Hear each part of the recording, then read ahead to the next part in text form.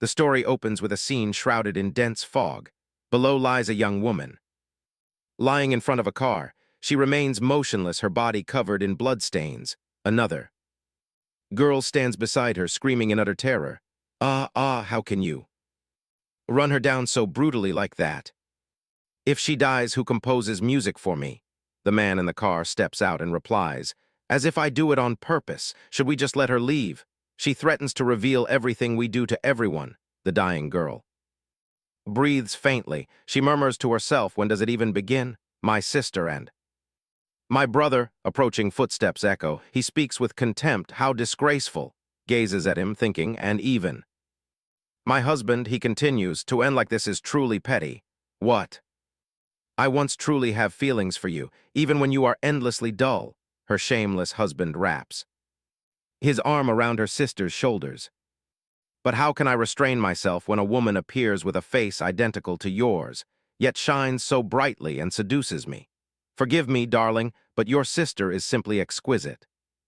Her sister rubs her belly and adds, I am also sorry. I am pregnant again. With your husband's child. Lies there consumed by bitter hatred. I trust them. I believe they love me. Just as I love them. Her brother kneels beside her and speaks, poor, you bleed so much. I wonder if it ever heals. Again, at least for now, we do not need much. The cruel brother grabs hand and forces her fingerprint onto a sheet of paper. Thank you, I will put your things to good use. His mind shatters. Who knows they betray her in secret for so long? He continues.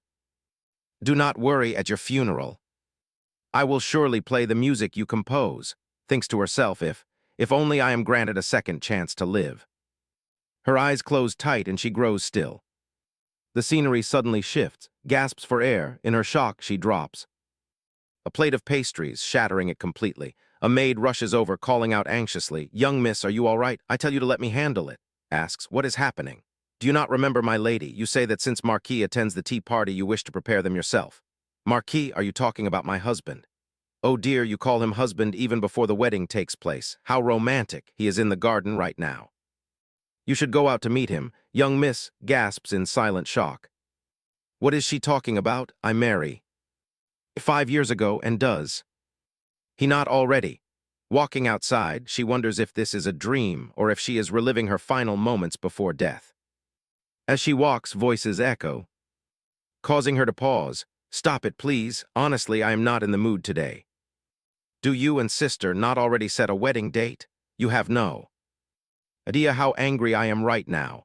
Coaxingly whispers, do not say that. Just think of it as an opportunity for us to live under the same roof. Thinks to herself, whether it is a dream or not, their affair starts long before our wedding. She turns around to leave. I cannot imagine how long they deceive me. Suddenly, someone approaches and calls out. Where have you been? Mildly surprised, she speaks, Brother Edward. He demands, when the tea party ends, come to my room immediately. Do not tell me you forget today's lesson. The family is known as a family, blessed with extraordinary musical genius, but Edward unfortunately receives no such gift. He interferes with her creative process under the guise of helping her improve. Countless pieces she composes are performed at the opera house, which her grandfather built. They are sung by, while she sits in the audience. Invisible to everyone, she knows this, yet willingly devotes her life to them. Thinking of this, she asks, Edward, can you tell me the exact date today? November 27th, year 325. Realizes in her heart, year 325, exactly 5 years. Before I am murdered, I am granted a second chance, a chance for revenge and to protect my music from them. She smiles and says, I do not forget, Edward. Actually, I just come up with a brilliant idea. Do you want to hear it? Vows in her heart, this time I drag all of you into a deep abyss of torment. A moment later, Edward says, I do not know if it impresses anyone. After all, you never learn anything besides music. She thinks she cannot count how many times she hears this line. She smiles and replies, You are right. Compared to you, I know nothing besides music. Indeed, at least you know your place. I always think that is the only thing you have. Now play quickly. Let us see how endless your inspiration is. Searches her mind. What is the music I play all this time? No, what matters? More is the best way to get revenge on the family I once loved. Her fingers gently press each note. Melodious music echoes through the manor. The working maids stop in their tracks because of her music. They look up at with deep admiration. Edward stands there with a scowling face. Exclaims with excitement, "Wonderful young miss, that is the most exquisite performance I ever hear." And walk in from outside. Asks, "Darling, what just happens here?" Beneath their shoes and skirt hems. Leaves still cling unbrushed. Inwardly curses, beasts. She smiles brightly and replies, "It is just an improvisation." Runs over excitedly and says, "I love it. I am glad to hear that. I think your voice suits it very well. But is the vocal range not a bit too low for my voice? Is that so? How embarrassing, because I just decide on the title of the work. What is it?" Smiles and answers, "The Melody of the Adulterous Woman." Hearing this, feels a pang of guilt. "Why do you name it like that, sister? Is it not a bit vulgar?" Asks. "Vulgar? You think an affair is vulgar?" She frantically confirms, "Yes, I see, that is quite surprising." What do you mean?" Exactly what I say. I assume you understand that the allure of this song comes from the story of an affair. After all, a filthy love affair is always a hot topic that draws eyes from countless people around. Says, but the title of the song is still something uncomfortable. Suddenly, Edward agrees with, "I think it is a great idea. Your sister is right. Everyone will definitely discuss it passionately." Stammers, "Brother, are you saying a song with such a title will become famous?" Places her hand on her shoulder. "Ah, try singing it once. I truly believe only you can sing this song." His face turns pale. Looking down, she stutters incoherently, "I." Releases her. "I go upstairs to finish composing, Brother Edward. My mind overflows with ideas, so much so that I can write an entire opera in a heartbeat." Hearing this, Edward happily says, "Really? An entire opera? Fine, as soon as you finish composing, I can review and edit it if I spot any mistakes in your score." Agrees, "Splendid. Then in the future you can compose every song in this genre." As well, "Yes, I will do my best," though she wears a calm smile on her face. She says in her heart, "This time I let none of you steal my score." Still in shock, asks, "My lord, do you really intend to let such an improper song be performed?" On stage, he shakes his shoulders encouragingly. This performance is crucial because Dante returns to the capital, and Elysium will hold an extravagant performance to welcome his return. We must not lose the chance to shine. To them, this time we must succeed at all costs. Hears this and calculates in her mind, "Dante, I can ask him for help." Thinking so, she confirms, "Does Duke truly return?" Replies, "That is right," and then, "He will submerge himself in a pool of blood again like always. He slaughters some savages recently. Stay far away from that dissolute man, my dear sister-in-law. Of course, his private life is far from clean. I hear he calls a singer to his bedroom every night. Elysium is simply a tavern, while the opera house is a gathering place for high nobility to enjoy elaborate musical performances. Elysium is where commoners dance drunkenly to flashy shows. It is also known as the sanctuary of sinners.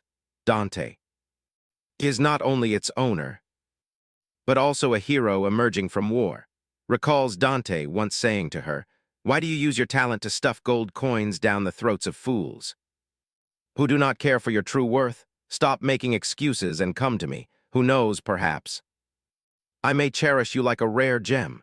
At this point, she tells herself, "He is the only one who sees that I am being exploited by my own family. I must find him." So this is the place called Elysium, the sanctuary of sinners. Man approaches and asks, "Are you looking for something, my lady?" Realizes this man is Duke Dante's butler. She speaks, "I am the eldest daughter of the family. I come to see Duke." "I deeply apologize, lady, but I fear the Duke has no appointment scheduled for any meeting." She clearly commands, "Tell him that I need only 5 minutes, and tell him that if I fail to impress him within that time, I will compensate him properly for wasting his time." A moment later, a wine glass clinks as it sets down on the table, followed by the Duke's voice, "So I hear you say you need 5 minutes from me." She bows respectfully and answers, "It is an honor to meet you for the first time, Duke." He asks suspiciously, "The first time?" She wonders why he seems not to believe it. "We do not know each other 5 years ago." Thinking so, she explains, "I come to negotiate. All I need is 5 minutes of Your time, Dante says. Unfortunately, I already own quite a lot. I do not believe you. Possess anything that can tempt me, takes. Something out of her pocket, you only. Need to listen to me for a brief moment? He asks in surprise, a kalimba, what do you intend to do with? Before he can finish, a gentle melody begins to play. Dante is so shocked that his face flushes red. The entire room sinks into melodious music, closes her eyes tight, looking deeply focused. After finishing, she worries inwardly. Why is he so quiet? Does he not like it? Suddenly, he unexpectedly names a figure, 5 billion. I will buy that song for 5 billion, on the condition that you provide both the full score and individual sheets. Is astounded in secret. He offers me 5 billion for a single song. Unbelievable. Replies, I am deeply honored, my lord, but that is not what I desire. She clasps her hands tightly. What I truly desire is to become your wife. Having spoken, takes a tense breath. Dante asks calmly, do you think a single song is enough to become my wife? She replies, I do not know if you ever listened to any piece of music performed in the opera house, but every single one of them is composed by me. I hear Count Edward is the sole composer. Answers, and that is simply untrue. I am the one who composes every score they perform. My brother merely adds minor edits to them. Very well. To be honest, I am somewhat intrigued by your offer. I think it will be quite amusing. All I want is to reclaim my music from my brother's hands. But as you know, royal law has a clause, Dante interrupts. That dusty old law. By law, unmarried women cannot own any personal property, including intellectual property. You want to use me as a shield so the royal law cannot steal your sheet music and hand them over to your brother, do you not? Replies, yes, I need 1 year with you keeping me as your wife. Until I find a way to protect my music myself, she thinks silently, and until my revenge is complete, she continues, if you do this, I will compose music exclusively for Elysium. Tempting, but I fear the position of my wife is worth far more than 5 billion. Suddenly says, I believe you also need a reason to escape the advances of the princess. If I become your wife, you will have a legitimate reason to turn her away. I also swear that I will demand nothing from you. You do not need to fulfill any marital duties with me. He teasingly laughs. When making an offer to me, you bring out every possible reason, do you not? Becoming a legal shield so your music can stay far away from your brother's hands. Is that truly all you want? She replies, I also hope you will act as though you truly love me. Very well, I like your way of thinking. She thinks in surprise, wait, I have not told him my name yet. Dante places his hands on the table and stands up, saying, however, I do not think I can grant your final request. I refuse to put on an act. A clumsy pretense is more foolish than anything. So, although our relationship may be for mutual benefit, the longer you hold the position of my wife, the more I want you to make it feel real. Do you think you can do it? If you feel you cannot, this is your last chance to run back. Thinks to herself, he is testing me, but I cannot turn back anymore. Replies, I will not run away, I can do it. Your Grace, he wraps his arm around her waist and pulls her close to him. Relax, lady, trembling like a rabbit about to be devoured does not suit you. Replies, I am not worried. Good, it seems you are not so timid after all. We will meet again soon to discuss the details of the plan. The scene shifts to Dante's study. The butler asks, Your Grace, why do you pretend not to know Miss? You were at her theater once before. Quiet, I only went because I had some free time. The butler thinks to himself, but that time you spent a full 2 hours adjusting your outfit before going. Dante ponders to himself, does she want to pretend we have never met before, or has she truly forgotten me, whichever it is? It seems all the more tantalizing. The scene shifts to the family castle. Returns home after her meeting with Dante earlier. She lets out a soft sigh of relief and thinks to herself, we only talked for a few minutes, yet I feel completely exhausted. That is the man whose temporary wife I will become. Have I made the right decision? But considering Dante is the man who makes most jealous, as well as the man desires above all else, that makes him A crucial piece in my plan. I was truly anxious at that moment. I would be even more worried if I did not know his secret in advance. Her maid approaches. My lady, you have finally returned, Marquis. Wishes to see you. When did he arrive? He has been waiting in the parlor for about 2 hours, my lady. I wonder what he is doing waiting so long. When his is not even at home. Very well, I shall change my clothes first. Is about to return to her room when she catches sight of a maid speaking with, oh, my goodness, you received another gift. That is right, it seems he has a surprise gift for me, and it is jewelry from the P house, thinks P, seeing, speaks up to confront her. Oh, where have you been? You took so long to return that Marquis had to wait for 2 hours. But do not worry, I entertained him very attentively while you were away. Says sarcastically, how sweet of you. But be careful next time. Careful about what? If a single woman like you spends too much time alone with your sisters, people will start whispering rumors. Don't. And be silly, we were just spending time together like family. Besides, you know how much he appreciates my talent. Few people understand my talent as well as he does, so I hope you understand. Even if it makes you uncomfortable, thinks to herself, this is what always wants to say, acting as though there is something between them that I couldn't even dream of questioning, as if their relationship transcends mere lust, as if they are simply nobles appreciating each other's talents. Asks your talent. That is surprising, considering I remember you had trouble keeping rhythm last time. But then, I am amazed you can even read sheet music with a mind like yours. What did you say? You seem upset, did you? Run into trouble today? I am going downstairs. Why don't you clear your mind in your room? Rest on the sofa, perhaps. Smiles smugly, thinking, I bet you have no idea what we did there, you fool. Finally. Reaches her room, she suddenly notices strands of hair left on the sofa and smiles faintly. Ha, how amusing. Night falls, stands watching practice. Singing for, says, oh dear, I think you are slightly off-key in this section. I am not, you are always teasing me. Walks up and says, darling, oh, there you are, I have been waiting for you all day. I have good news for you. It seems our has found a lover. I found this in my dressing room. Holds up a red strand of hair, seeing it and freeze. Strangely enough, this hair color perfectly matches his own. Or is this actually your hair? Were you in my dressing room? Stammers, yes. Yes, I was. You see, I was bored while waiting for you, so I browsed through your wardrobe a bit. We are getting married soon.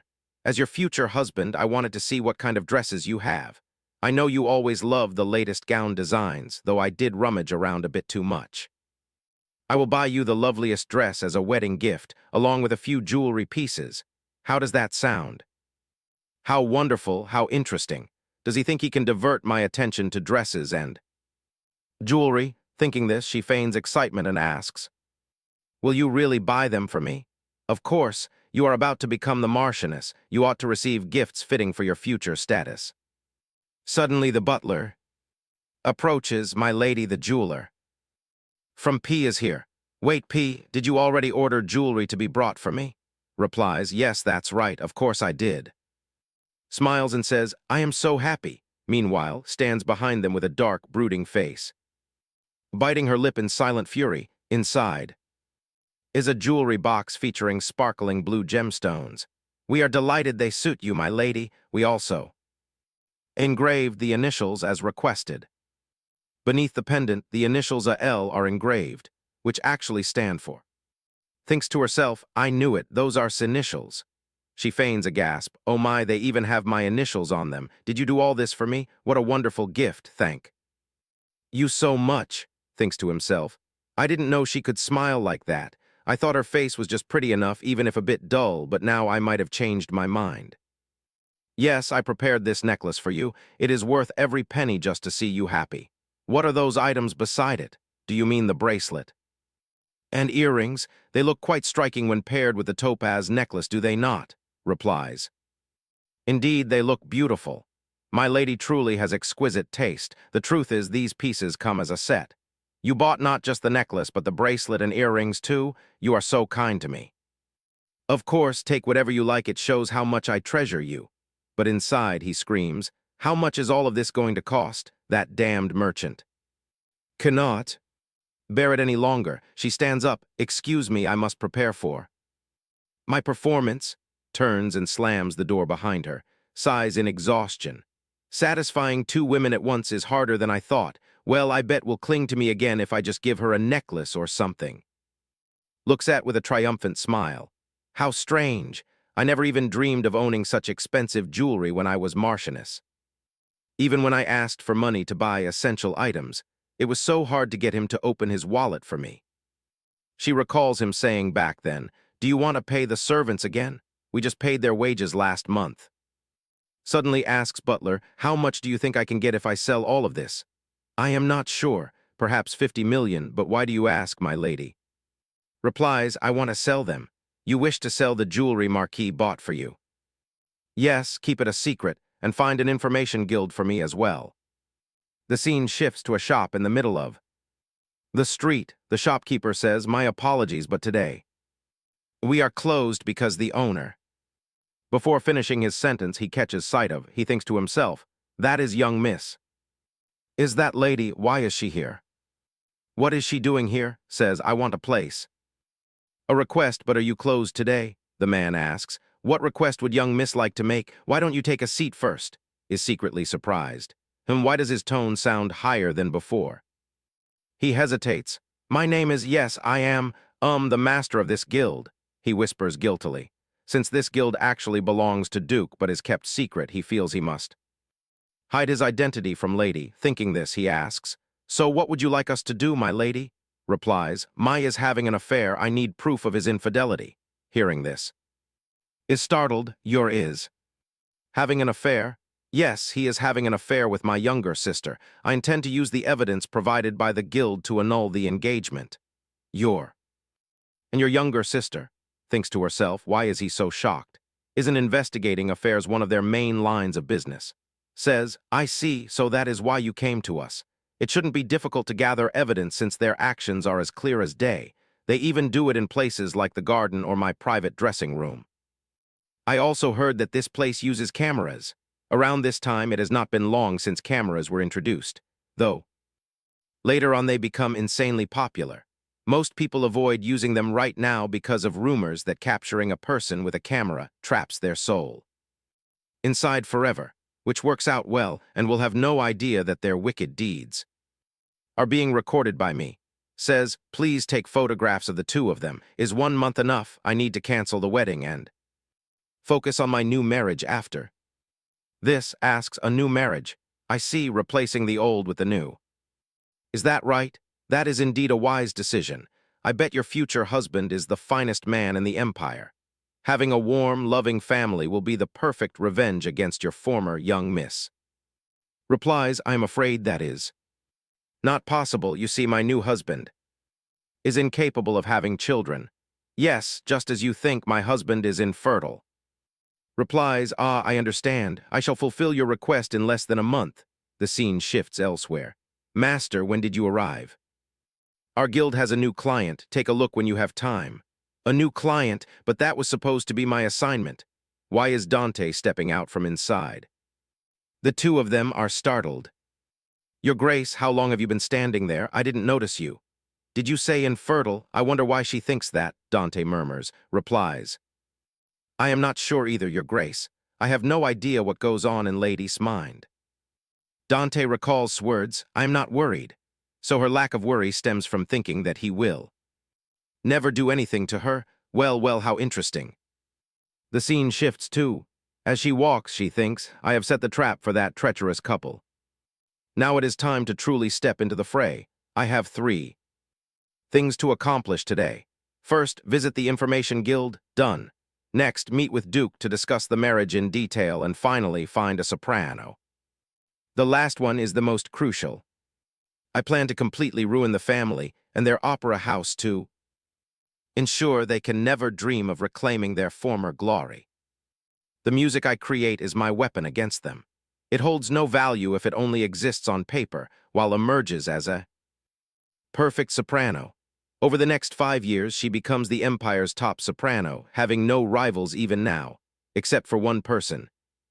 And I think I know where she is. I only hope my guess is correct. How can someone sound so beautiful even while crying? There is a young woman sitting with a cloth draped over her head. She sits gloomily in a corner. Thinks to herself, the resonance in her voice is so rich and powerful. Even while crying, it is truly incredible. During this time, one of his favorite pastimes is crushing promising female vocalists. Once said, even an ordinary penguin can sing better than her, and that hideous hair of hers looks like it was dunked in water. At this moment, steps forward and speaks up. Excuse me, are you all right? You will catch a cold like this. Here, wrap this around yourself. Looks up with a tear-stained face. Thank you, my lady, you are so kind. I do not know how to repay you. Marvels silently, so this is what looks like back then, so disheveled. Why are you sitting here crying? Did something happen? I do not know what to do anymore. I dreamed of becoming a singer one day, and I seized the opportunity. Lord Dante's Elysium asked if I could perform on their stage.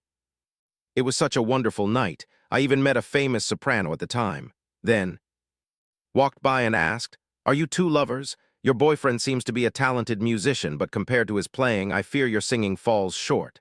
Even though my singing talent failed to impress her, I thought I could work hard and wait for my chance. Until, suddenly, my boyfriend vanished without a trace. He left without leaving any message, except saying that he had found his true love. Thinks to herself, true love, my foot, this is definitely stewing. Continues. I tried to make friends with other musicians, but I cannot find anyone willing to play for an unrefined singer like me. I worked so hard to get an opportunity like this. And now it is all washed down the drain. I do not know what to do. Asks, what time is it now? Thinks to herself now that she mentions it. Who is she? Her hair is so beautiful. Asks again, Miss, I am asking what time you're scheduled to perform at. Elysium snaps out of it and answers, between 4:00 and 5:00, my lady. Looks up at the clock on the opposite building. There is not much time left. Get up, you have to perform. Go to Elysium and warm up your voice. I will handle the rest.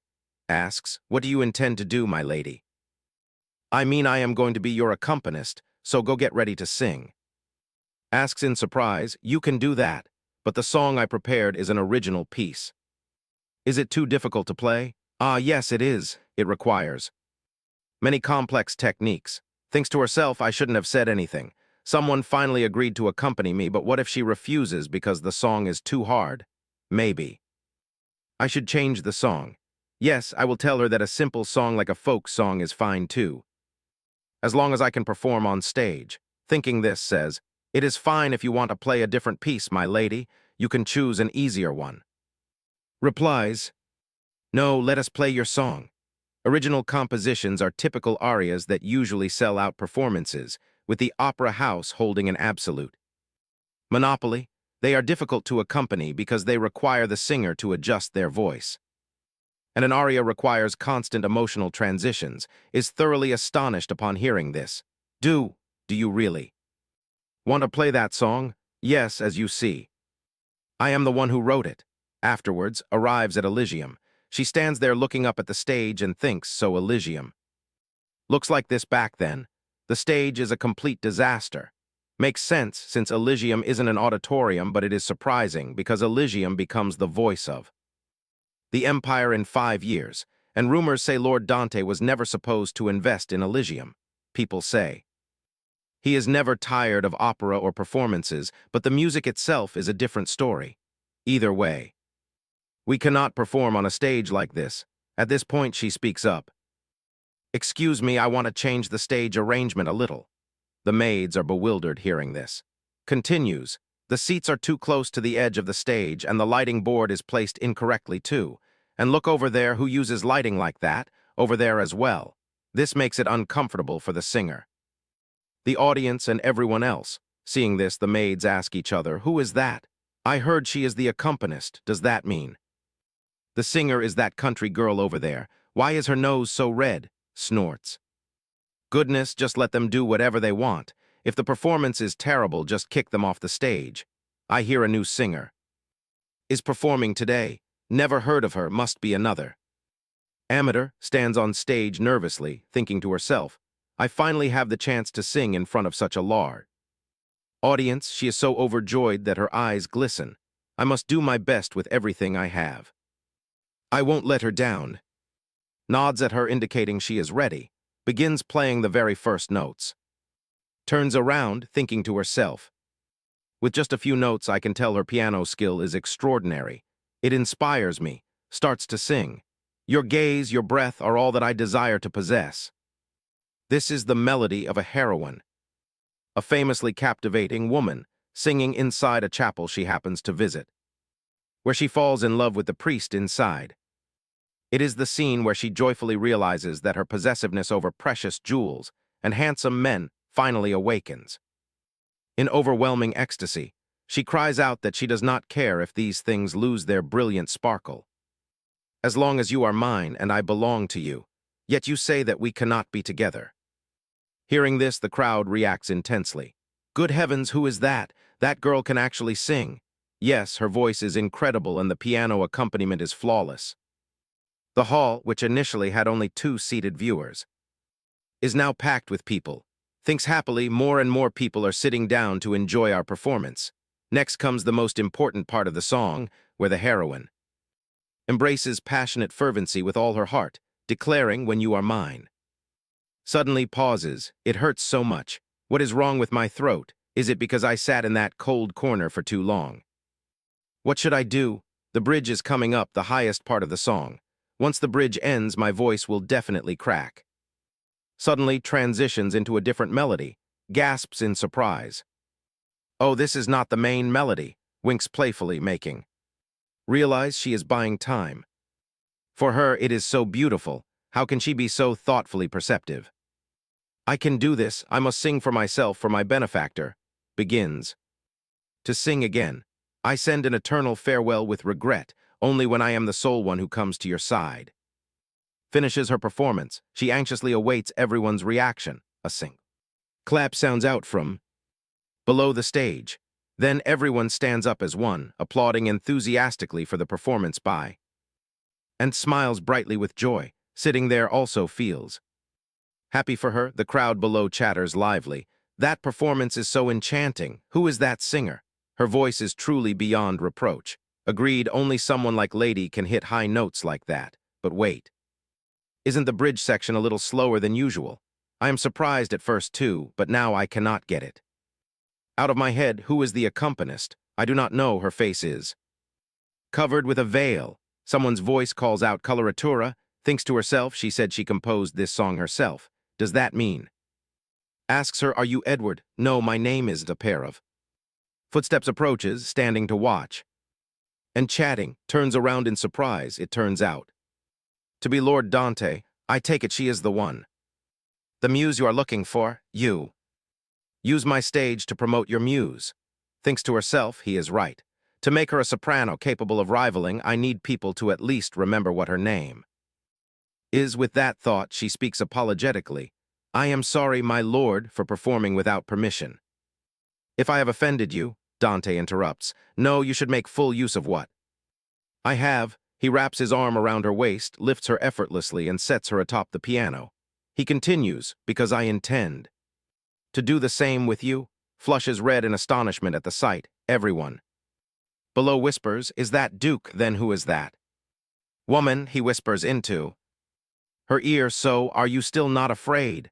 Thinks, look at that gaze, almost revealing his predatory instincts. But this must be just another test.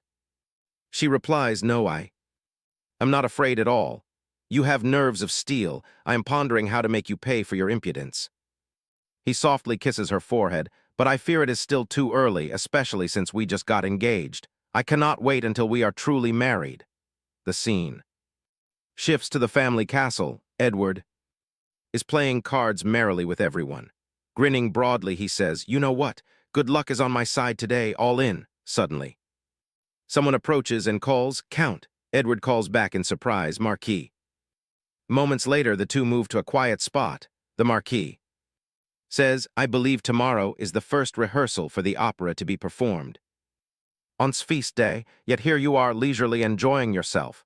This is Marquis Elias, the investor of the opera house. Edward chuckles in reply, "What is the harm? I have just finished composing, so the rest naturally rests on the performers. Perhaps it is because I just listened to a reworked arrangement. Regardless, I still look forward to our upcoming performance." Edward asks, "A rearranged version?" The Marquis answers, "I mean no disrespect, but frankly it sounds even better than the original."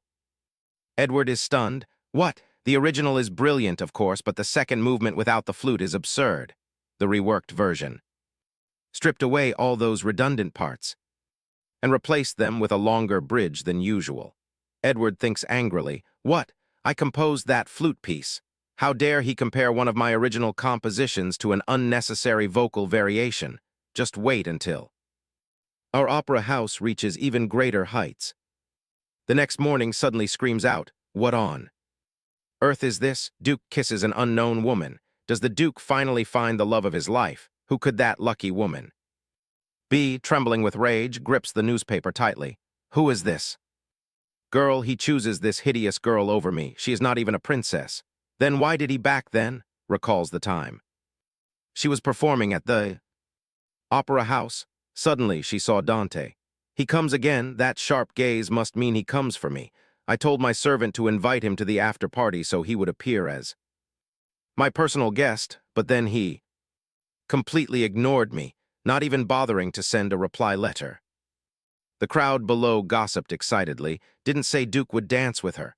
Looks like he ignored her completely. How pitiful. Why is the Duke even here anyway? Everyone knows he has far more important work to do." Recalling this, flies into a fury. Her maid says, "Do not worry about it too much. Young miss, you are the flower of the opera world, not that singer." Asks, "What are you talking about? Which singer? Were you not angry about the newspaper, my lady?" Inspects the newspaper closely and sees Tenor's successful public debut. "Is it talking about that slovenly girl? I even risked seducing her boyfriend so she could never enter the performing world again. And now she makes a public debut. Who knew such an idiot could be this troublesome?" The scene shifts to the rehearsal room at the opera house. Everyone is practicing enthusiastically. Stands on the podium directing. A little louder, standing nearby, mutters, "What an eyesore, acting." As if she owns the whole building, even if she is not the lead composer. Why is she the one who gets to marry the Marquis? If not for my birthday, if she and I shared the same mother, no, if my mother came from at least the lower nobility. Suddenly, Edward staggers out holding his head, cursing loudly. "Damn it," asks, "How much did you drink anyway?" "Shut up, don't drive me crazy," thinks to herself. "I know what to do to entertain myself. Is it just me, or is changing things bit by bit? What are you talking about? She is always so plain and haggard. Look how arrogant she is when you are not here, as if she is the main composer." Himself, hearing this, Edward's expression darkens. "What? Only added a bit of violin to this piece, right? Unbelievable that she dares mess with your song. Besides, aren't the musicians listening to her far too much?" Furious, Edward roars, "You ungrateful wretch!" Is immersed in her work, unaware of them. Now for the second movement. Suddenly, Edward strides forward and slaps hard across the face. "Get out of the way." Falls to the floor. Enraged, he yells, "What are you doing here? What the hell do you know about music? And what are you all doing, listening to an amateur like her? Play it again from the beginning." The musicians are bewildered, but they resume playing. Edward screams, "No, damn it, unacceptable. Do it over. I said do it. You are far too loud. I knew it. We should have dealt with this from the beginning. What does that foolish girl know about music? And another thing, you are fired. We don't need a violinist." Suddenly grabs a flute and strikes Edward over the head from behind. "Your voice is disgustingly loud, too. Edward, you are terribly noisy, an ignorant fool." Rewinding to a few minutes earlier. The violinist is playing when a sharp pain shoots through his hand.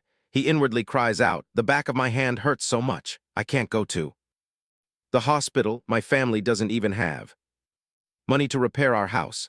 This violin is the only thing my mother left me. After our bankruptcy, I must make sure no one notices my hand is injured. Especially Edward. If he finds out I'm injured, he will definitely fire me right away." As Edward goes crazy and screams, "Move from the beginning," can only do his best to finish his part. Edward continuously berates them. "No, no, damn it, unacceptable. Redo it. I said redo it." Complains in his mind. Again? How long does he intend to make us play? No, I can. Do this. It doesn't even hurt that much anymore. It will be fine. I will go see a doctor right after rehearsal ends. But what if doing this over and over makes my injury worse? Suddenly, Edward screams out, "The violin is too harsh, way too loud, and another thing, you are fired." Turning pale, wonders to himself, "What? I'm fired, but without next month's money we will definitely end up on the streets. I can't let this happen." He stands up abruptly, but before he can do anything, is stunned by his actions. Returning to reality, smiles and says, "Let's end the rehearsal here. I see no reason for you all to keep practicing. Besides, ignore what my brother just said to you. Don't worry. Edward forgets easily anyway. And give me your hand." "My hand, why?" "Is that because you are injured?" "What? How do you know, my lady?" "I noticed a slight tremor in your performance. Go to the hospital. Get proper treatment and take some rest. You can rest for a few days." Replies, "Thank you." Young miss looks down, thinking to herself, they all look so exhausted. Edward always treats the orchestra musicians cruelly, constantly terrorizing them like a tyrant. Perhaps this is why I did not dare tell Edward about his injury. He knew that if Edward found out, he would be fired immediately.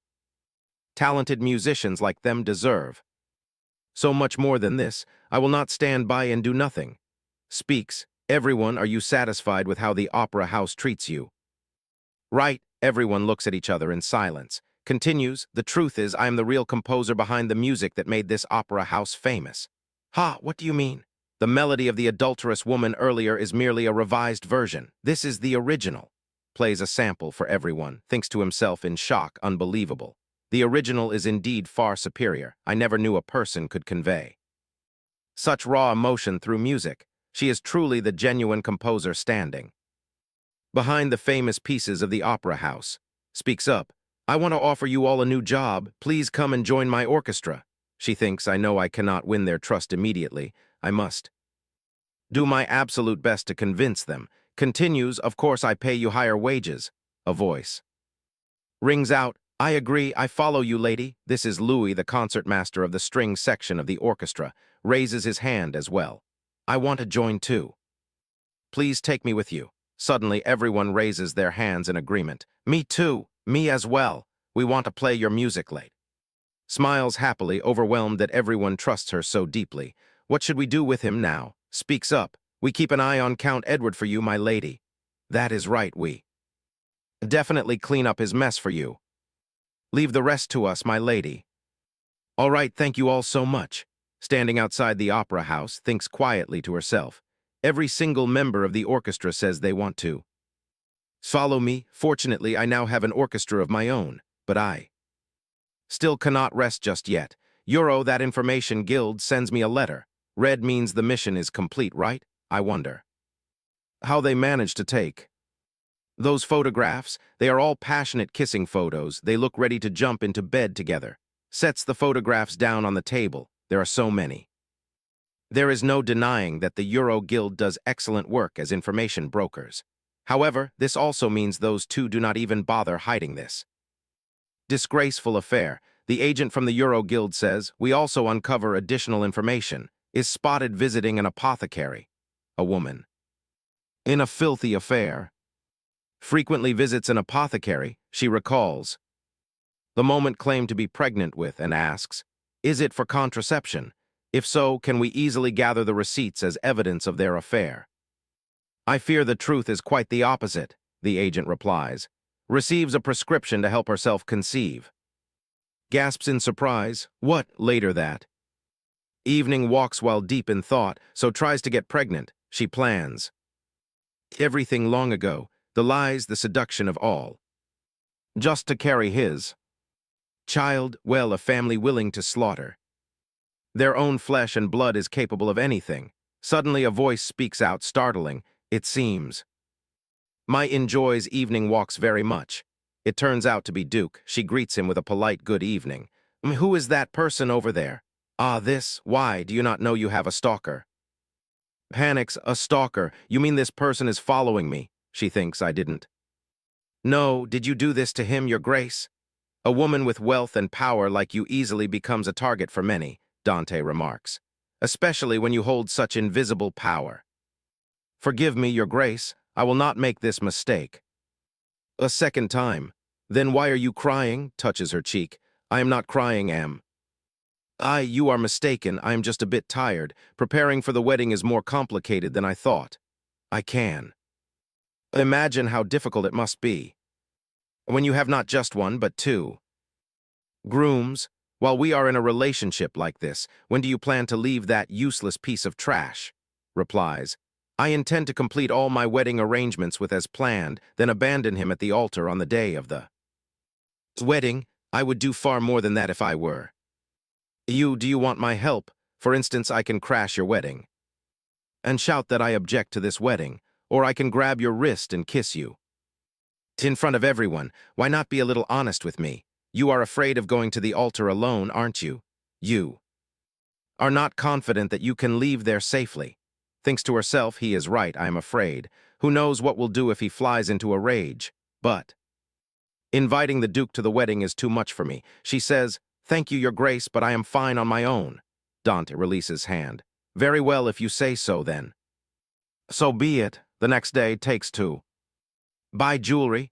The shopkeeper praises her, saying her porcelain skin makes the rubies on her wrist look even more beautiful. And of course, there is always a gentleman ready to buy such expensive gems. We take this for besides, we need to celebrate that our show is fully booked. Feels bored inwardly. Wanting to show off is probably his real motive. Being suddenly generous, yesterday I did not get enough sleep, so tired I really want to go home. Suddenly turns to her and says, oh dear, don't tell me you are crying. She thinks to herself that her eyes are watering from yawning, but thinks to himself, is she touched by the gift I give her? I didn't know she has such a cute side. So he rambles on endlessly. Once you marry me and become the Marchioness, you will own all the jewelry like this, my lovely little dear. He thinks to himself that it is expensive but worth it. After all, his pockets will soon be filled again. He knew investing in the opera house would be profitable. Once this show yields massive profits from compositions, they will stand on a grand stage and money pouring into his pocket will increase 100-fold. While standing, a loud shout rings out, get out of the way, a mad horse is charging. Panics in horror, a mad horse.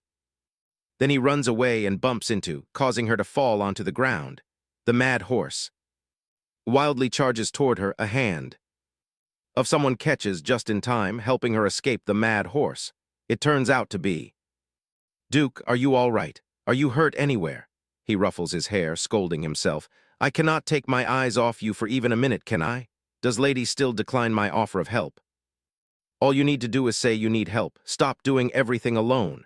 Stammers bashfully, didn't I tell you to use everything I have? Asks herself, is my heart beating fast because I am surprised, or is it because of the man standing right in front of me? She responds hesitantly, I will send you a wedding invitation. I am delighted to attend. Is still panting heavily from running so fast. Where does that mad horse come from anyway? Wait, where is? Anyway, suddenly the image of Dante holding catches his eyes. Next comes the chatter of the crowd. Oh my goodness, his grace just saved her life. He is even more handsome than I thought. How can anyone call someone so kind and caring cruel? Fumes inwardly, cursing, damn it. How dare that four-legged creature embarrass me like this? He runs over, showing concern. Oh, love of my life, conceals. You must be terrified, my love. Dante steps up, standing right in front of him. Marquis feels intimidated, thinking to himself, damn, why is he so tall? Dante mockingly says, does the Marquis family teach their children to push a lady into danger just to protect themselves? Shouts back angrily, you. What did you say? I swear I was about to save you too, really. If the Duke were not there, I would have run to save you right away. Are you hurt anywhere? Oh, wait a second. Where is the ruby bracelet I bought for you? Replies, it probably fell off when I dropped.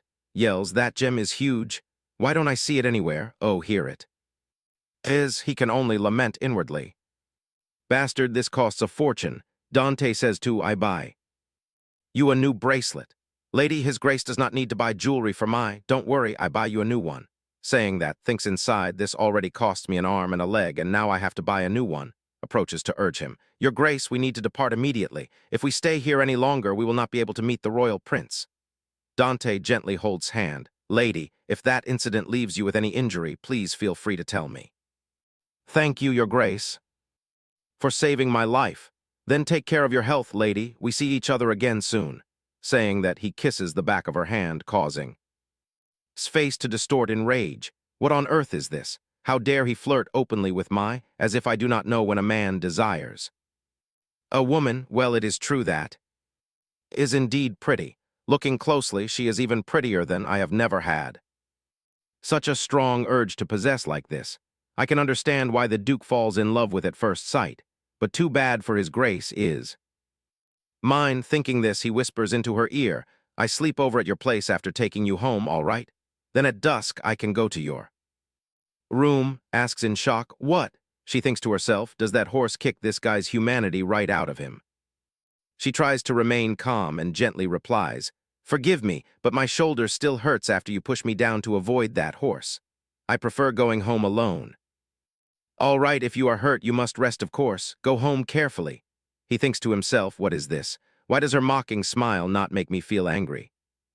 At all, on the contrary, it makes me want to possess her even more. She will be mine from now until forever. Just wait 5 more days, I will make you cry out my name from those lips.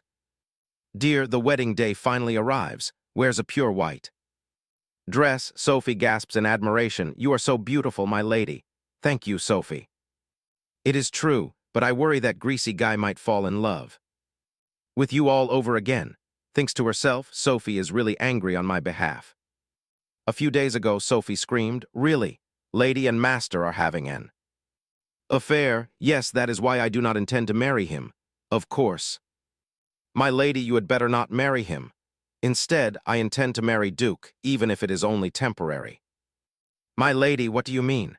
Do you not remember the days when the name was praised by the world for musical genius, while fulfilling the contract between me and His Grace the Duke? I plan to revive that name that once had glorious days in the past. To do so, I need the assistance from you.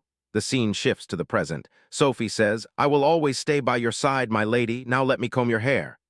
Suddenly, someone's hand snatches the comb from Sophie's hand. It turns out to be, oh my, look how pale your skin is. Wearing that white dress, I fear you will turn into a ghost. She immediately retorts sarcastically, you look so beautiful today, sister. You dress up so extravagantly that people might think you are the bride instead of me. Oh. No, today is your day, but you know the performance is in 3 days. How could I dress like a rag? Casually hums a song. The moment Cupid's golden arrow pierces my heart, I know I will become an eternal sinner. Thinks to herself, so you really like this song now, huh? This is the moment the female lead in Melody of the Adulterous Woman not only accepts this wrong affair, but swears she will pursue it to the very end. Her singing echoes once more, if loving you is a crime, I gladly accept a life sentence. At this point, remarks, your singing is truly wonderful, but your expressions and actions completely contradict what this song tries to convey. The female lead is having an affair with the husband of her own older sister. You must sing with far more vulgarity, screams. Loudly what? Vulgar? Precisely, just like the facial expression you have right now. You are the exact definition of a vulgar and lewd adulteress. Fumes, what on earth are you talking about, sister? How can you speak like that? A figure opens the door and steps inside. It is Marchioness' mother. She asks, what is all this noise? Speaks up, good day to you, Marchioness. Joins in, have a good day. She approaches with a fake smile and says, why don't you take a seat? But the Marchioness coldly brushes hand away. How dare a low-born thing like you touch me? Turns pale and quickly replies, forgive me, my lady, though I also figured you wouldn't learn anything better than your mother. Thinks to herself, having a commoner mother is biggest weakness, needless to say. Fears Marchioness the most, a woman obsessed with social class above all else. Lowers her head and says, please forgive me, Marchioness, I shall leave immediately. She watches quietly walk away while the Marchioness turns to belittle. It is as if your face exists purely for decoration. How can a bride in her own wedding dress look so plain, with such a frail body? I bet you cannot even bear children. Thinks to herself that when she was wife, Marchioness tormented her the most, but this time she refuses to stay silent. Smiles and says sarcastically, no matter how fertile the soil is, if the seed planted isn't strong enough, how can a tree sprout? Hearing this, the woman angrily snaps, what? My son has suffered enough humiliation trying to become a son-in-law to this family. Now you insult him to my face. So you mean this marriage is unfair? That is right. Our family would never accept the tainted blood of your family if not for his warm heart. Marrying my son is the greatest blessing of your life. You had better treat him properly. I am afraid I won't have to witness such unfair treatment for long, my lady. My grandfather is a renowned master in music, and my mother was admired by many ladies for her noble demeanor. What about that? Is so impressive. Once your grandfather died, this family became no different from commoners. If had not invested capital into this theater, your family would never have raised its head. But you are also the one profiting from the theater. Aren't you? I hear you ran to moneylenders too. Satisfy your extravagant habits. I reckon that brings even more shame upon your son. Marchioness raises her hand and shrieks, insolent girl, how dare you speak to me like that? You are nothing but a commoner girl accepted by our family. Swiftly dodges her slap. Missing her swing, the woman lurches forward and collapses onto the floor. Oh. My Marchioness, are you all right? You should rest. I shall take my leave. Walking away, thinks, I hope she wakes up right when the wedding takes place. I don't want her to miss the sensational show. Suddenly a voice calls out, my lady, it is me. Stunning beauty. No, wait. That is not important right now. There is a place you need to go immediately. I just caught them red-handed. Thinks to herself, caught them red-handed. But if they are here, the only ones he could mean are, and what does he mean they are doing on my very wedding day? The scene shifts to a room. Soothes, come now, do not cry. I am so vulgar, I only wanted to dress up beautifully. For her wedding, do you think sister hates me? Speaks. What a generous heart you have. Don't worry, I promise to reprimand her strictly. How could she say such harsh words to you? You truly are the only person I can rely on. The two of them begin to kiss passionately. Touches his body. Watches them through the crack in the door. She thinks to herself, enough, I can't take this anymore. I can't watch any longer. This is even more disgusting than I imagined. The young man says, we have gathered more than enough evidence, but I still thought you should witness it with your own eyes. Thank you for bringing me here, and I am also immensely grateful to those two. Thanks to them, I feel no guilt over what I am about to do. Next, walks while smiling suddenly. Edward asks, what are you laughing at? I am just happy that our beloved family is reuniting in one place. What on earth are you talking about? I already have enough trouble with the Marchioness suddenly fainting, and who the hell invited him as a guest? It's as if this wedding is cursed. Regardless. You are now us, so make sure to behave properly. We need that. Power and influence. Steps down the stairs as well. So everyone is gathered here. You look absolutely gorgeous. Looks at his lips, which still have lipstick on them. He hasn't even bothered to wipe it off. She casually says, you have a bit of lipstick on your lips. Stammers, ah, that must be from some fruit I ate. She thinks to herself, do you truly love so much that you lie right on our wedding day? Do you desire her so intensely that you are willing to risk being exposed later just to hold her in your arms? Come to think of it, and I have never even slept together. Because manhood rarely functions properly. The rare occasions we did anything were when he pushed me into a garden corner before the guests could even leave, or in a dark hallway where servants could pass by.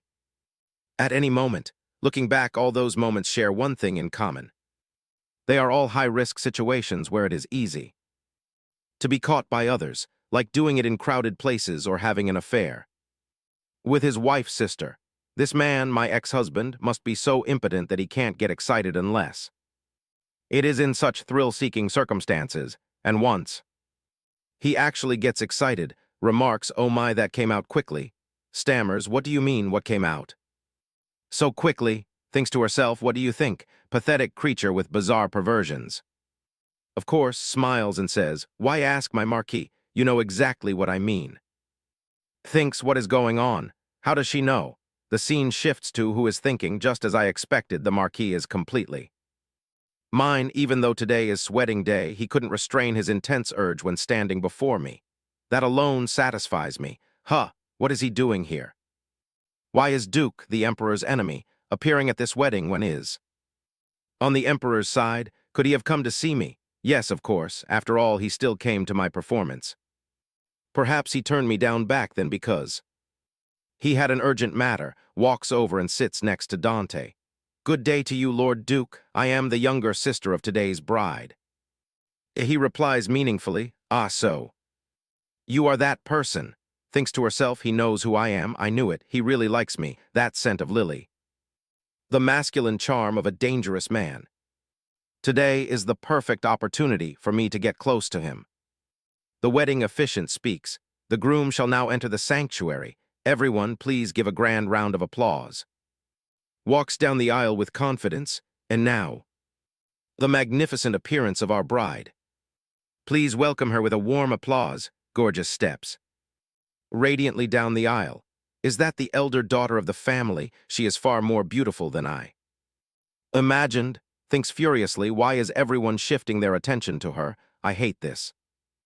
Glances toward Dante. Why is he looking at like that? It's as if he might explode at any moment. The officiant's voice echoes, do you swear to love the bride from this day forth and forevermore? Answers. I do, and do you? Pledge to love the groom forever. Replies, I do not. Very well, I now pronounce. Wait, what? The crowd bursts into excited whispers. What did she just say? I think she said, I do not. Turns and says, it seems my misspoke. She is probably just nervous. Immediately retorts, I did not misspeak. The officiant stammers, bewildered. Should I continue? Requests, yes, please proceed. Then, is there anyone present who objects to this union? A hand raises from below. I object. Dante stands up and says, I object to this wedding. Angrily turns down to see who it is. Dante slowly walks up to the altar. I fear I can no longer hold myself back. When standing before you, everyone gasps in shock and commotion. What on earth is happening?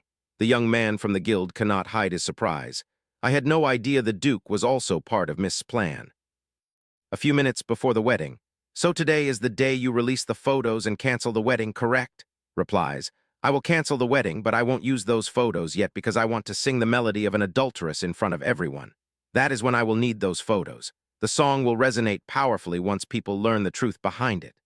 What I don't understand is why he agrees to help Miss, despite knowing his own reputation will be severely ruined. Shouts in rage, what kind of outrageous nonsense is this? She is my bride. I believe that someone like you does not deserve to have her. I believe it is time for you to give me your answer. Instead of choosing this fool, choose me. No one will cherish you like a treasure as I do. Screams, you aren't actually going to choose this trash, are you? It's me, the man who loves you with all his heart. Says, I have made my decision. I cannot marry you.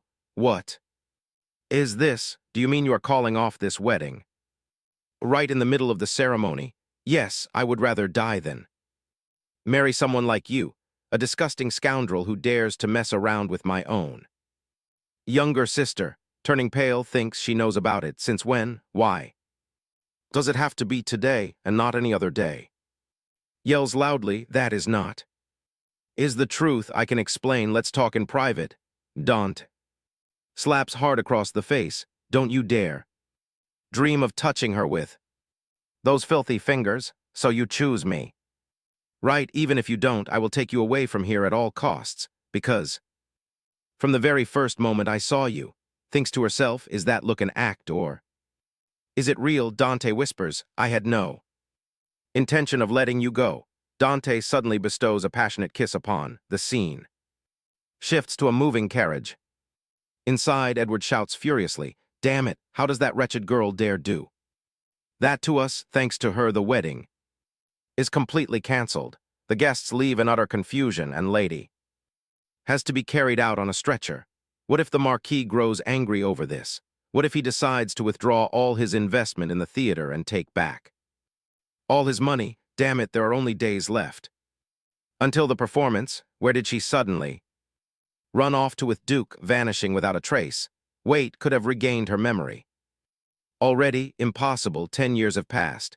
She cannot possibly remember everything from that entire time. The carriage stops at the theater. Edward screams, "Stop daydreaming and get out of the carriage." Stepping down, she mutters, "This makes no sense. How can someone like her marry a duke? The opera opens in 3 days. Damn it, if everything turns into such a mess. We won't be performing at the founding festival. And don't you know you are scheduled to sing in a few days? You act like a crazy woman." Replies, "Are you really going to ignore everything and perform under these circumstances? Of course, with or without, it makes no difference to my show." Edward thinks to himself, "Just you wait. The day I catch you, I will force you to marry the Marquis, even if I have to beat you." Stands at the doorway and says, "Welcome home, dear brother." Edward and are deeply shocked. Seeing's triumphant smile, Edward rushes forward, grabs her collar, and yanks it hard. "You wretched bitch, do you know what you did today? How dare you walk home with a smile on your face after committing such an outrageous crime? That is precisely why I am back to pack my belongings. Are you planning to leave this place? Why are you so surprised? It is not as if I would continue living here after marriage anyway. What do you mean? Do you really intend to marry the Duke?" Answers, "Yes." Without hesitation, Edward slaps hard across her face. "How dare you, you foolish bitch, say that again to me? What did you say?" I used to be so terrified whenever Edward flew into a rage. He behaves as if our alcoholic father has come back to life. But look at him now, he is truly ridiculous. Edward raises his hand in fury, aiming to slap her again. "Wipe that smile off your face right now." Suddenly she kicks his leg hard, making him scream in pain. "When I was small, my grandfather told me to aim for the shins. Remember, when dealing with men, always aim for the shins rather than the groin. It seems my grandfather was right after all. I am not marrying Edward, but aren't you curious about why I suddenly canceled the wedding? Fine, I will hear you out. What on earth made you do that all of a sudden? Because is having an affair, even on our wedding day today, with none other than my sister here." Screams, "What? Have you lost your mind? Do you think I am having an affair with my future brother-in-law? How can you frame me for such an absurd crime?" Edward thinks to himself, "So is having an affair with. It is not as if I never envisioned this possibility before. I have seen that foolish girl seduce several times and seem to thoroughly enjoy it." Screams, "How can you keep ruining my life like this by making me out to be such a wicked woman? Say something, Edward. She is intentionally framing me to cover up her own behavior." Indeed, a loud slap resounds throughout the living room. The one getting slapped is, come to think of it, "I don't think I have ever slapped you before." Turns pale, trembling. Edward demands, "Apologize to your sister right now." Why? What did I do wrong? Thinks to herself, that slap must have shocked deeply. It is only natural, for she has never been slapped by father or Edward before. I was always the one standing in front of her, shielding her from the blows, though she was likely never grateful for it. Screams, "How can you speak to me like that, Edward? How dare you?" Edward slaps once more. "Kneel down and beg for forgiveness this instant." What do you want me to do? If your sister caught you, you should at least pretend to feel remorse instead of going behind her back and talking trash like that." Edward looks at, thinking to himself, if saw their affair with her own eyes, that is enough reason for her to leave. Now I must focus on calming her down. Has always possessed a forgiving heart. If I can make kneel and apologize. Suddenly speaks up, "Thank you for showing me this farce just now, but I fear this honored guest must be taking her leave now." Quickly leaves, leaving Edward in regret. Damn it! A person wielding a sword stops Edward from chasing after her. Edward demands, "Who are you?" "I carry out orders from Duke to protect Lady from anyone who dares to harm her." Evening arrives at Duke's castle. So this is the Duke's room, I heard. This is where he stays, yet I do not see him anywhere. Dante appears under the dim ambient light. Thinks to herself, I have never seen him dressed so casually. It suddenly feels unfamiliar. Dante gazes at her and asks, "What happened to your face? Who did this?" Ah, I did not think it would draw so much attention. I despise nothing more than someone laying a hand on what belongs to me, especially my woman. Is he worried about me? No, this is merely something that could affect his reputation. Please forgive me, Duke. I assure you that nothing similar will happen in the future. That is not what I am asking. Was it your sister or was it your brother, Edward? I wonder how I should make him pay. I already kicked his shins, your grace. Dante chuckles and replies, does that satisfy your thirst for revenge? Of course not. This is merely the beginning. However, I must admit that what you did today was truly thrilling. Thank you very much. I am glad you enjoyed it, the Duke replies. It is truly wonderful to know that you like what I do. She wonders to herself in confusion. Why is he touching my lips? She remembers this morning when Dante suddenly kissed her. Flustered to the point of turning bright red, she tells herself, get a grip. Stop blushing. It is only an act, you know this. Stepping closer, she replies, yes, your grace. I am certain that small matter will have everyone talking about today's ceremony. I promise to pay you a fitting price. You pay me plenty already, just as I thought. You are not merely foolish, you have truly forgotten everything. I fear I do not understand what you mean, Duke. Exactly what have I forgotten? Very well, then I shall give you a chance to think back. Remember, she tells herself something that I have forgotten. Is he talking about that accident? But what did I ever do to him? What am I missing here? The scene shifts elsewhere. Have you heard about what happened at the wedding yesterday? It is truly unbelievable. I hear Lady has to wear a neck brace after that fall. Who would have guessed the Duke would crash in and snatch the bride away like that? Surely no one expected her to capture his heart. It is a mystery of the universe. But if everything ends like this, I wonder what will happen to the princess.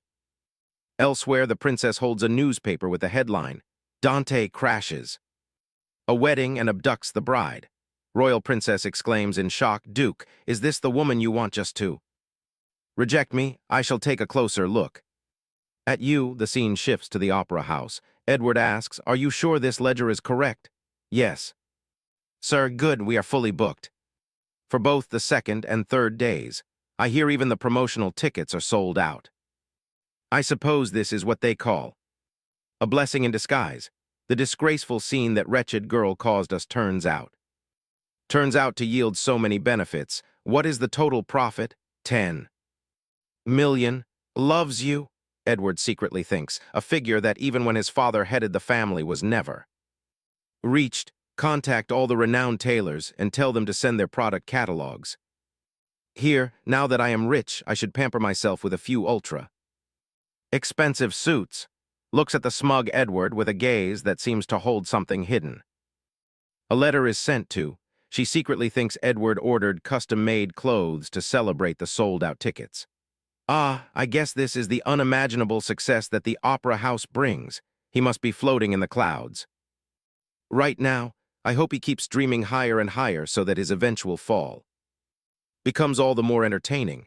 Now it is time to meet my allies. Thank you, everyone, for being present here today. I apologize for not being able to focus on the concert rehearsal earlier. I hope everything still goes smoothly. No need to apologize. We know how busy you are. Do not worry, lady. Everything is still going smoothly. Speaking of which, these three people are the shining stars of the opera house. Louis is cold, handsome, and possesses an irresistible charm, is super kind, and Laurel is immensely popular among the ladies due to his charm and cute attitude. The charisma here is truly indescribable. Now that I have changed their future, I must do everything I can for them. I must make sure I build solid trust with them. Suddenly, someone runs in hurriedly and shouts, Lady, the royal princess is visiting. The Duke is absent. What should we do? Everyone is deeply astonished. The princess, why is her highness here? Secretly says to herself. She arrives a little earlier than I thought. Everyone knows that Lord Dante is her first love. Says, the princess might be here for me. Please escort her to the royal reception room. As for I ask you to perform a few pieces. Asks in surprise, you want me to Perform what? Afterwards, inside the room. Filled with soaring melodies, sits in the back playing the violin, and Princess sit opposite each other. Speaks up, though you are merely a guest like me, you seem to consider yourself the lady of this house, do you not? Replies, I fear this is not a position I should presume to take lightly. However, the Duke mentioned that I may stand in for him in his absence. How absurd. Anyone listening would think the two of you have already exchanged wedding vows.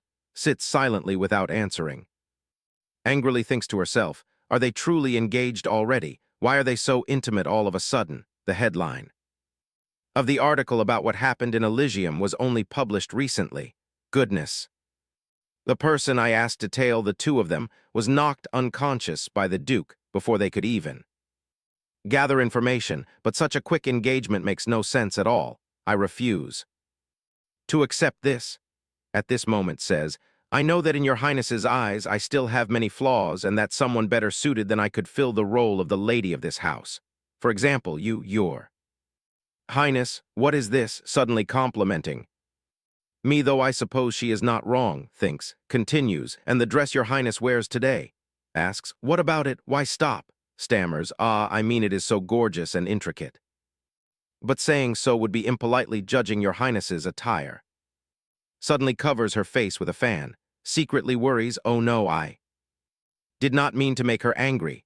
Blushes and thinks to herself, what on earth is wrong with this girl?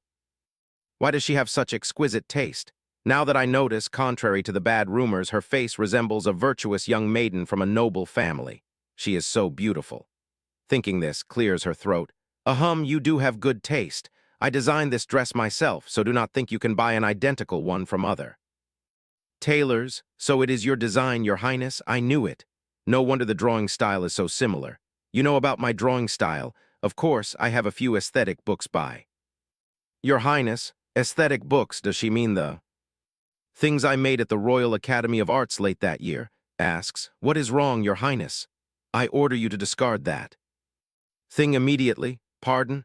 But why? Shouts, because I made that thing last year. It has so many flaws that I cannot even look straight at it, let alone you. That may be so for your Highness, but to me, those paintings are so serene, especially the one with the girl holding a dandelion in her hand. The way she cannot let go of what she knows will fly away if she does. It reminds me of myself whenever I am lonely over the things I cannot possess. It may sound strange, but I feel that painting understands and sympathizes with the sadness within me. Remains silent, thinking. An empty sadness coming from things one cannot have.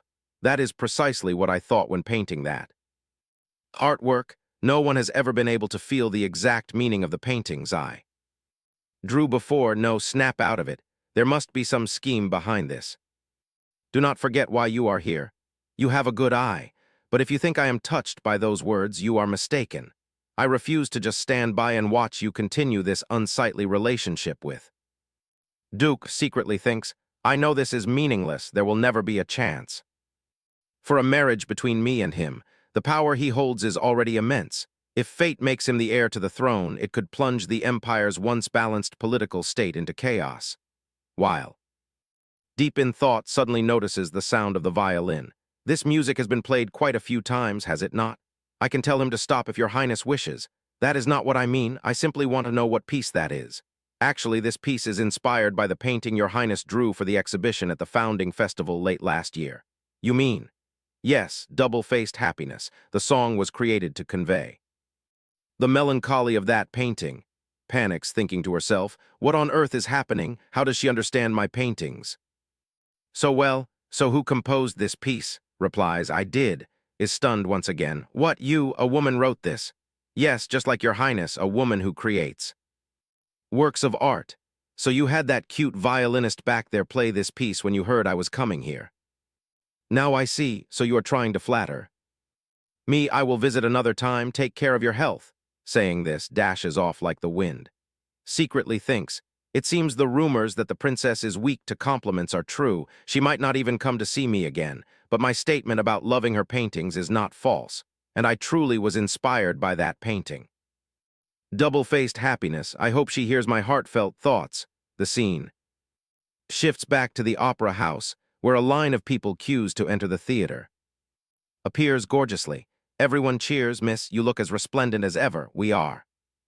Looking forward to your performance so much, triumphantly thinks. What happened at the wedding only helps us gain more attention. Every performance is completely sold out. How strange that from the moment disappeared. Everything flourishes so tremendously.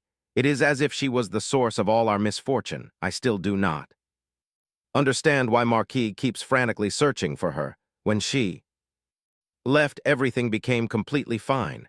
But once today's performance turns out to be a grand success, perhaps he will come watch. He will see who the true precious gem of the opera house really is, and then I will become the next. Marchioness, Edward screams loudly. Damn it, why is no one from the orchestra here? Where on earth did they all go? Asks, what do you mean?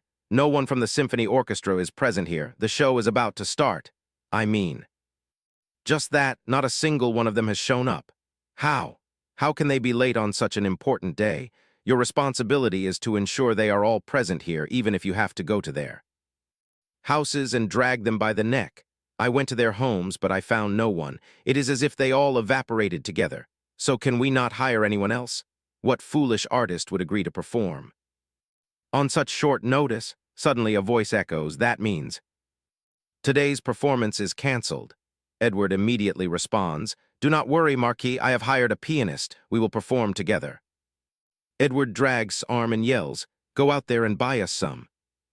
More time? What the hell are you talking about? How can I do that without a single person from the orchestra? Sing or whatever, I do not care, listen to me. I bet a mountain of money on this theater. If I lose because of someone's fault, I will get extremely, extremely angry. Stammers, all right, steps onto the stage alone in front of a packed audience. Everyone buzzes in commotion. Huh, where is the symphony orchestra? Why is there only a soprano on stage? Is the stage doing some publicity stunt? Begins to sing from the very first moment. I saw you, I knew. The audience whispers among themselves. Her voice is good, but it feels so bland without an accompanying orchestra. We did not pay just to listen to a single soprano perform. While singing, reassures herself, I am a professional, I can sing without an orchestra behind me. I must succeed. If I fail, who knows what Edward will do to me while is singing. She suddenly freezes, her face turns pale, because is sitting right in front of her. Panics and screams internally, what is she doing here? The crowd continues to murmur, what is wrong? Did she sing a wrong note? Or something? Why did she stop singing? Angrily tries to compose herself, wants to drive me mad. That is the only reason she appears here. It will not be that easy. Your appearance will not make me lose my composure. Unfortunately for you, I am no amateur. I will show you what you are truly facing. With that thought, she continues to sing. Cruelty may also be that emotion, selling honor, shedding morality.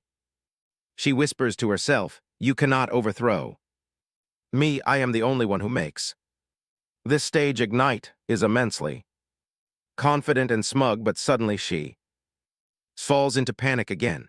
Filthy photos of and drop down all over the auditorium, leaving speechless. Photos of me and Marquis.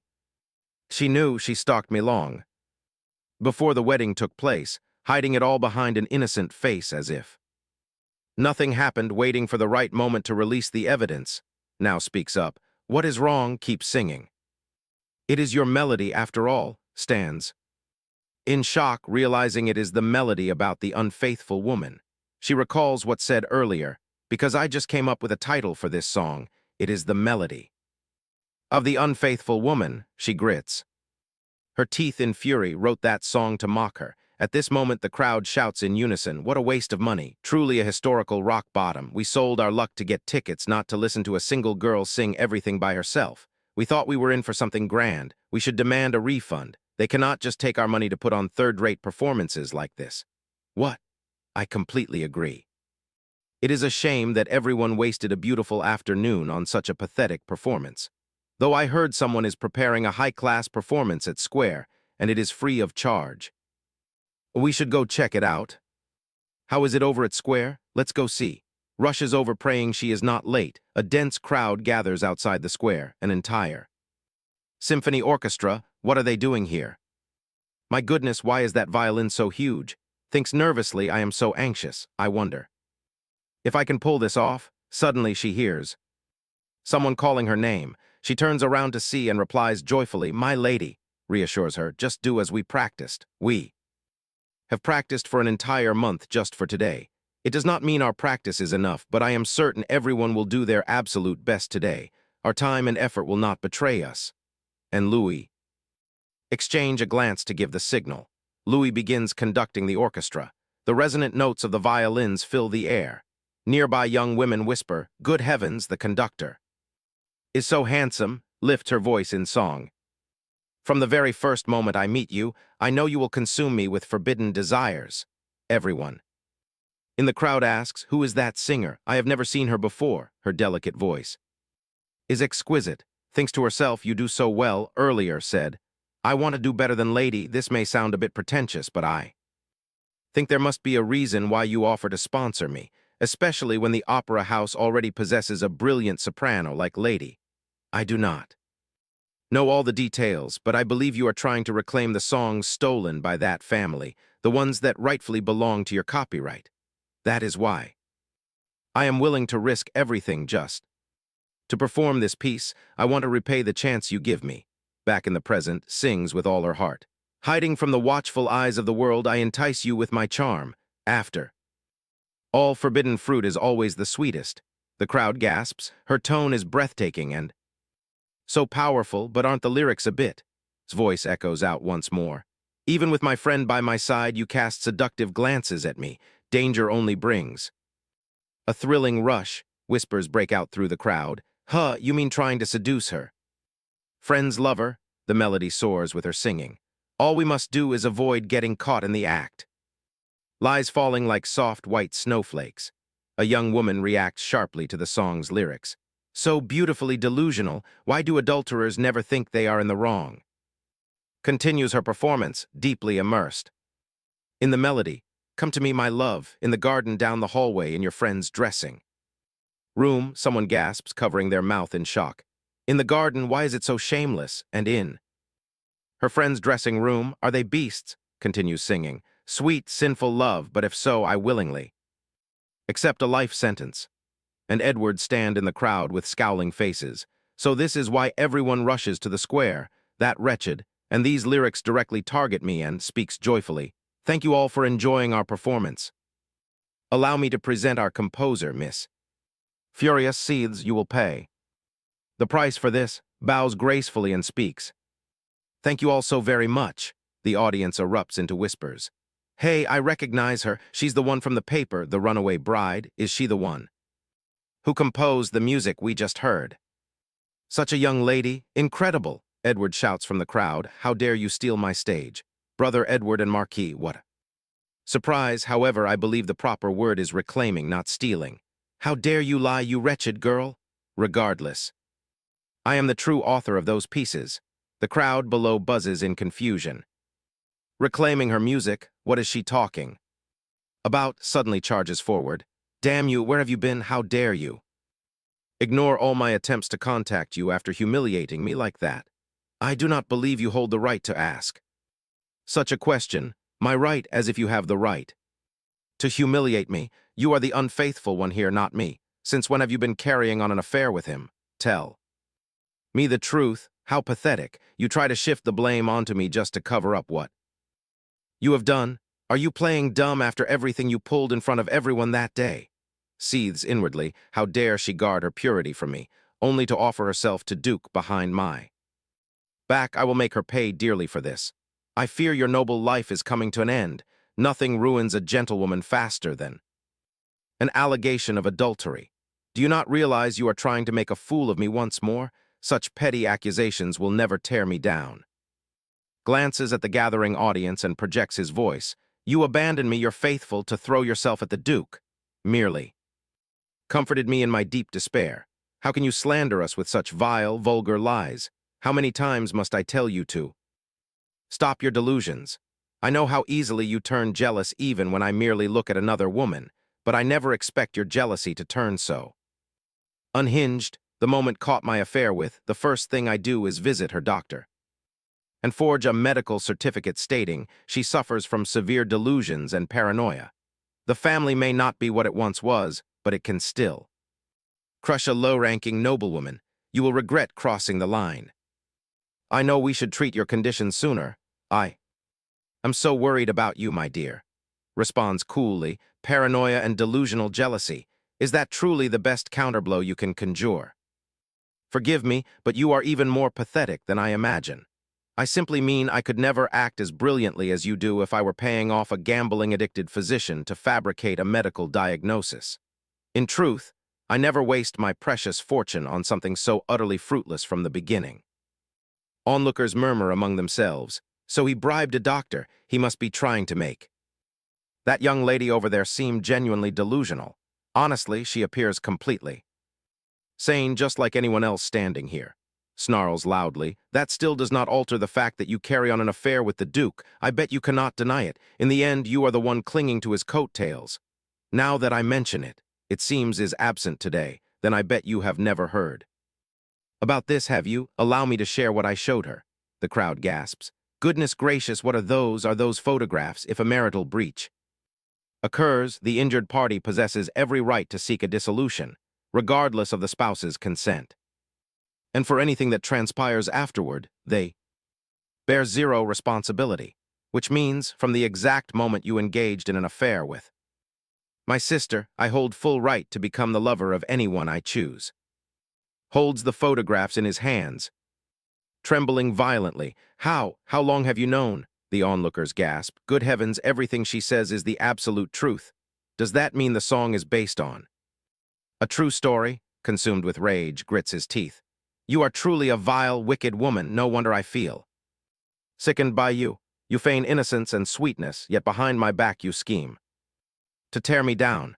Your innocence is your sole redeeming quality, yet you destroy it with your own hands. That Duke will tire of you in no time. You are utterly dull, a woman completely unlovable. How do you seduce him? By offering your body to him, is that it? It matters not, in the end you will. Duke suddenly appears and lands a devastating knockout blow right on. He says coldly, I do not realize we are intimate enough for you to disregard etiquette with me, but you know the closer I am with someone, the more I dispense with courtesies toward them. Since we are such close friends now, allow me to give you a piece of advice. Nothing is more pathetic than a man obsessed with a woman who abandons him, so do not bother my ever again. Understood? Now scram, let us leave. Dante leads away, leaving steeped humiliation. Soon after, the carriage rolls slowly down the street. Inside, Dante speaks. First you let yourself get slapped, and now you allow that cheap scoundrel to humiliate you. He sighs softly. I tell you before, even if this is a contractual arrangement, you remain my future wife. Belittling yourself is no different than insulting me. I apologize. When he hurls such words at me, I choose silence, for I only wonder how it would be if I used the exact same words. To berate him, thank you for aiding me today. Save your thanks, did I not tell you before? In that case, I will feel far less guilty when I do the same to you, but I have yet to do anything useful for your grace. Do not worry, you will once we marry.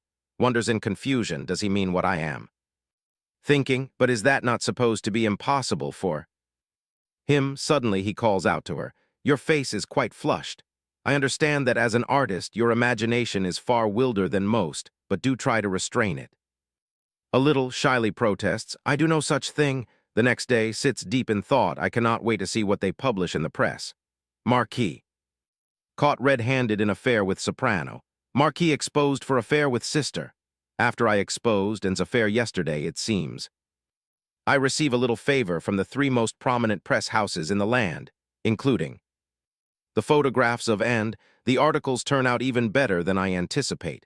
Eye-catching headlines paired with irrefutable evidence. Is that the Eastern Empire Gazette? The Eastern Empire Gazette is the most esteemed publication in the realm. They rarely report on trivial scandal like this, yet here they write an entire column on an investigation they did not even conduct themselves. Wait, could it be at that very moment Marquis Elias speaks in Dante's quarters? Magnificent! Today's issue drops again. Everyone is talking about This matter all thanks to you. But may I ask you a question? What comes over you lately? First you crash a wedding and snatch the bride at the altar, and next you request that I publish these absurd scandal pieces. Well, regardless, I carry out your request. The extraordinary part is how widely it circulates throughout the empire. Well, you can see for yourself. Can you not? Dante chuckles softly. Yes, this shall serve as a grand wedding gift. Do not tell me you truly intend to marry her. Of course, why else would I recklessly swoop in and abduct another man's bride? Before a hall full of guests, the Marquis goes silent, pondering inwardly, is this truly the Duke speaking? Meanwhile, in an unexpected turn of events, the lyrics of a misguided woman's melody are rumored to stem from the true story of composer. Details follow below. The photograph looks utterly scandalous. Look at how clear every detail is. Who could have guessed Marquis would commit such shameless acts? He appears so respectable on the outside. He engages in an affair with the famous lady. So the lyrics of the adulterous woman's song are genuine after all. As the townspeople chatter endlessly, suddenly flings open the door. Walks in, good day. The young ladies turn a cold shoulder to. She bites her lip in fury. Why? Do they ignore her? Suddenly a young lady laughs loudly, drawing her attention. She immediately approaches her to chat. Oh, lady, the lace on your dress is so beautiful. Covers her mouth with a fan and says, how rude, since when are we friends? She grits her teeth in silent rage. Why, just last week she was begging me to come to her family's hair salon. The young ladies whisper, is that her? The one who deceived her own sister, the lie pure as a white snowflake, right? Unbelievable that she is so brazen. Silently reassures herself, calm down, this is just a temporary setback. They say a scandal or two is the true highlight of a real star. Someone calls out to, making her secretly smug. See, people still want me. She turns around with a smile and replies, yes, I am. What is it? I come from the tailor shop next door. We still haven't received payment for tailoring your dress last time. Embarrassed and flustered, she replies, the payment will be, my brother. Transfer it shortly. Our manager asks that you settle it by this weekend. I said I will pay. The ladies nearby overhear and begin gossiping again. Overwhelmed by shame, rushes away. The noble gentleman look at with wary eyes. Thinks to herself, what are you looking at? Stop looking at me like I am some bizarre creature. In a rush, she fails to watch her path and bumps into someone it turns out to be who is also fleeing. What the hell do you think you are doing out here? You should be hiding indoors, not running around in the street like this. I want to explain to everyone and restore our honor. There is nothing left to explain. It's printed all over the newspapers. Listen to me. There is a way out of this. I know someone at the newspaper office. I will arrange for you to meet them. And then you confess that you forced me into doing it. There is only one photo of us kissing. Tell the reporters you suddenly kissed me that day before I could react to such passionate love. Says, but my honor will be ruined. I have a better idea. Let us face this rumor head-on. Let us get married. I promise I will be a far better wife than ever could. Lets out a despicable laugh and replies, oh, you are just a commoner. Why would I marry you? You seem to forget this. The mother of and Edward is the daughter of a count. While your mother is nothing but a commoner, a noble cannot marry a commoner, but they can sleep with one. Oh. People must learn to accept their place and where they belong. Thinks to herself, except where I belong. Is that how you and I survive? The next day. My lady, have you heard the latest news? Just recently, Taylor demanded immediate payment for her dresses right in front of everyone. I heard she ran away in shame right after. Serves her right. Just as I expected, they are likely drowning in debt from the immense sum to refund for the opera. Sophie continues. I also heard a man dragged her into a side alley. They say he has red hair. Must be Marquis. I wonder what they talked about. Thinks to herself, a high-ranking noble finding himself entangled in a scandal with a woman. Given how much values his reputation, this must be what they were discussing. But I know is far more insidious and ambitious. Then thinks, hands a letter to Sophie. Deliver this to Mr. when you return to the manor. Also, my lady, do you need to bring anything? You haven't changed your dress since then. I want to see the Duke first. Oh dear, I didn't realize you had such important business. Don't worry, my lady, leave it to me. One afternoon at Duke's mansion. Come in, good afternoon, your grace. Seeing him silent and gazing intently at her, she blushes and thinks, did I go too far with the perfume? But how could I stop her when she was so excited? There is something I want to show you. Saying this, she sits down at the piano. Having observed the Duke over the past month, and realizing he is always exhausted from working. Nights on end, he always catches a brief nap whenever we get into the carriage. This is the very first piece I ever composed, she recalls memories. From her childhood, Mother, lie down here too. I wrote this lullaby so you could sleep well. Goodness, it seems our family has a genius composer. Though she doesn't know if this will help the Duke. Dante approaches her side before she even notices. Talent is indeed quite captivating, isn't it? Does he mean the song is captivating? She asks. The article in the Morning Empire newspaper was your doing, wasn't it? Why else would a usually cautious newspaper publish such news? I do not know much, so I fear this is all I can offer in return. I heard. Playing a soothing melody can help someone sleep well. If you like, I will compose a song like that for you. He says there is no need. I prefer you coming to play music whenever I need it, perhaps on the nights I suffer from insomnia. By the way, may I ask if you are wearing perfume? She answers innocently, yes. She recalls Sophie saying, I heard spraying perfume on hair accessories is very popular these days. Her face flushes red with embarrassment. Is something wrong? That perfume? Do you know what scent this is? It is evening primrose. Evening primrose. Is that the flower that only blooms in cold regions? Is his treasure there? In the language of flowers, evening primrose means follow this scent and come to my bedroom. Thinks to herself, Sophie certainly didn't choose this scent intentionally. She isn't that scheming. The question is, why does he pay attention to such tiny details? No, perhaps the real issue is that I am always pushed into a disadvantageous position. Thinking this, she speaks up. Please forgive me, your grace. Understanding the language of flowers is an important part of a noble woman's education. I apologize for my lack of knowledge. Who knew? The words I don't know could sound so natural, it seems. Your revenge over the past few days is going quite smoothly. I am entertained thanks to you. But do not forget you have yet to repay me. Yes, your grace. I will do my utmost to satisfy you as your wife. Starting tomorrow, people will begin coming to the manor to plan the wedding ceremony. Remember, I intend to turn you into the most magnificent and gorgeous bride in the land. Recalls. The Duke's words, stop being unreasonable and come to me. Who knows, I might cherish you like a precious gem. Both. In the past and present, he is the only person who wants to treasure her, he continues. So I want you to prepare thoroughly. Yes, your grace, then I shall take my leave. Besides, have you remembered what you forgot? Ah, no, not yet. You had better find a way to recall your memories. At the manor late at night, in his room, she is sleeping when she has a strange dream. Run, I must. Run, or I will die. Unfortunately, she trips over a rock and falls hard onto the ground, crying out. In pain, ouch, her leg is injured. As a result, she sobs softly. Sob, mother, grandfather, come here, opens her eyes and bolts awake. She gasps for air and wonders, that dream? It is the day I lost both my grandfather and mother at 10 years old.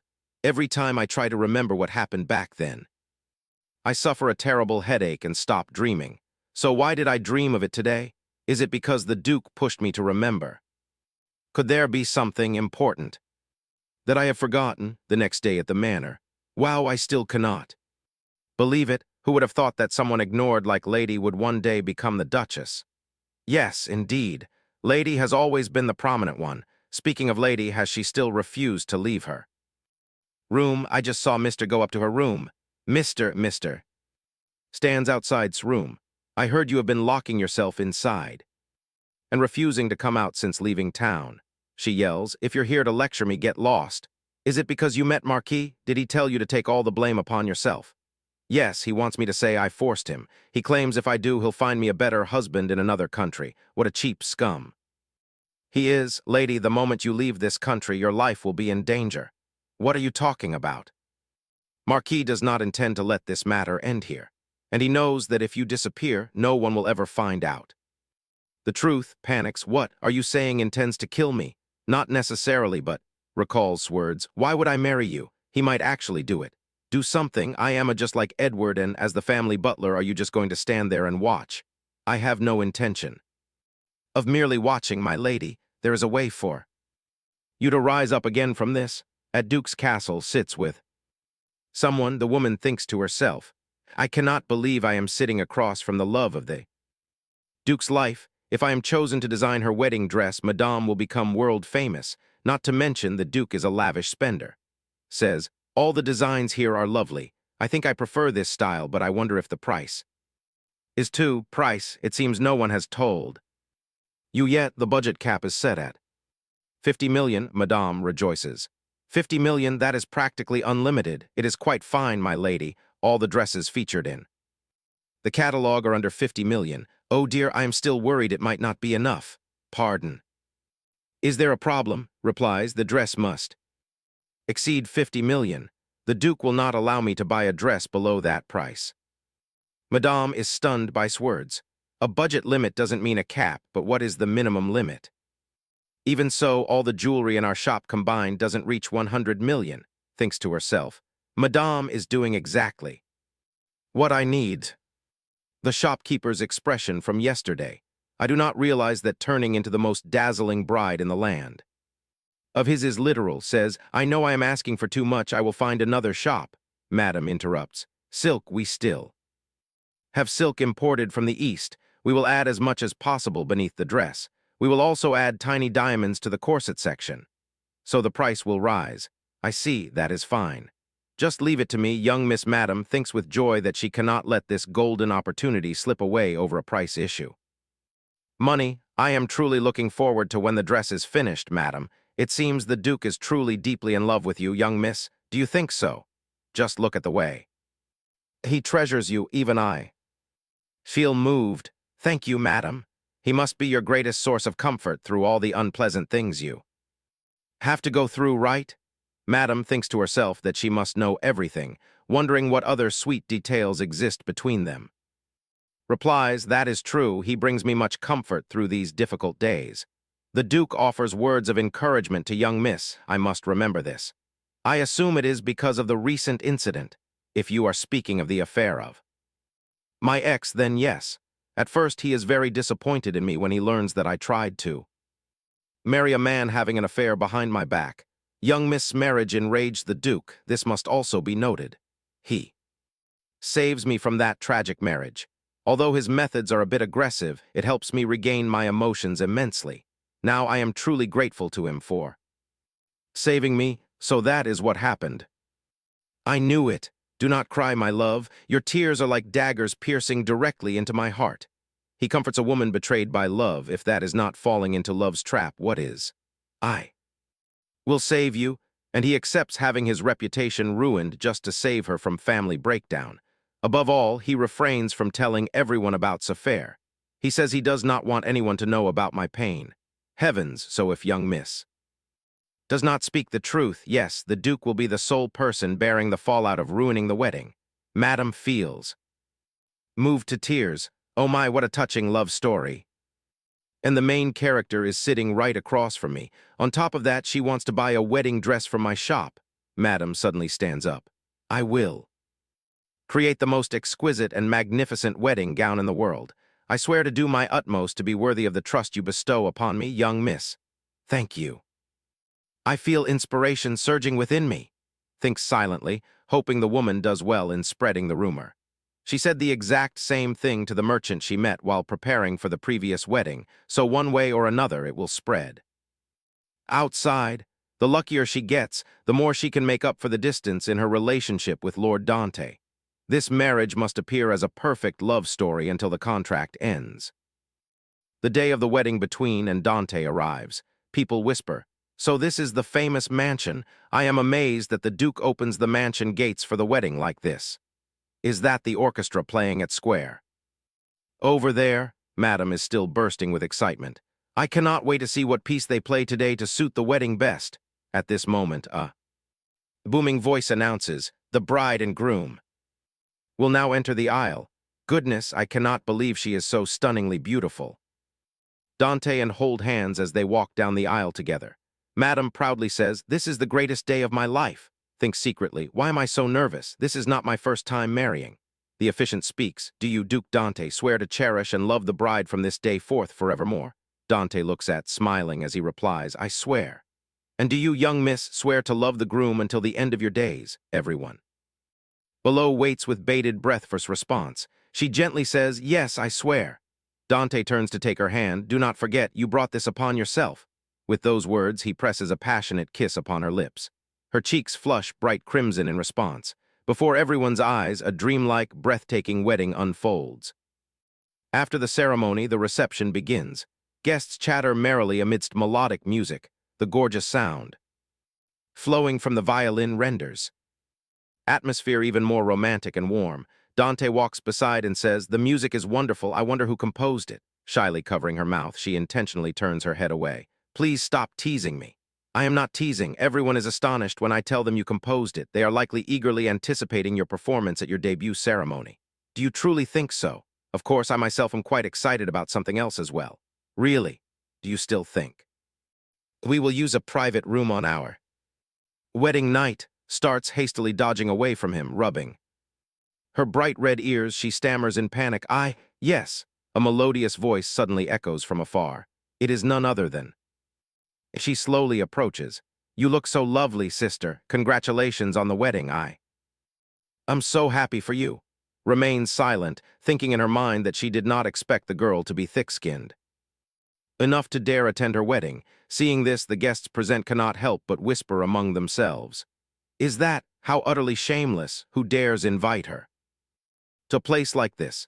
Madam crosses her arms, frowning in indignation as she speaks out, "Miss, what brings you here? Have you no shame after everything you have done?" Hangs her head low, stammering incoherently. I am sorry. Madam cannot believe's behavior. She asks in disbelief, "Why are you trembling like that?" Her body shakes uncontrollably. "I am not, I just," sighs helplessly and says, "Raise your head. I only want to come and congratulate you. That is the sole reason I am here today." Thinks silently. Her acting has improved quite a bit since I last saw her. She caked a ton of white powder onto her face to make herself look gaunt and pale, and even painted. Her eyes red to look as though she just finished crying. Eagerly flatters her. "I truly think you are so beautiful, sister. Both you and the Duke look just like a perfect couple." The guests continue to mock her. "What kind of way to talk is that? Unbelievable, as if anyone would want blessings from a woman like her." Feigning weakness, glances at the people behind her, tears welling up on the verge of overflowing. "But it seems I am not invited. I merely thought that once you become the Duchess, I would have another chance to see you again." Thinks silently, "Well, at least there is a reason to meet.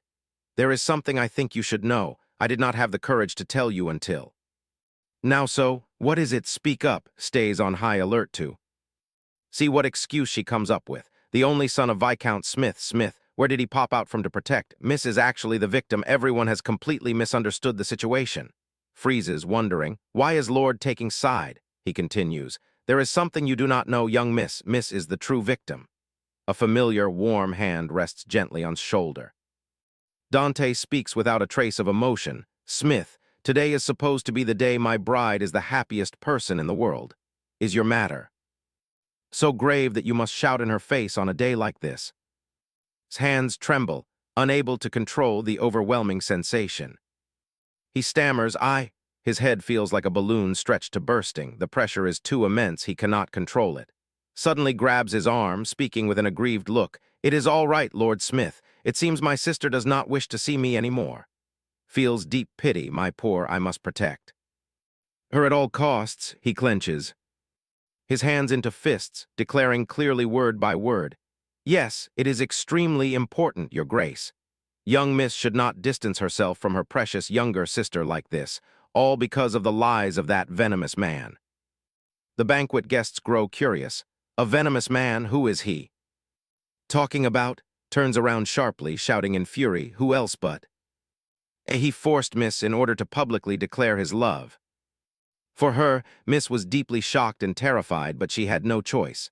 She feared that if her sister learned the truth, her heart would break over her betrayal.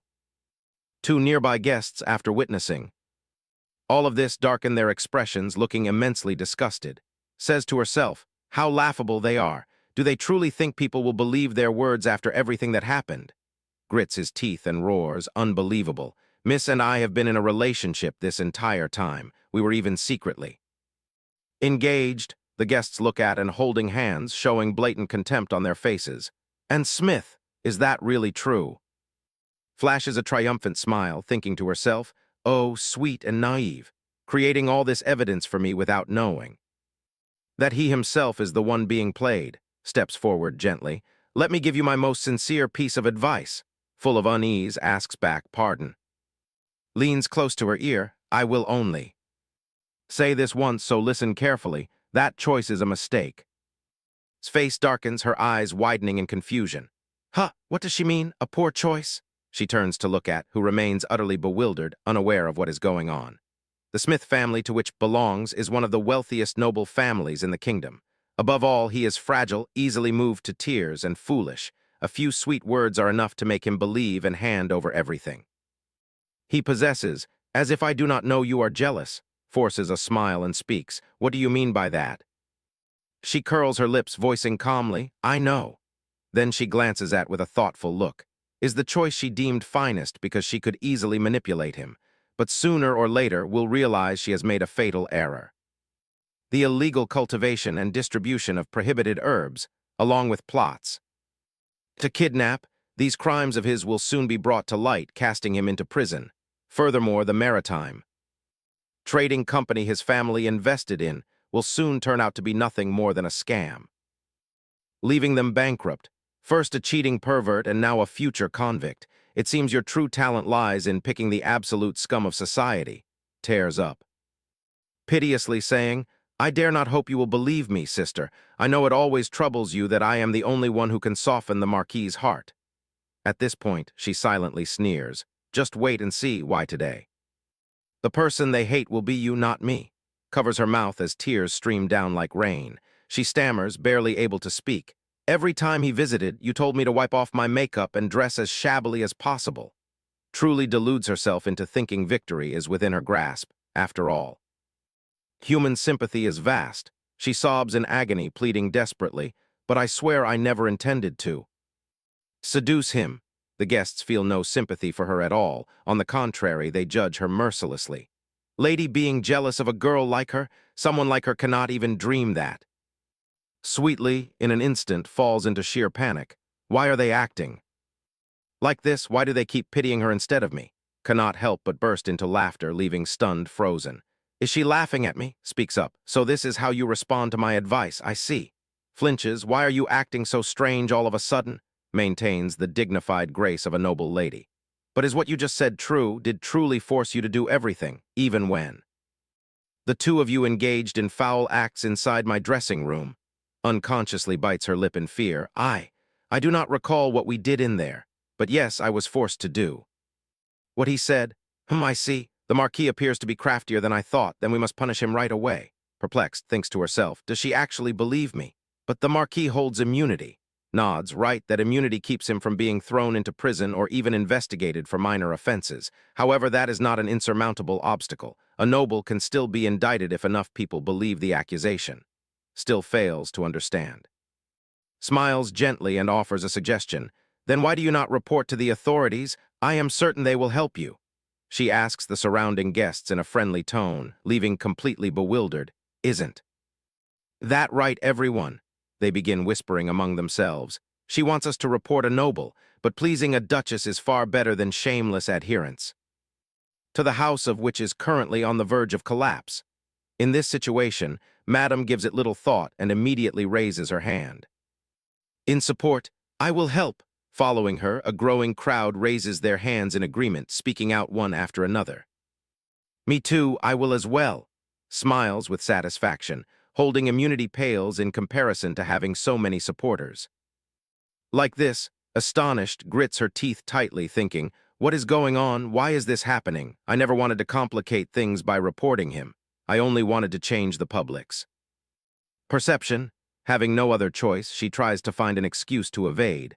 But Sister Lord is a Marquis after all. Isn't that dangerous then? Don't worry, look at all the people standing up for you. The truth always prevails in the end. The banquet ends, and sit. inside the carriage preparing to head back. He says excitedly, "How wonderful, now that wretched, wicked Marquis will soon pay for his crimes." Feels no joy at all, her complexion turns pale as she thinks to herself, there is no way will be punished without concrete evidence. The investigation will soon be dismissed. Still assumes is paralyzed by fear. Poor little, she seems to have so much on her mind. I must do everything I can to help her through this difficult time. Moves over to sit beside and softly reassures her. Do not worry. The Marquis's reputation will be severely shaken after he is interrogated by the city guard. She comforts herself that is right. Once the interrogation begins, reputation will be ruined. That is precisely what she desires right now. She leans her head on, acting clingy and sweet. I am so glad you are here to help me, Lord. I will always be by your side. Thinks quite smugly to herself, who would have thought would help me like this. Perhaps she let her guard down because she is now the Duchess. But there is still something bugging me. How on earth did seduce the Duke? Even I failed at that. They had no interaction at all until today. I bet they are either genuinely in love or engaged in some sort of business deal. Wait, could it be that score? She suddenly recalls the past. Edward went wild back then, slamming a stack of papers onto the table and cursing. That bitch, she took all the scores grandfather left behind. Answered with tearful eyes, I thought you said you hated music written by a dead man. Do you even know its market value? No, those things only increase in value over time. We could enter the royal court if we had them. Now reflects on the words Edward spoke to her. The only valuable thing could offer in exchange is score. Is that the price to become the Duchess of? If we take back what she stole, does that mean I can replace her position? That evening at the castle, a butterfly flits through the window. Inside, soaks her body in the bath. The shimmering butterfly flies close, fluttering her heart. Butterflies? They always remind me of music, of my memories of the Phantom Butterfly trilogy. The performance received immensely high praise as one of the most famous masterpieces her grandfather ever created. This is widely known as the third and final piece in the Phantom Butterfly collection. But unfortunately, it went missing after his tragic accident. However, 3 years from now, before a vast crowd at the foundation ceremony, Edward will perform that supposedly lost piece, earning a fortune and immense fame. That means he uses the score grandfather left behind to claim as his own work. Luckily, I managed to take a few scores before leaving the mansion, but many of his works still remain there. I must retrieve them, not just that trilogy, but all of them. Stepping into the bedroom, she timidly looks around. Has the Duke still not returned? Standing in the vast room, she hesitates on what to do next. Now that I finished bathing, looking down at her smooth skin, Sophie made sure she feels as if she were soaked in herbal rose oil. Suddenly gasps, what is this? The bed is covered with rose petals in a romantic arrangement. Sophie prepared this to ensure your grace has a wonderful night. Flustered, quickly scatters those petals, her heart races faster. A couple sharing a bed is completely normal, so it is not as if I haven't thought about this. Remembering what Dante said before I refuse to act, awkward moves are even worse than doing nothing. Tries to regain her composure. Besides, he keeps bringing it up. Anyway, to be honest, I think a lot might happen tonight. 5 years from now, it becomes an open secret that the Duke cannot sleep with women. Since he never it must be true, but at least he can kiss a woman, and he does it quite well too. A voice snaps her back to reality. What are you thinking so deeply about? He faces at an extremely close distance, causing her to step back in surprise. I did not realize you arrived, Your Grace. I noticed you looking dazed ever since I stepped into the room. Ah, that is because I feel guilty. Why? Because my sister ruined today's wedding. It keeps weighing on my mind. Saying this, she avoids his gaze. Although I lied, the apology is sincere. I did not know would use this wedding as her personal stage today, even dragging into it. Dante reassures her that, pay it no mind. He lifts her chin. After all, the most important part of the wedding takes place tonight. He intentionally teases her. Her cold demeanor this morning compared to tonight is like a helpless rabbit waiting to be devoured. His face turns redder and redder, touching that small face. He murmurs, it makes me wonder what face you will make if I take this further. Saying that, he presses his lips Against hers, she slowly wraps her arms around his neck, trying to remain calm in her mind. I know this is merely a part of my revenge plan. Stripping off her thin robe, he lifts, slowly approaches the bed and lays her down. Dante begins kissing her neck, feels dazed. Then why is my heart beating so fast? He softly calls her. Captivated by his voice and touch, I have heard my own name hundreds of times, but hearing it now feels so strange. Dante chuckles softly. No, I suppose it should be.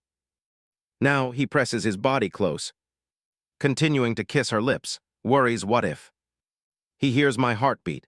I accepted this marriage for revenge, yet everything now feels so hazy and blurred. Suddenly Dante stops and pulls away from her arms. I give up. His action leaves confused and startled. Where are you going, Your Grace? He turns around and looks at her. If I stay any longer, I will not be able to control myself, especially with a woman whose mind is wandering so far away. Listen carefully to my words. I know how intoxicating revenge can be. I also know how sweet it feels to you. I know it all too well. Her heart quivers as she gazes at him. Dante. Thinking of his story, an illegitimate child who conquered countless battles, devoting everything only to become the Duke despite opposition from high society. No one understands revenge better than him. I wonder how he felt back then when he crushed his enemies and stood at the peak.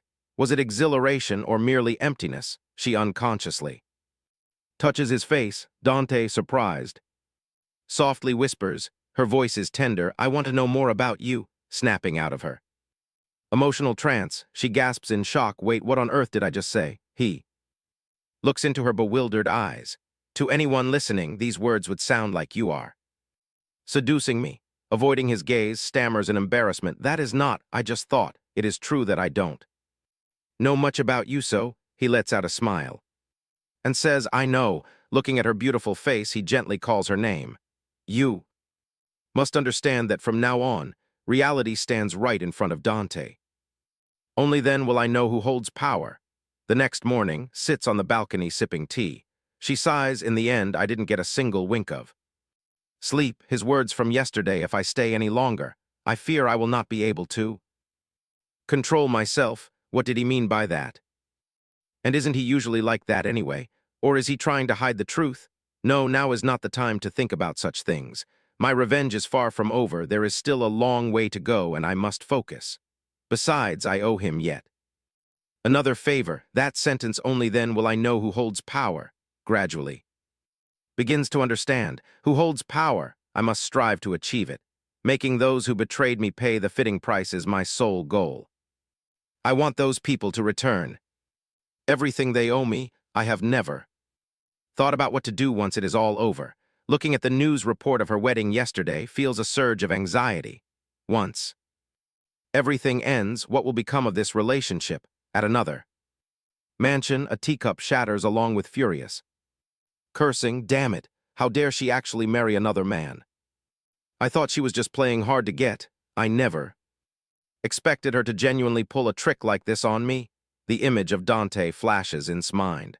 Who knew would actually go find a new master? Unbelievable that I got played. Damn it, bastard. No, I cannot give up yet. Still loves me deep down. She definitely does. She will believe me if I tell her drugged me with an aphrodisiac. As for evidence, I can easily forge it. All I need to do is bribe a doctor. Before his thoughts finish, shouting echoes outside the door. What are you doing here? The noise makes him startle. What is that? Outside in the living room, Marchioness says angrily, how dare you treat us with such disrespect? We are the family, one of the most noble houses in the entire empire. Rushes out in panic. What is going on, mother? Seeing two unfamiliar soldiers inside the mansion, she demands who they are. One of the soldiers speaks up. Marquis is accused of sexual assault. We are here to take him in for interrogation. Questions them in disbelief. What absurd nonsense is this? Not only am I innocent, but I am also exempt from investigation. The next words leave stunned. I am afraid that exemption is temporarily suspended based on allegations from over 10 witnesses. He furiously denies it. Who in their right mind would believe such ridiculous accusations? They respond immediately. Regrettably, we cannot list every single name at this moment. I knew it, you useless fools. They continue calmly, stating that the number of supporters reaches 35. People, he asks again in disbelief. 35 people. They firmly restrains arms. Which means you must come with us, my lord. He struggles in terror. Let go of me, release me at once. Witnessing her son being arrested, Marchioness collapses in shock. The servants cry out in panic, Madam has fainted again. Oh no, inside the dark dungeon, a furious voice echoes. Damn it, I am the head of the family, one of the founding houses of the empire. I am superior to everyone. How dare they lock me up in here? That wretched little rat, did I force that bitch? She will pay dearly for this, once I get out of this place I will. In the dark cell, the door opens and the light from outside casts the silhouette of a woman stepping. Inside, dressed in an elegant gown, speaks with a graceful smile. Good day, Lord. Is captivated by her beauty, marveling inwardly. I always knew was pretty, but I had no idea she could be this breathtaking. If I knew she was this beautiful before, I would never have messed around with. Drops to his knees, gripping the cell bars with both hands. Oh, my love, do you have any idea how much I miss you? I am so glad you are here. I have something too. Before he can finish his sentence, hastily cuts him off. Investigators are searching your family mansion as we speak. He begins to grow terribly agitated. What? Why? She smiles nonchalantly and says, It is my doing. I am the one who claimed I saw you harassing at the estate and that they will find evidence in the rooftop garden. Without thinking, immediately screams, If there were evidence, I would have. He suddenly realizes the strangeness of words. Wait, she just mentioned the rooftop garden. Why? Why does bring up that place? She says playfully, Let us see. They will not find evidence of your affair up there. After all, that place is not so important. But strangely, thanks to my false testimony, they suspect something suspicious is hidden there. Striking a sore nerve, becomes so terrified that he stammers incoherently. What do you mean? Smirks triumphantly. That is right, your secret ledger. Thinks in utter shock. How does know about the secret ledger I use for tax evasion, which also logs illegal slave trades? Only my mother and my late father know about this. How do you know about this? Remembers how, in her past life, lady forced her to manage this very ledger. On an ordinary day, the lady sat on her chair and scolded her. How are you helping your husband? You cannot even calculate simple things like this. She stood there with her head bowed and said, I am sorry, but I fear you did not mention the commission fee. Are you saying? This is my fault. I worried you would not help become a worthy heir, but I suppose that makes sense. After all, we can never accept a slow, foolish creature like you behind the name. Realizes the reason the lady entrusted her with the secret ledger was not out of trust. She merely wanted a scapegoat to take the blame if anything went wrong. Perhaps the day I died was not the day I was struck by a carriage.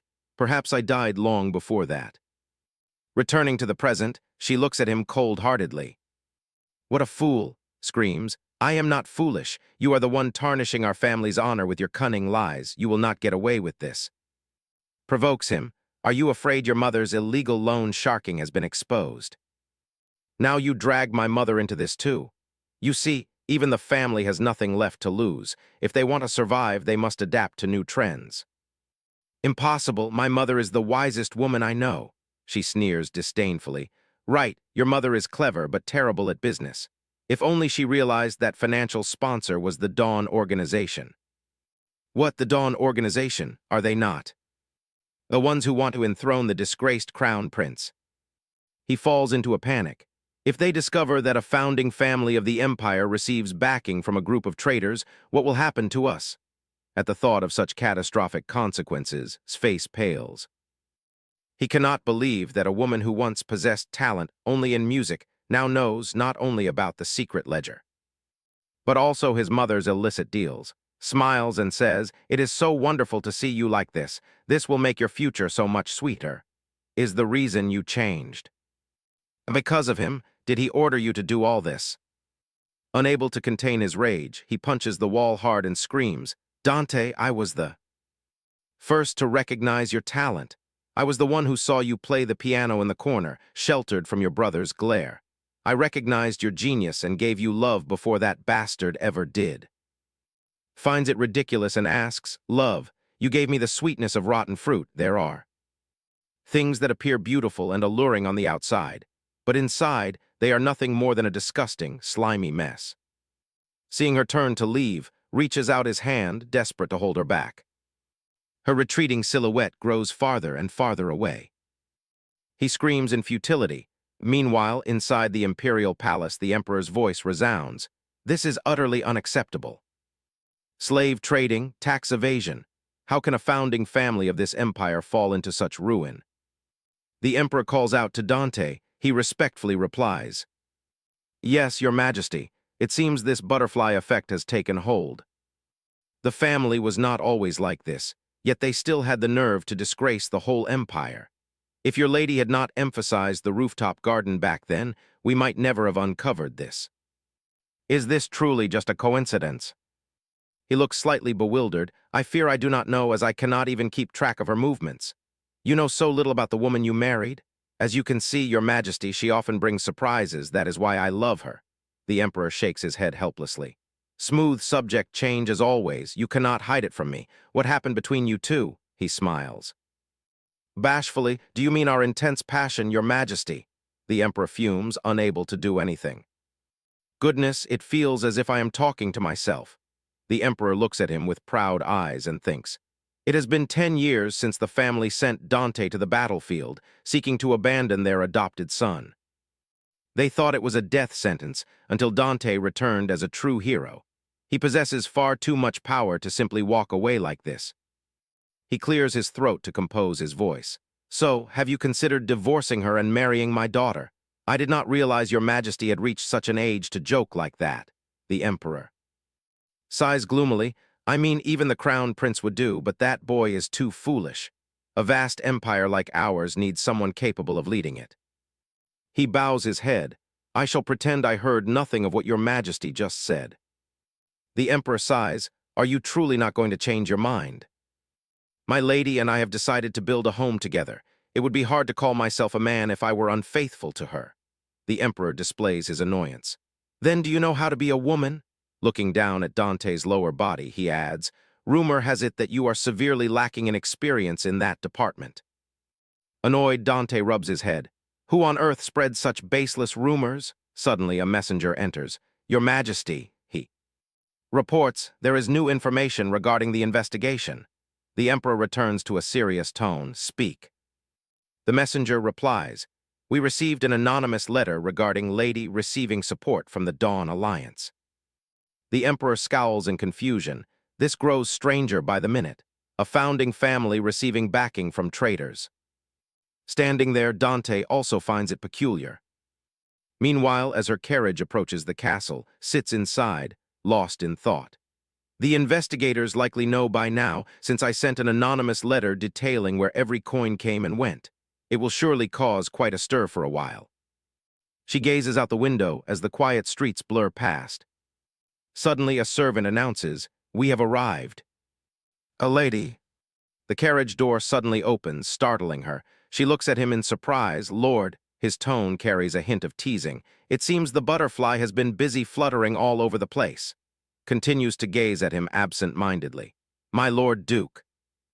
You should not address me like that now that we are married, nor should you go about meeting your former.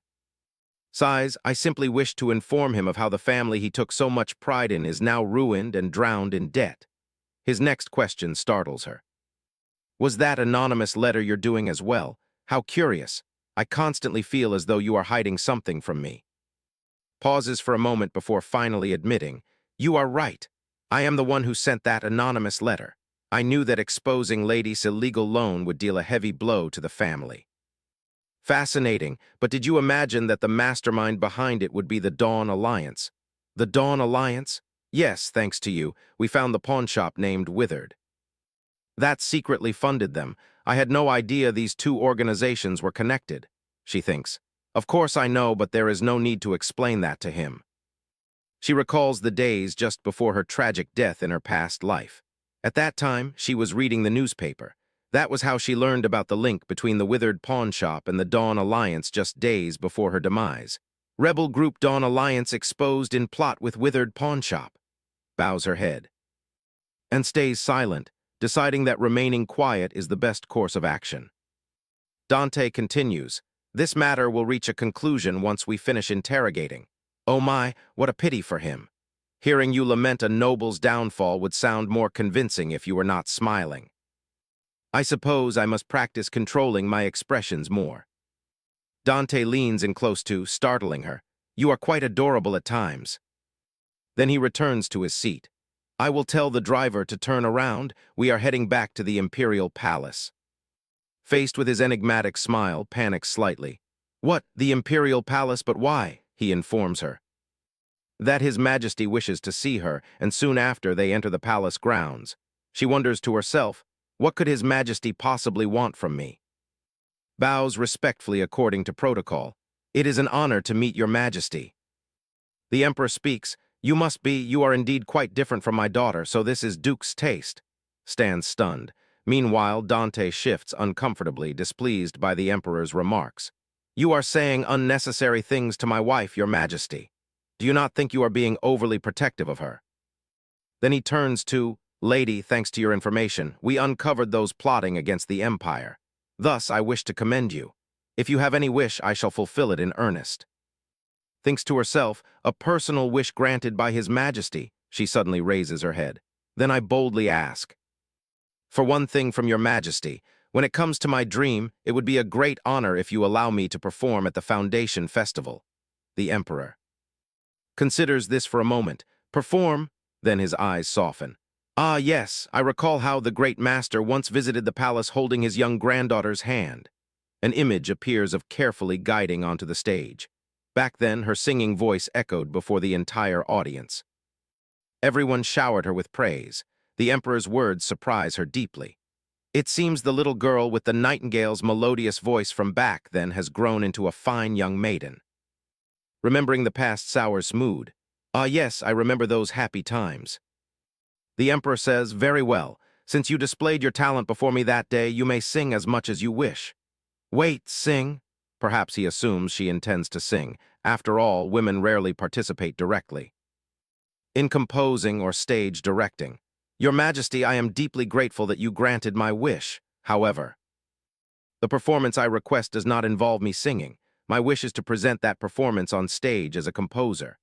The Emperor stuns for a moment, his face showing complete surprise. He leans to one side, seeing no response from the Emperor, grows flustered.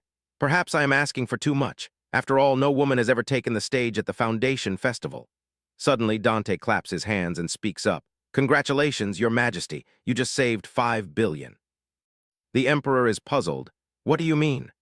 "That is the amount I spent just to listen to her piece, yet she is offering to perform such a magnificent composition at the festival for free.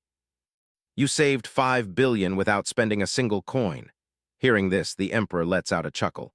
"You cannot possibly pay 5 billion for a single song. You are exaggerating." Dante steps closer. The value of a musical piece does not increase regardless of how many times it is resold. In truth, the initial value rises because the performance's fame spreads widely, driving ticket prices up accordingly. The true value of an artwork lies in its inherent artistic merit. Hearing this, whispers in her heart, "That is precisely what I am thinking." Dante continues, "Needless to say, Your Majesty can also use this opportunity to knock the kingdom of NDE off their high horse." At this, the Emperor tightens his fists in rage. "Those cowards! They do not even bother to hide their mocking smiles. Lacking in artistic merit, what is that even supposed to mean? Things have changed quite a bit since the great master was alive, haven't they? Of course, back then was entirely different." The Emperor tearfully reminisces about his late grandfather. Even NDE was deeply impressed by his music. Royalty from all over the world practically begged him to perform. Dante chimes in, "And as fortune would have it, the granddaughter of that legendary musical master stands right before you." Hearing this, the Emperor gazes intently at her and says, "Lady, if I permit you to perform at the Foundation Festival, can you promise me to crush those cowards into the dust?" "I swear that I will pour my heart and soul into bringing glory to the Empire." A satisfied smile appears on the Emperor's face.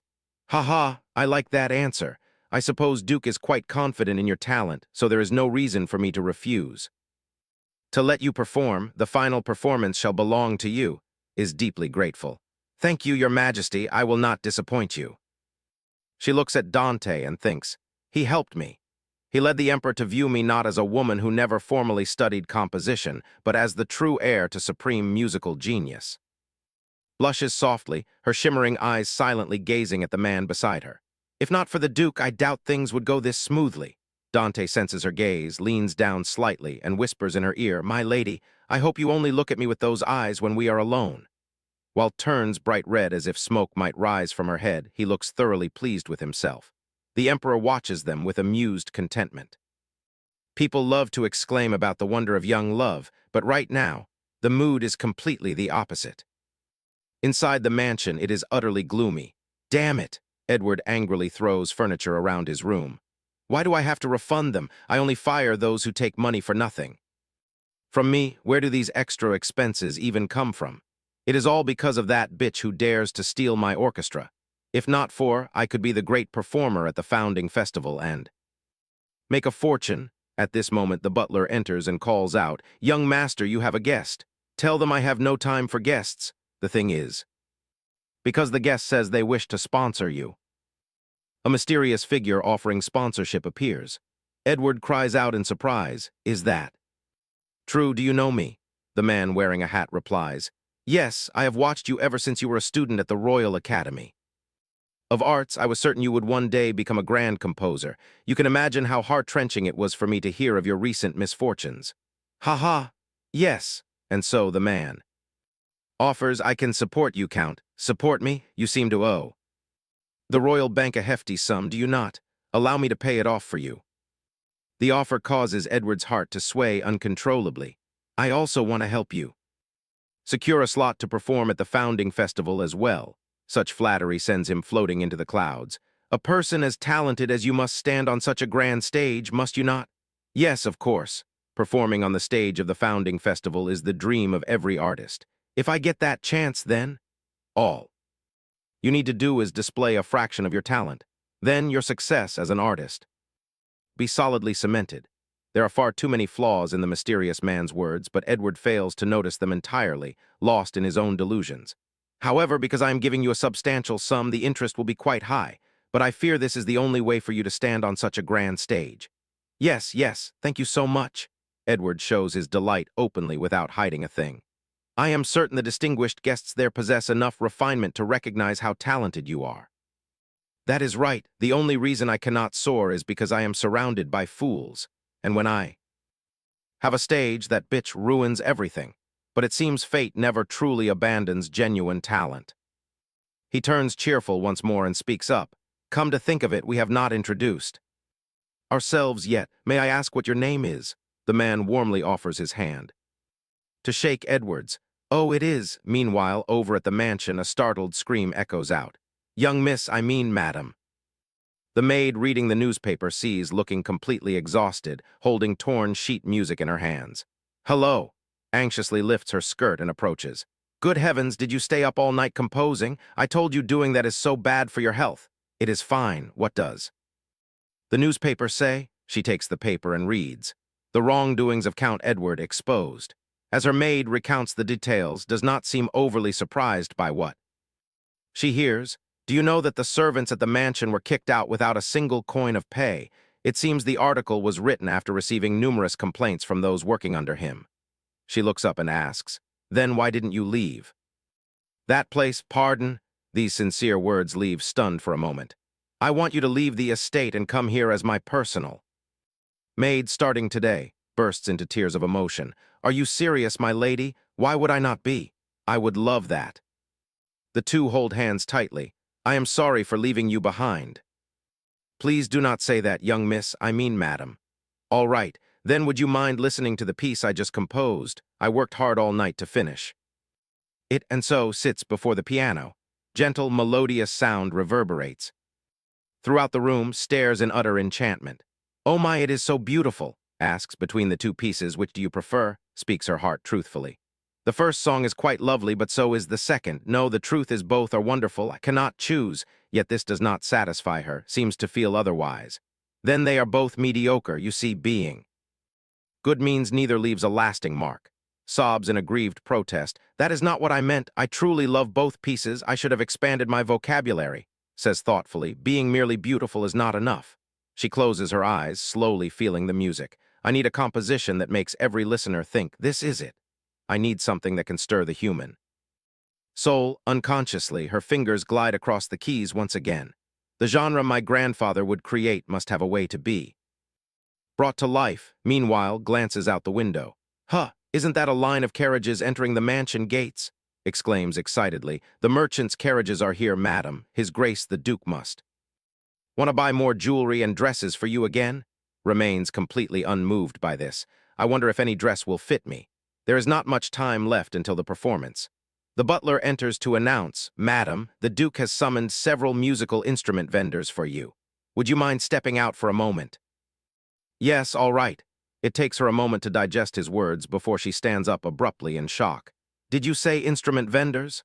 Yes, I had them wait in the music room. Is there an issue? Is overjoyed, I will come. Right away, she immediately gathers her skirt and rushes down the stairs.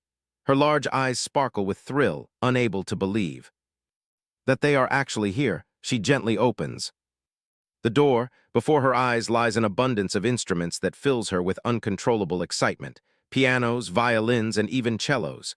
She gasps involuntarily. It feels as if every instrument in the world is right here. In my past life, I thought I needed nothing but a piano to write. Music, back then, said, you should be grateful to compose on this rare piano I found for you. But those were just the things I wanted to believe. Yes, I am truly grateful. Because a piano was the only instrument I was freely permitted to touch. As for the rest, I had to imagine how they would sound. Stepping further into the room, she seems drawn towards something, a magnificent, beautiful harp right before her eyes. Its sound is breathtakingly beautiful. This is grandfather's favorite instrument. The harp was the very first instrument my father sold after he passed away. I thought I forgot how to play, but my body still remembers. Just then a voice speaks up, startling her. I am impressed. I did not know you played the harp. Did he bring back such an expensive instrument without knowing she could play? Yes, I am not very proficient, but my grandfather taught me almost every instrument. You are truly talented in many ways. But I do not set such low expectations for my bride. What else can you do? For a moment, does not understand his meaning. Dante continues. Can you sing? She gasps in surprise. Her eyes widening as she thinks, why is he suddenly asking me that? Ah, could it be because of what His Majesty said that day? She recalls how His Majesty mentioned that the little girl with the heavenly voice like a lark has now grown into a young lady.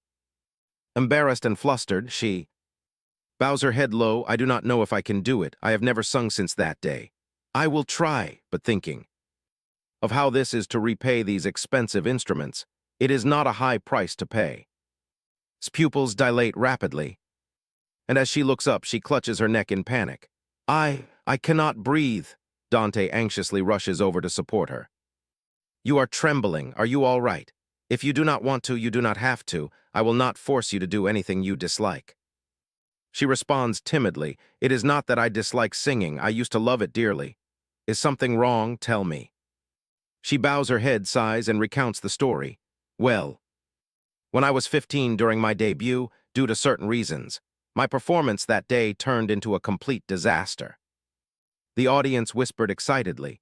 She will surely sing magnificently. She is granddaughter after all.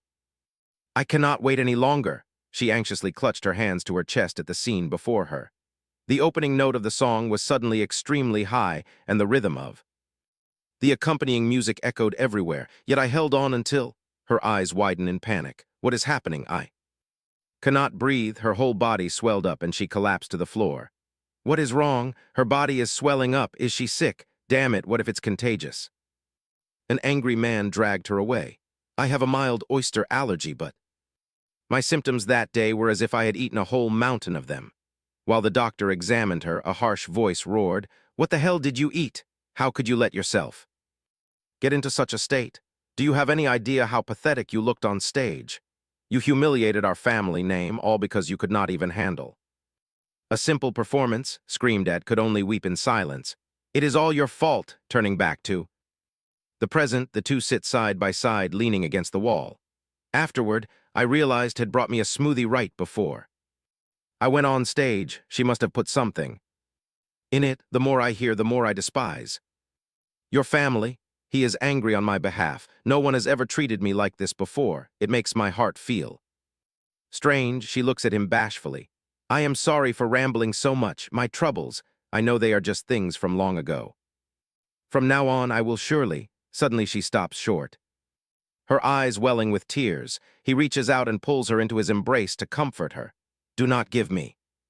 That pitiful look, it has no effect on me. The tears she has been holding back now. Fall, he gently comforts her. Do not cry. I will not force you to sing if you do not. Want to, we do not need to pretend to be. A loving couple when no one is around, yet he still kisses me passionately. Outside the window, the night sky is pitch black, lies in bed calming herself. Get a grip. You cannot let this affect you. You still have so much to do. Besides, he has done this 100 times before. That is why he is so skilled at it. The moment their lips parted, both of their faces burned bright red. He said, I tried to restrain myself until your memories return, because your amnesia truly torments me, yet you keep torturing me like this. She clutches the blanket, thinking, I did not know a man could act like that under such circumstances. After that, silence falls over the room. She slowly closes her eyes and slips into sleep. Let us sleep. In the dark expanse, a small hand appears, an image of Young running rapidly. Come here, little girl. A tall, gaunt monster lurks about, searching everywhere. As she runs, she trips over something.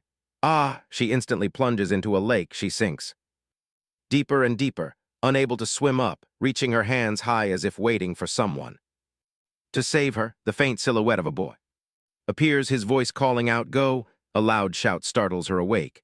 Wake up! Drenched in cold sweat, that forest. This is the second time I have dreamt of it. I do not think this is merely a nightmare. Perhaps it has to do with the memories the Duke insisted I must recall. She opens the balcony door and steps outside. I cannot get the image of that forest out of my head. That is it.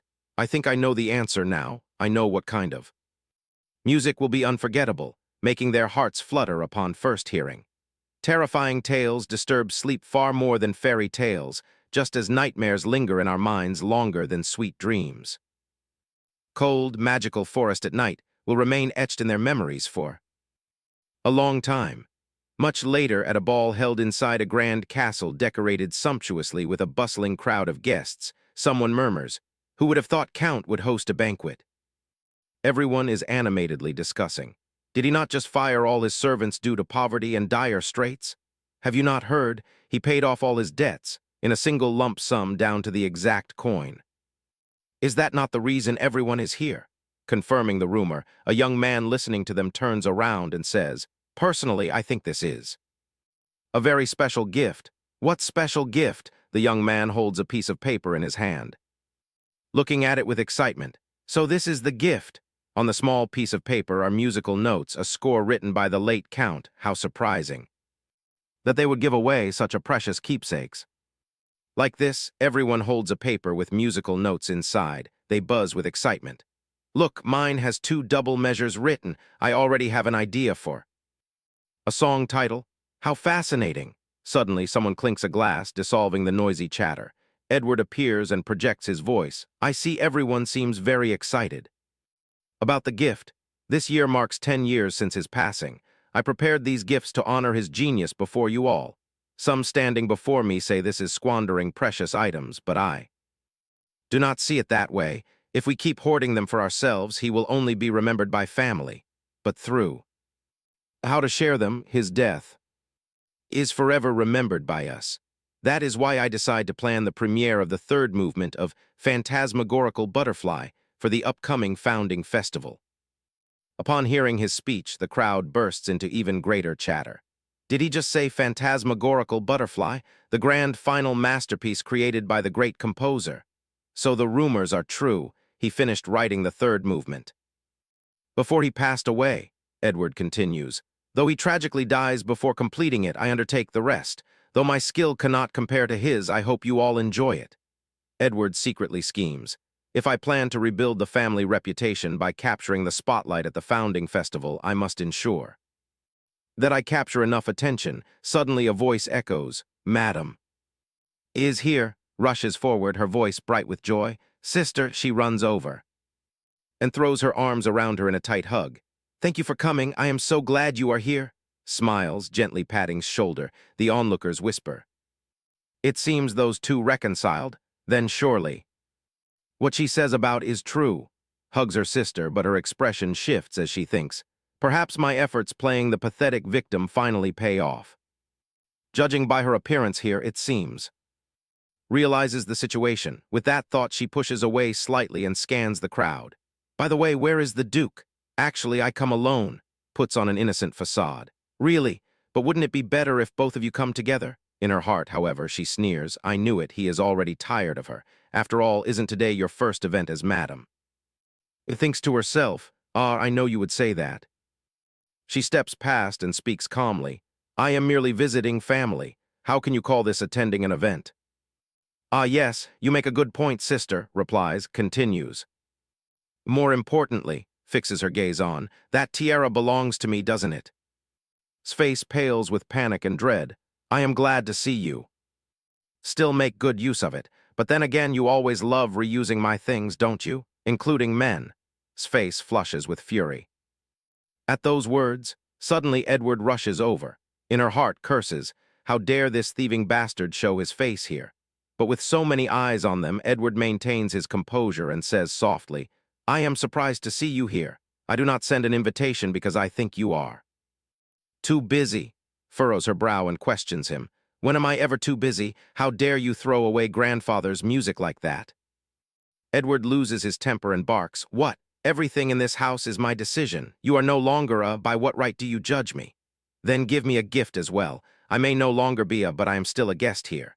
Left with no choice, Edward orders a servant to bring her. She quickly receives a slip of paper with musical notes. On top of it is a small drawing, gazes at the paper, tears brimming in her eyes, peeks over and exclaims, Oh my, yours even has a drawing on it. Calmly replies, that little girl is me. You see, when I am young, I often wear my hair in braids like that. The crowd murmurs. It seems Madam was very close to Master as a child. How tragic, I feel so sorry for her. A young lady steps forward and speaks up. Madam, this sheet also has a braided little girl. Yes, that is me. Please allow me to return this to you. If I know these are so deeply precious to you, I would never accept it. Seeing this, the surrounding guests approach to return their slips of paper. Me as well. To think I almost steal something so treasured from you makes me feel so ashamed. Shows fluster. Ah, I am sorry. I do not mean to make everyone feel guilty. Whispers circulate among the crowd. Why does Count give away such things? We would never anger Madam if not for him. Edward trembles with rage as he watches this scene. You filthy venomous snake, he steps forward and speaks up. Let me speak with for a moment. Afterward, the two walk to a quiet area. Immediately shouts, What do you think you are doing? That is my line. Why do you hand out grandfather's belongings as if they are worthless weeds? And you even secretly prepare the third part of phantasmagorical butterfly behind everyone's back. Edward stares at her with excitement. Ha, she is truly furious. I never see that expression on her before. She takes a deep breath. He chuckles and says, secretly, I am the head of the family, the decision belongs to me. Don't tell me you also possess that score? Edward looks confused. That score? Don't play dumb. You know very well that grandfather's final masterpiece is not part of that butterfly trilogy. I am talking about his true masterpiece, the score he writes right before he passes away. Edward is privately astonished. The final masterpiece.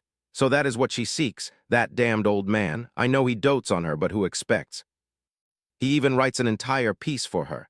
Now I must pretend to know, gather information, and search for it later. With that thought, Edward replies casually, Ah, you mean that score? Yes, of course I have it.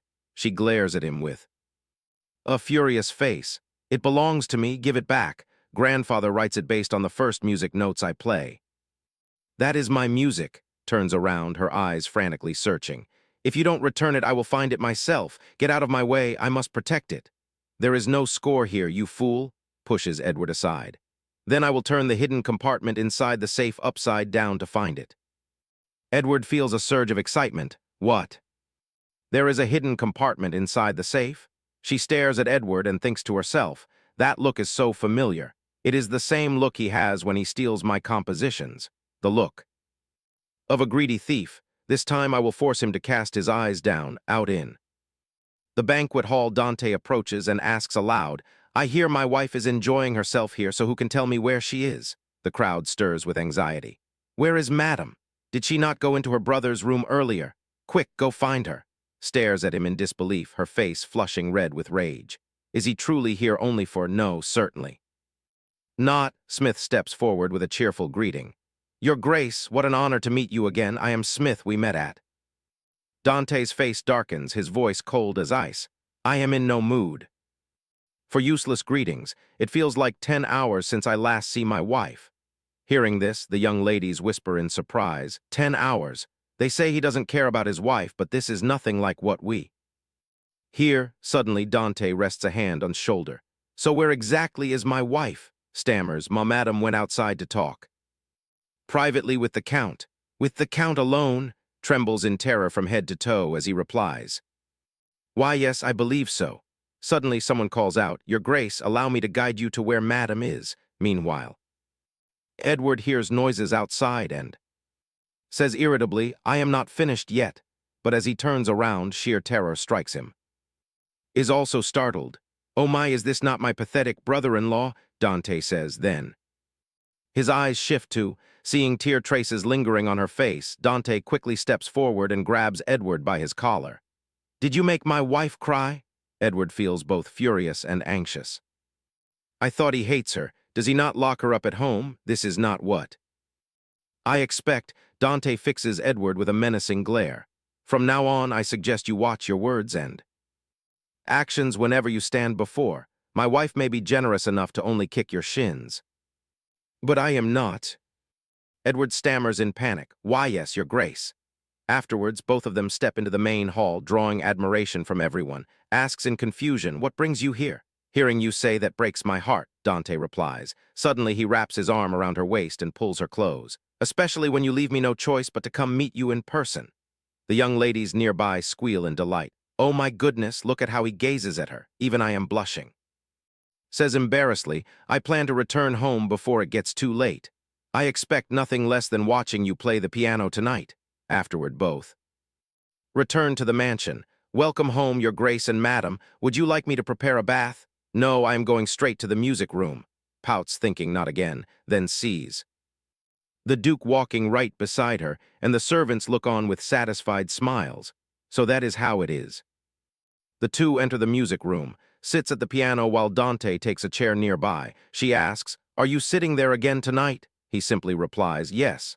I think I tell you this before, but I cannot concentrate when you sit there. Lie, once you start playing, you forget my existence anyway. Feels helpless, again. He always spins words so smoothly, I must concentrate, ignore him, you have so much to do. I work on this piece for a month now, but there is still a passage I do not like.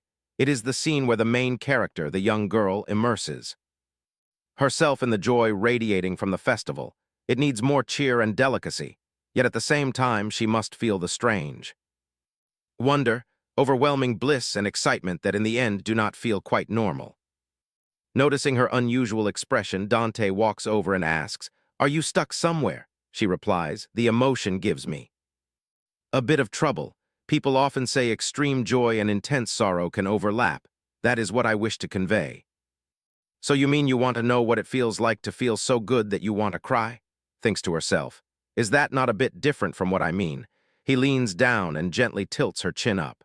I can show you if you want anything as long as it helps you with your composition. Stays silent, wondering what it is she cannot do.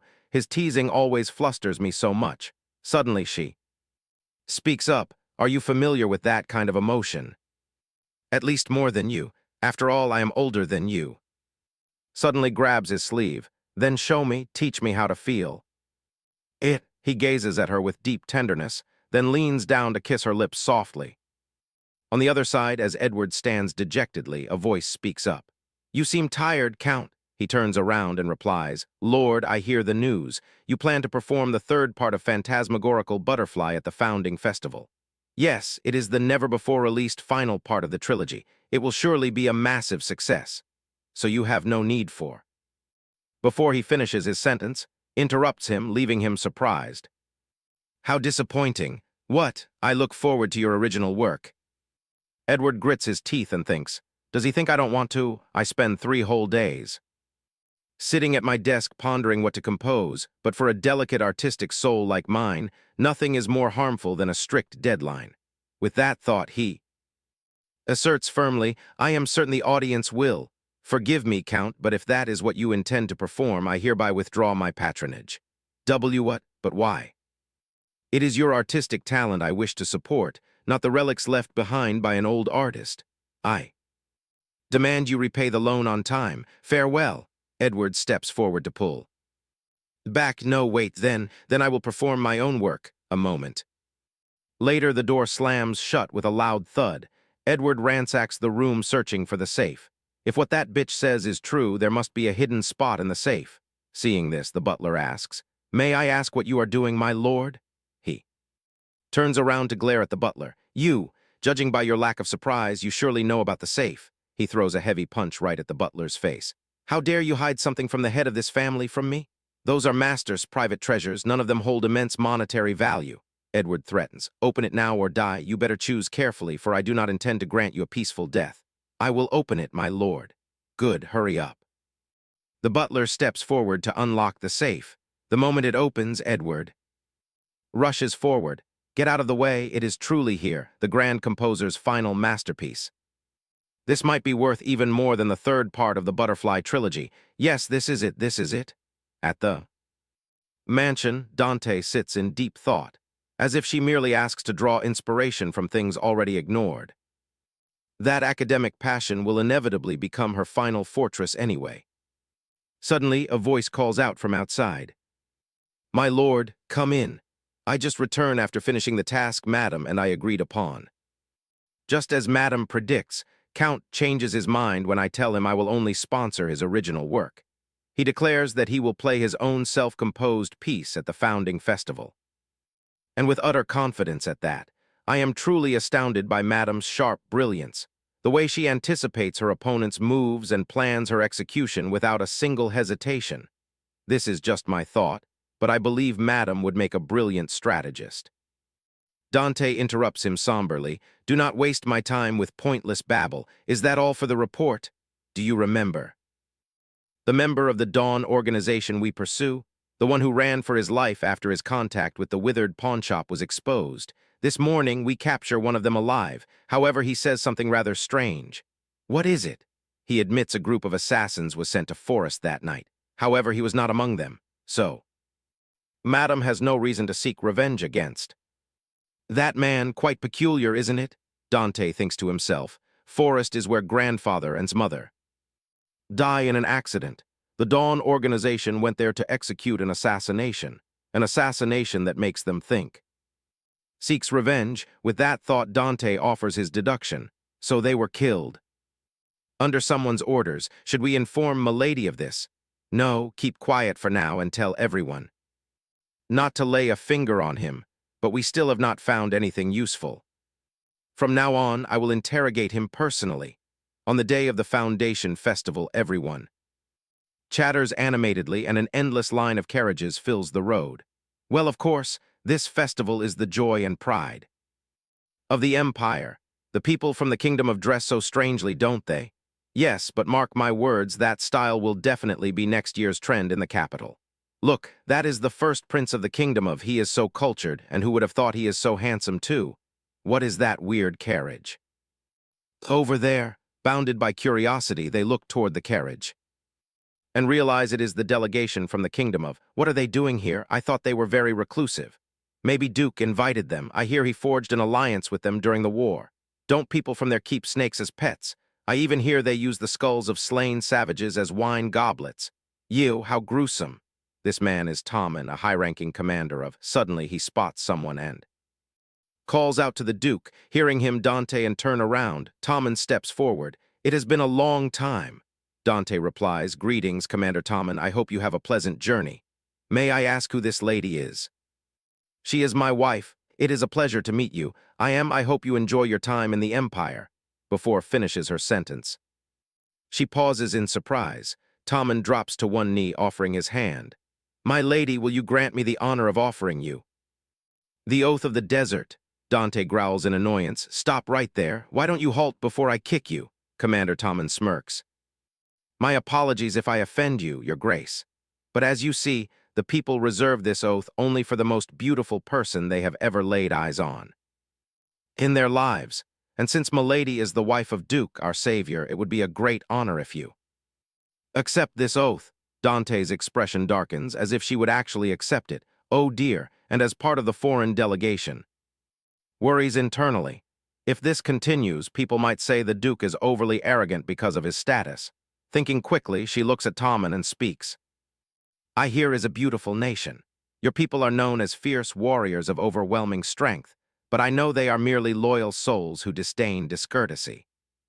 Especially when it comes to coveting what does not belong to them." Tommen lowers his head and answers, "Milady speaks the truth." But then he adds firmly, "We, the people, always respond to those who understand that true courtesy lies in loyalty, should Milady ever visit." "Again," Dante cuts him off. "That will never happen. Protecting my own wife is more than enough. Let us go. Is it all right to leave him alone like that? Perhaps he is only polite because I am your wife. Do not worry, that is not the case. He simply thinks you are beautiful." Is secretly surprised. "Beautiful," he continues. "Not many know that people are obsessed with striking faces." Suddenly blushes and asks, "Do you think I am beautiful?" Surprised, he asks back, "What?" Averts her gaze in embarrassment. "Why did I just say that?" Unexpectedly. Dante pulls her close and whispers, "Do not make that expression when we are in public, because looking at it drives me mad. I am trying my absolute best to hold back." Flustered, recalls the previous moment and blames herself. "I should not have asked." Just then someone approaches calling "Master" and whispers into Dante's ear, "You must head to the interrogation room." Reassures him, "I will be fine. I will converse with the guests while you are away. If anyone tries to play games with you, use them for your own entertainment. Lean on my reputation as much as you like." With those words, Dante leaves with his subordinate. A moment later, approaches, "Hello, sister, I was just looking for you." Still looks the same. "Your company must be making a fortune." "Indeed. Once our reputation returns, Edward and I will be far wealthier than before. You should hear how much Lord likes me. Save it. Besides, I hear the Emperor granted you the closing stage at the foundation ceremony. Is that true?" Confirms candidly, "Yes, absolutely true." "Then I must wish you luck, though all you have to offer is betrayal and unsophistication. I just don't want you to overexert yourself. After all, after our performance, every other act will be forgotten." Sneers dryly, "I wouldn't hold my head high if I were you." "What? Do you really think I exposed all the evidence of your affair with she?" Grits her teeth in anger. "What? Hasn't she been staying silent all this time because she lacks evidence? You see, I even know you take medication to quickly conceive his child." Unable to contain herself, screams, "What on earth are you talking about? Why are you saying such nonsense?" Replies, "Well, I believe you will figure it out soon enough. See you later. I will enjoy your performance," from a spot with a wonderful view. Meanwhile, Dante opens the door and enters the room. The Emperor speaks immediately. Look who finally shows up. Dante looks darkly at the bound captive. "So this is the leader of the Dawn organization?" "Yes, for the past 10 years, it seems the organization has been directed under his command, so it is highly likely he had a hand in that accident." "So you mean this is the one who harmed my wife?" Hearing this, the man gasps in terror. Dante steps forward. "Perhaps the two of you should leave the room, as I am not sure you will enjoy watching what comes next." The Emperor rises.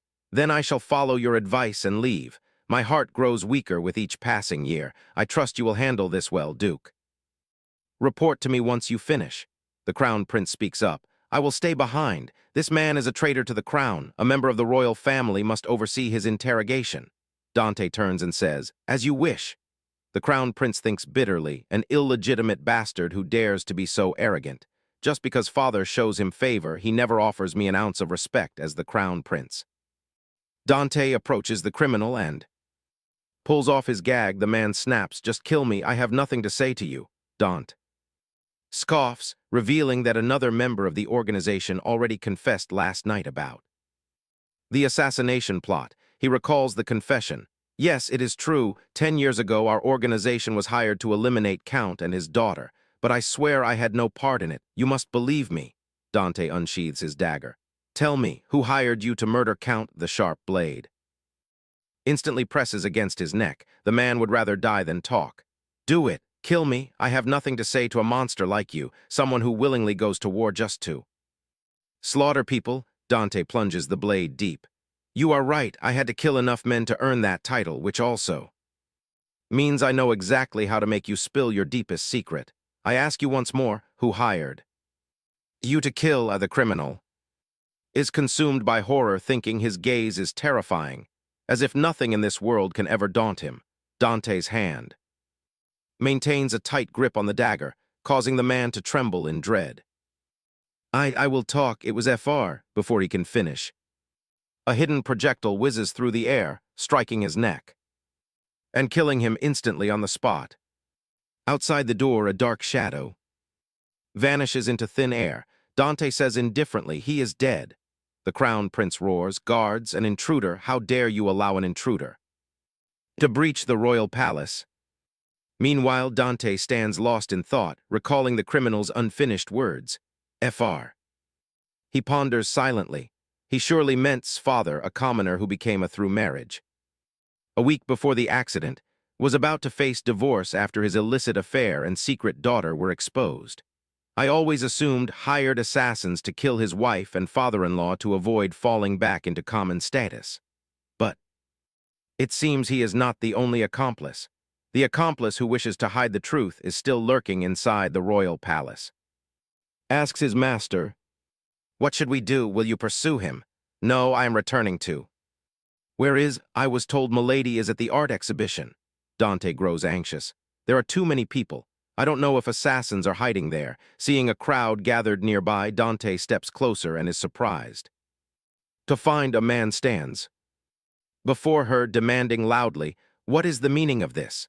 She smiles and replies, just as I said before, the ones bringing shame to the empire are not Her Highness, but the two of you. Earlier, searched for the princess's art display. Where is Her Highness's painting? The piece displayed for 7 years will fetch an astounding price 3 years from now. Though I am not sure if Her Highness would sell it to me. Remembering the princess's earlier words, are you trying to win my favor? Especially since our last encounter wasn't pleasant, she mumbles, that painting is a rather profound landscape. Suddenly a loud voice booms, what on earth, princess, how could you paint such an indecent and vulgar piece? The princess gasps in surprise. Why are these decrepit old fools causing trouble here? Did you just call my painting indecent and vulgar? Why? How could a young lady of noble stature paint something so obscene? He speaks as though the two figures are pouncing on each other, when in truth it is merely a tender kiss, both fully clothed in winter attire, no less. You are the flower, the face of our empire. Who dares undermine the artistic expression of someone who is a national treasure? The princess frowns, thinking, now I see what they are up to. My master is a renowned artist famous for his fluid, progressive style. His pupils have achieved great success beyond the empire, elevating his fame over time. He is a thorn in the side of the empire's conservative painters. They attack me because I am his most prominent student. Even so, how dare they use me, a princess of the empire, to humiliate my master? Yet I cannot reveal my fury. Before all these guests, they snicker condescendingly, perhaps taking down this piece is for the best, Your Highness. Indeed, I am certain someone with your artistic refinement would create paintings that are pure and honorable.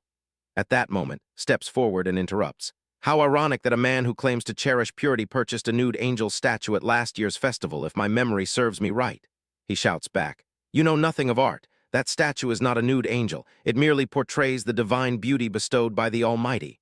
The princess thinks to herself, divine beauty with a pair of massive breasts like that hardly seems divine.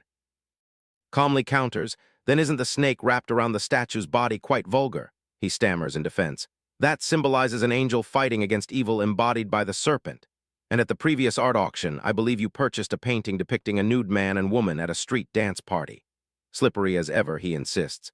That is simply a masterpiece demonstrating friendship that transcends societal norms. Calling it vulgar is an insult to art itself. Hearing this makes the princess boil with rage inside. So these old geezers can buy nude statues and paintings, yet I am branded immoral and filthy just for painting a man and a woman kissing. Seeing the princess trembling with anger, speaks up. As I mentioned, art requires proper perspective. So why do the two of you judge Her Highness's work on mere surface appearance without considering the deeper layer of meaning behind it? Her words leave the princess astonished, while the two men yell defensively. We are merely expressing our concern. If Her Highness's reputation is ruined because of this painting, will it not harm her future marriage prospects? The princess clenches her fists tightly. Marriage, how dare they? I believe the ones smearing the empire's dignity are not Her Highness, but the two of you. What did you say? If you pretend to be such an art connoisseur, enlighten us then. What true meaning lies behind Her Highness's painting? He speaks as if knowing music automatically confers an understanding of painting, gazes at the painting thoughtfully and speaks. To be honest, I am not versed in art analysis, so I doubt I fully grasp Her Highness's deep intent. The man sneers triumphantly in his head. I knew it. She will probably just end with some silly praise about the colors. Continues, however, observe the moonlight, how its beams focus strictly in one direction, while the opposite side, enveloped in shadow, is deliberately cast aside. It is as though the moment they fall into each other's embrace, everything else in the world fades away. She turns and asks, I would also love to hear an opinion from the Kingdom of Elysium. A young lady speaks up. I completely agree. Replacing the stars with other celestial bodies in the night sky directly aligns with Lady's insightful interpretation. The man is stunned, wondering to himself, what? Is that really what this painting means? Everyone speak up. After hearing that analysis, I truly appreciate the value this painting brings. Thank you, miss. If not for your explanation, we might have overlooked this detail. People truly have an eye for beauty, lady. The princess is so skilled. Looks at the two old men and asks, do you two have any other opinions? Both of them break into a cold sweat, speechless and unable to say a word before scrambling for excuses. I must have forgotten my glasses, so I missed a detail in the painting. I also brought the wrong glasses. Flustered, the two men sneak away. We shall take our leave. At this moment, the princess steps forward and says, pardon me, lady, that is quite impressive. I do not expect you to understand the hidden meaning behind the painting so quickly, and, the princess's face blushes. Thank you for standing up for me. Blushes as well, thinking softly to herself, I do not know the princess can be so adorable when saying thank you. She smiles and replies, there is no need to thank me. I merely do a little something for those who fail to recognize the meaning. Dante stands in the distance watching the whole time. A faint smile rests on his lips before he steps forward. I look for you everywhere. Duke, he extends his hand, you truly have a knack for drawing attention wherever you go and for making me jealous. She asks anxiously, are you angry? Dante remains silent for a moment, then turns his face away and replies, no, I just realize how petty I am. That is all. The princess stands behind them quietly, watching the two of them. Perhaps one day I will tell her that the painting I paint at today's exhibition is about the two of them, a subordinate of the first prince of. NDE says we should move along. Your Highness, he asks, who is that woman? Ah, that is, she just becomes lady a few days ago. Before that, her surname is. He pauses thoughtfully and says. Then soft music resounds amidst the crowded throng of people. Edward feels irritated and thinks, who invites these low-ranking nobles to the foundation ceremony anyway? I bet none of them truly understands art. Suddenly, someone approaches and calls out, Lord. Edward turns to greet him.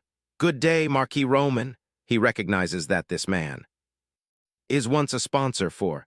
After that old man dies, he does not care to watch performances anymore. Though he is more or less a sponsor, why does he suddenly act so friendly toward him like this? The Marquis speaks, interrupting his thoughts. I hear you will perform a self-composed song instead of playing the third piece of Illusory Butterfly. Those who attend your orchestra rehearsal seem very impressed.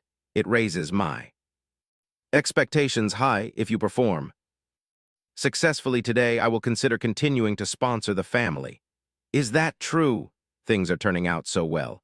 Today's performance will erase all your doubts, my lord, I promise. Stands above, looking down at the ceremony. Thanks to the Duke, I have the chance to enjoy the foundation ceremony from a private box. This kind of favor is usually reserved only for members of the royal family or foreign delegations. Unlike down below, from here I can see the entire auditorium. Dante walks over and asks, "You seem to really enjoy the view from here. Don't you?" Saying so, he swirls the wine glass in his hand. Along with an affectionate smile, "Yes, it is all. Thanks to you, my lord." He hands her a wine glass. "Here, I think you would want to find a reason to celebrate early." She cannot help feeling surprised. Champagne he never offers me a drink before. Sometimes, no, quite often, he acts as if he knows everything about her. In comparison, I know so little about him. I do not know his ultimate goal, his preferences, or why he suddenly leaves the room like last night. What makes him pleased? Thinking this, she says, "I also hope you enjoy the performance." Duke, elsewhere, the Prince of the Kingdom of NDE sits bored. The person sitting next to him says, "That last performance is not too bad, is it?" Yes, maintaining proper perspectives and preserving tradition are among the highlights of the empire, he secretly thinks, which makes them look painfully boring. I thought the subsequent performances would be different. I believe Count is appearing in this performance. Hearing that, the prince excitedly asks, "Is the woman I see earlier?" His name is Edward. Before this, he is also a student at the NDE Academy of Art, just like you. Really? But his name is not very prominent. Even if he is not very prominent during his student days, standing on the stage of the Foundation Festival is a huge leap forward, especially when he has her as his younger sister. I cannot wait any longer. At this moment, an announcement sounds. The next performance belongs to Count Edward. Transcendental Love deludedly fancies that after today, her name will be unforgettable, not only within the empire, but also among the important foreign guests. As well, the music Edward composes is utterly perfect. I will be the brightest glowing rose at the festival. Today is the day I will shine. She lifts her voice in song. La la la la la, your footsteps echo from the other side of the labyrinth. Everyone below exclaims in admiration one after another. What a magnificent melody. It holds such boundless, intense passion. Also silently praises, it truly is a glorious melody. Suddenly another voice resounds with majestic power. You are like the mighty bulls, I beg you to come and hold me tight in a dreamlike embrace. Hearing this, Edward cries out in surprise. What is this? Who dares interrupt my performance? A high commander of the kingdom of aggressively rushes up and grabs Edward by the collar. How dare you steal our most honored song? I will make you pay for the rest of your life. Tell me, how dare you commit such blatant disrespect? Whatever the reason, such an insult before will not be tolerated. Edward breaks into a cold sweat. What is happening? That song belongs to, he hastily explains. That is a misunderstanding. I would never steal anything. A misunderstanding? Did you not say this is your performance? Are you not the composer? Oh, of course I am. Who else could compose this song besides me? Tommen screams, utterly shameless. Right at this moment, the emperor walks over and asks, "What is all this noise?" Edward immediately stammers, "Why, your majesty?" Tommen throws him toward the emperor. Edward thinks he is saved. Even that brute must yield before the emperor. The emperor demands in a loud voice, "A foreign delegate interrupting our festival and threatening an imperial noble is a most atrocious act. Explain yourself." Tommen bows respectfully and presents his case. "This man not only steals the sacred ceremonial song of my country, but also dares to insult our revered king through toxic lyrics. Permit me to send him to his death." "Your Majesty," the emperor orders, "halt the performance. Please enjoy the side entertainments. We will resume the performance as soon as the issue is resolved." The crowd whispers among themselves. Do you think the delegate from's accusation is real? If it is true, Count commits a grave crime.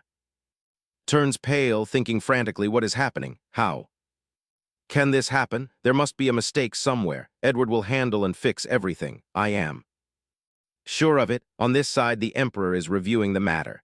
This is the sacred ceremonial song of Marquis Roman. Compare it with the song composed by Count. I fear the structure of both songs is almost identical. Even under imperial law, this qualifies as plagiarism. Is that so? Edward argues, but this is surely just a coincidence. I have never been to. Then how do you steal their music? That ceremonial song is a sacred masterpiece bestowed upon us, the people of by the desert god, yet you call it a mere coincidence, an insult to our entire nation. Your Majesty, I beg you to confirm this as well. Besides Count's plagiarism, there is slander and disrespect directed at our first king through these vile lyrics. Bring me the sheet music of Count. The Emperor reads the lyrics, his expression darkening. Inside the labyrinth, the narrator awaits a lover who is compared to a bull. Is this not distorting the history of the kingdom of the first king?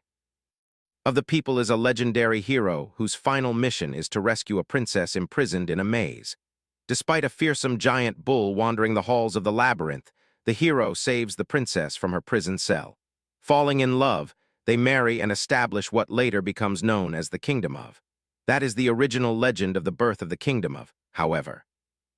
According to the version spread by those envious of power, a dark sorcerer casts a curse upon the hero, causing him to mistake the princess for the bull, falling in love with the beast instead of her. He brings it back to his homeland, marries it, and establishes the kingdom alongside the monster. The image of proud bulls claiming to be the line gave rise to the nation. At this point, the emperor cannot help feeling anxious. That slander once caused to sever ties with neighboring nations. They only recently established diplomatic relations thanks to the Duke. They stand on the verge of gaining access to quartz, salt, and immense military power. This will ruin everything. The emperor speaks up. This is a severe insult to your entire nation. Tommen, allow me to apologize on behalf of the Count. Thank you, Your Majesty. Why, Your Majesty, how can you ignore the voices of your own imperial citizens and choose to support those savages? Did he just say savages? He even calls a delegate a savage. The emperor inwardly curses, fool. The people have a painful history of being treated no better than beasts. No words are more insulting to them than being compared to savages. Tommen trembles with rage. Your Majesty, I request your permission for a duel. Edward gasps in horror, stammering, What? A duel? Does that not mean one of us will die? Initially, I only intend to take one of his fingers to pay for his brazen theft, but he dares to insult the nation of an entire people. I cannot overlook this and let a man who destroys our national honor go unpunished. The emperor buries his face in his hands helplessly. Count, I fear I cannot protect you from these accusations. But Your Majesty, the emperor shouts, do not offer any excuses after ruining our sacred foundation ceremony with such a crime. Your Majesty, please, there must be a mistake. If you force me to duel him, is that not sending me straight to hell? Suddenly rushes in and speaks, Your Majesty. The emperor is surprised in secret. What is she doing here? Lady, Your Majesty, please listen to my brother's plea. I understand if you wish to save your blood relative, but I fear the charges against him are difficult to deny. But what if my brother is not that person? She turns back and calls out, Brother Edward, I will tell you how to escape this situation. What? Is it? You are not truly the one who wrote the song you performed today, are you? All you need to do is confess the truth. Say that you did not compose it. If you want to escape the charges against you, just say you stole someone else's music, just like when you stole from me. Lord Roman, how many of his scores are similar to the sacred ceremonial song of, let me see, 12 pieces, the rest are quite similar to the originals. Then it is certain. You did not compose the rest either because Edward lacks the talent to create anything on his own, doesn't he? Brother. He screams in fury, hey, what the hell are you talking about? Tommen seems to realize something. Wait, if I rejects words and insist the original music belongs to my nation, then that man will end up challenging me. Edward curses under his breath, damn it, how does everything turn out? Like that, at last he admits, I am not the composer of that piece. I steal it from someone else and pretend that I compose it. The emperor and everyone listen helplessly. Oh dear, says, I also have several witnesses to verify. His words, she sneers. Don't worry, brother, I will help you. Then the witnesses say, it is true, among the pieces belonging to the family, I bet not a single piece is composed by Count himself. Up until now, we endure so much unfair abuse solely because we believe he is the creator of those marvelous compositions. But then we learn who the real composer is. Do you know who it is? It is Lady, yes. Everything comes to light that all this time we only play music composed by her. The proof is that she demonstrates her remarkable talent before us. After witnessing this, we decide to follow her. So you mean there is not a single piece Count composes himself, even those released years ago? Are not his either, and so Edward is tied up tightly and locked away. Asks how the interrogation goes. Just as you say, bitch, I say I rework the piece. From that dead man in the black market.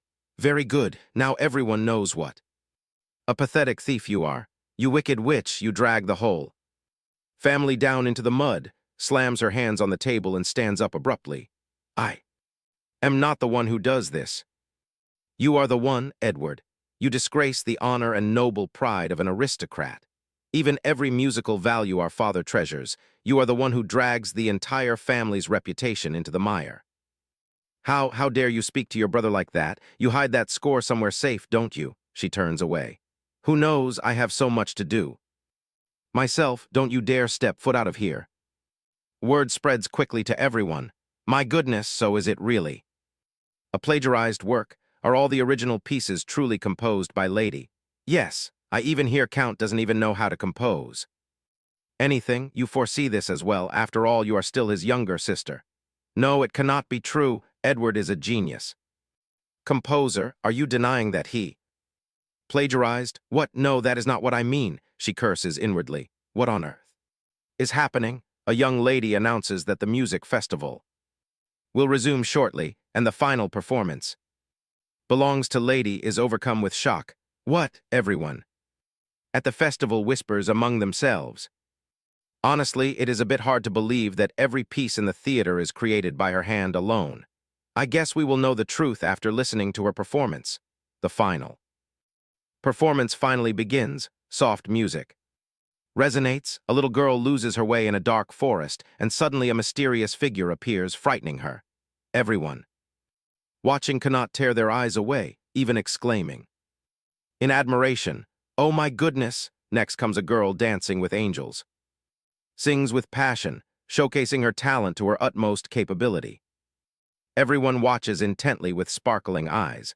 Finally, the musical score flows smoothly to the end, and the orchestra finish their performance. People chatter in astonishment.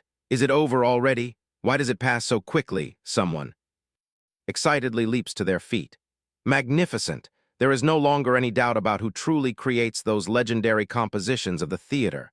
Beyond imagination, every moment overflows with exquisite perfection. I still have goosebumps, bows deeply to everyone, so this is what it feels like, the feeling of standing before a crowd, fully enjoying the performance I composed myself. A magnificent piece soaring on emotions of pure bliss. This is better than any revenge. She looks up at Dante. I wonder what you think of this performance. Does your heart flutter when you hear it? Suddenly, someone opens the door and walks in. Look, isn't that Count? Surprisingly, he still has enough courage to walk into a crowd. Edward curses inwardly. Damn it, how do they still recognize me? I cover my whole face. Already, he notices a newspaper in someone's hand. He catches sight of the headline, "Shakes the Royal Palace." Wretched country, who do they think they are to spread such news? Suddenly, someone stands in his way and asks, "Do you have an appointment, sir?" I come to see Lord," then he begs, "Please give me another chance." Count, even if given a chance, who will still be merciful enough to listen to the music of a plagiarist. And after listening this time, the audience will also wonder where you plagiarize it from. It is true, creates the basics, but I am the one who makes it perfect. That piece is incomplete without my hand in it, so why can't I call myself a composer? Well, haven't you heard the news? Lady releases all the original scores composed for the theater. That version is perfect without any need for you. They become so wonderfully sweet and rhythmic. Once those coarse elements are removed, I also listen to the original version.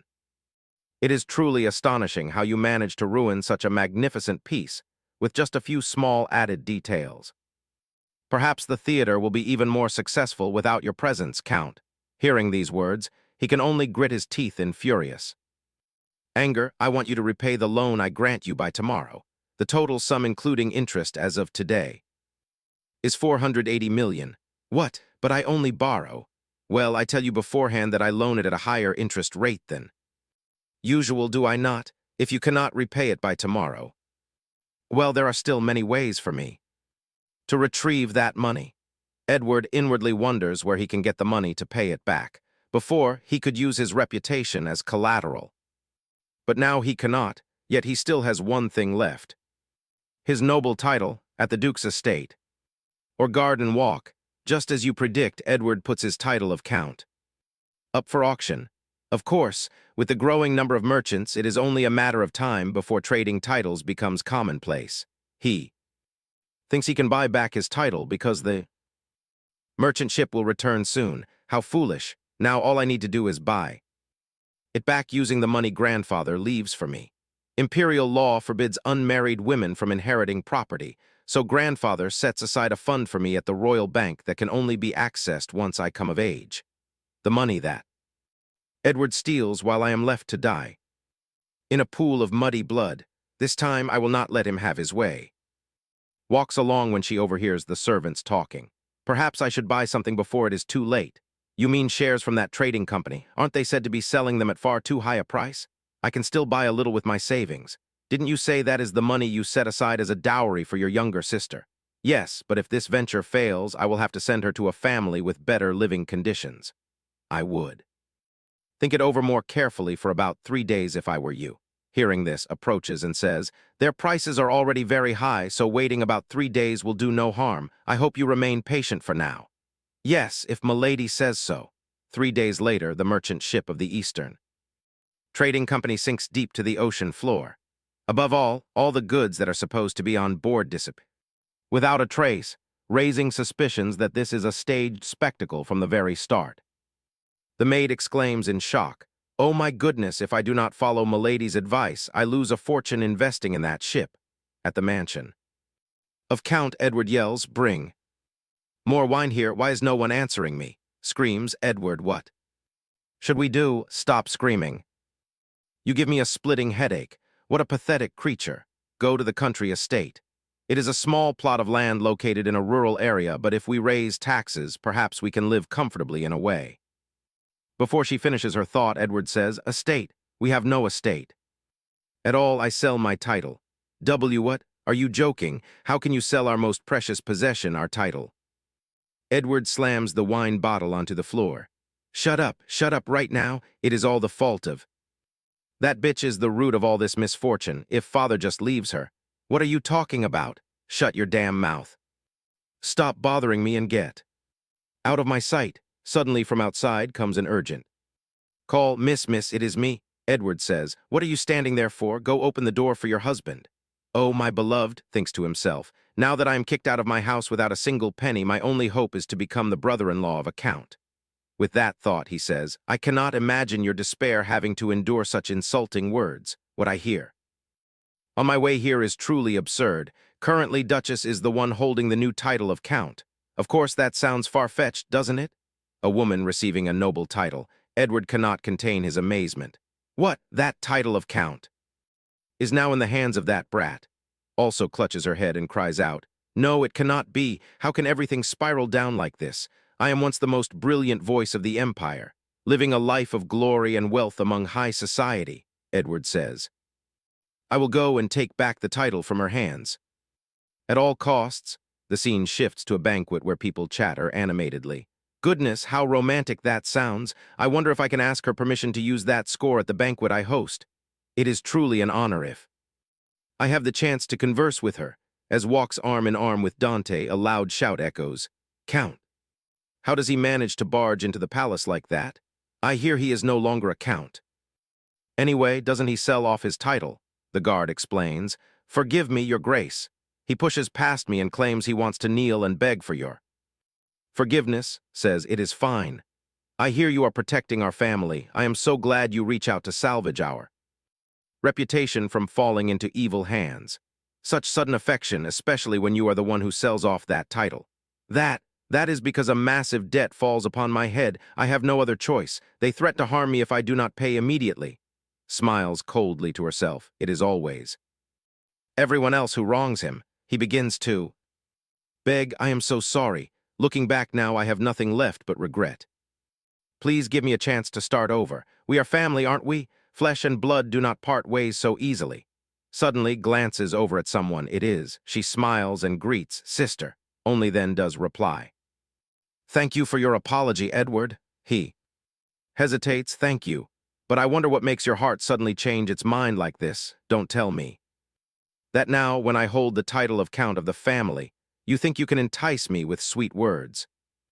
Again, since you make the effort to come here, I will be completely straightforward with you once and for all. You are no longer a member of the family, and naturally, you are no longer a part of my family either, so never come to see me again. Hearing the surrounding gossip, holds her forehead, her face bowed low. Goodness, how humiliating to have someone like that as a sibling. I hear is actually the one who seduces first, yet she claims he forces her. She even desires his child so much that she takes aphrodisiacs to get pregnant quickly. What a shameless slut. Seems to go mad and bursts out laughing, then screams loudly. Don't tell me you do all of this because I am the one Lord loves. I cannot believe you are so childish and weak-willed.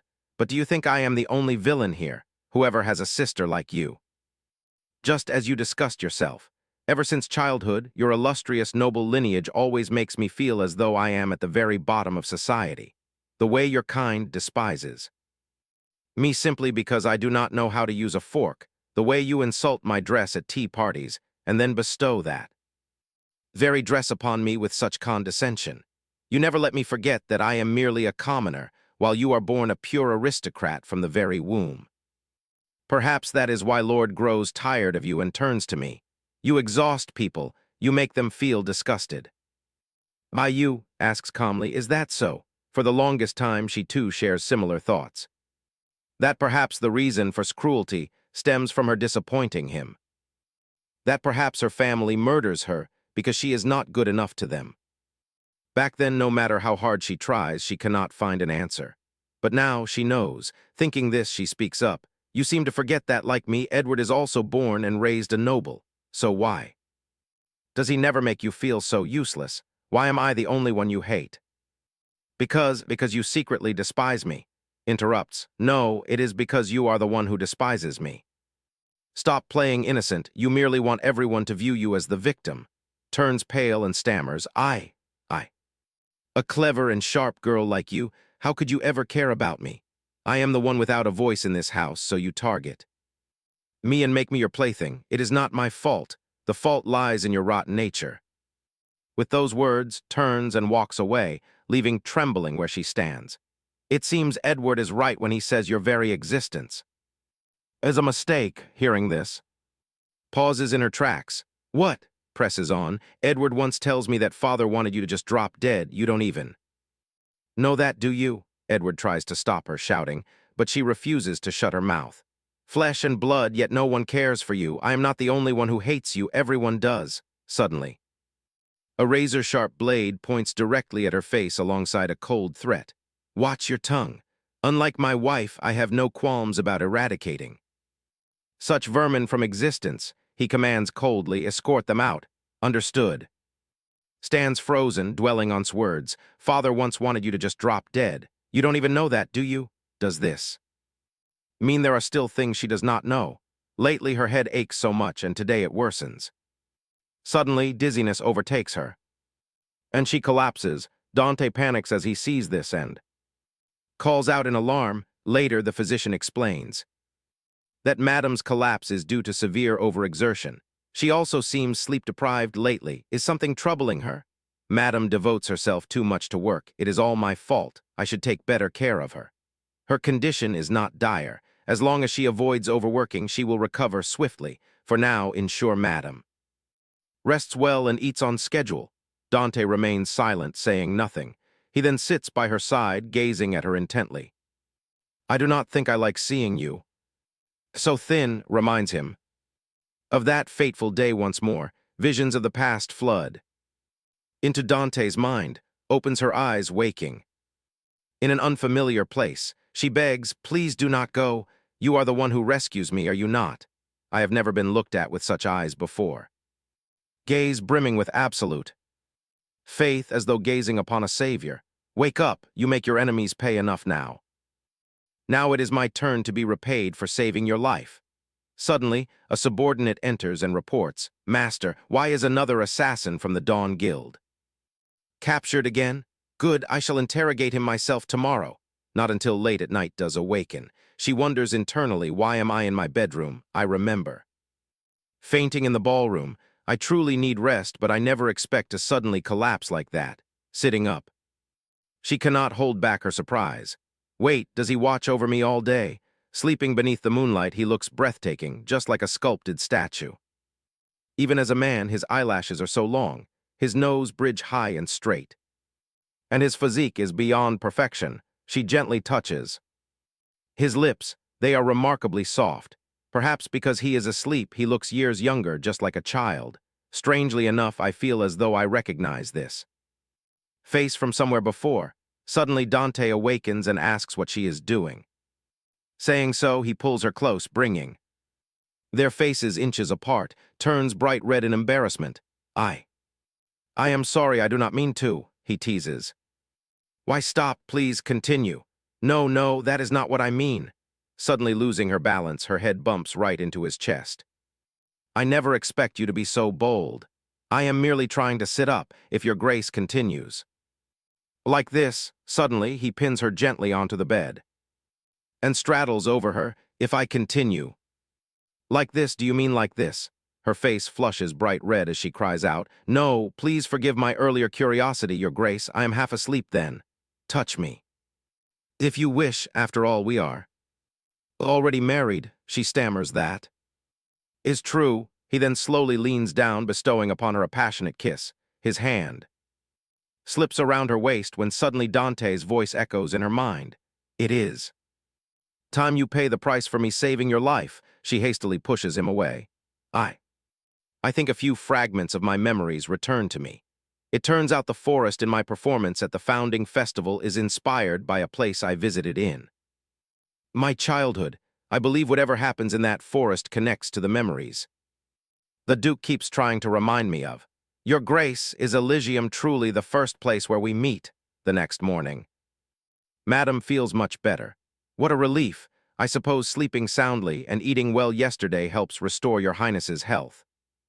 "Yes, I indeed sleep very well. I only wake up once during the night." She recalls last night. "I shall give you a hint. You are the first person I ever kiss."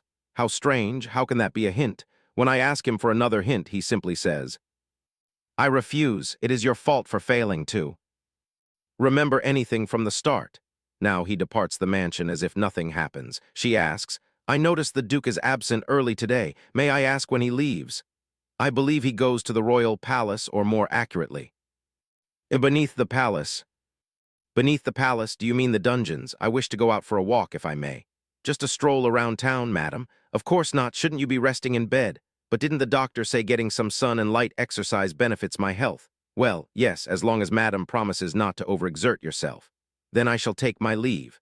"In that case, I will assign guards to escort you. Where do you plan to go, madam?" "Where do you intend to go?" "To the headquarters of the Dawn Empire." "Welcome, madam." "I am shocked to witness you collapse at the festival. I hope you feel better now. I am just about to visit you." "Yes, I am much better now." Thinks, what a friendly person. No wonder he is the childhood friend of Lord Elias, owner of the Dawn Empire. "Ever since the festival, you are the talk of the entire town. Meeting you in person like this is a true honor. However, I hear you decline all interviews, so I will not pester you with uncomfortable questions, though I must admit, it would be a massive sensation for our newspaper." Smiles, thinking, this goes far better than I expect. "I am actually an avid reader of the Dawn Gazette, if you wish to conduct my very first interview." "It will be my utter pleasure," he exclaims joyfully. "Is that true?" "Yes, you may take photographs if you like, and I can share my musical composition process along with various other stories."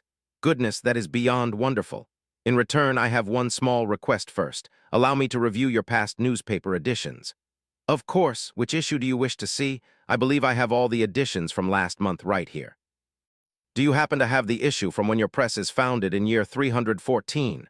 Surprised, he asks. Year 314? You mean 10 years ago? This archive displays every issue of our publication from the very first to the present edition, marvels inwardly at how neatly organized everything is. Suddenly, she pauses. Year 324. Dante officially inherits the title of Duke, commemorating Lord's success, now 10 years ago. Year 314, issue 300, nothing special on this date. Issue 299, 298. 297, she attentively sifts through every page.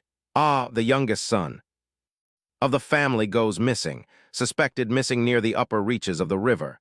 Search efforts meet obstacles due to a lack of witnesses. Published May 10th, year 314.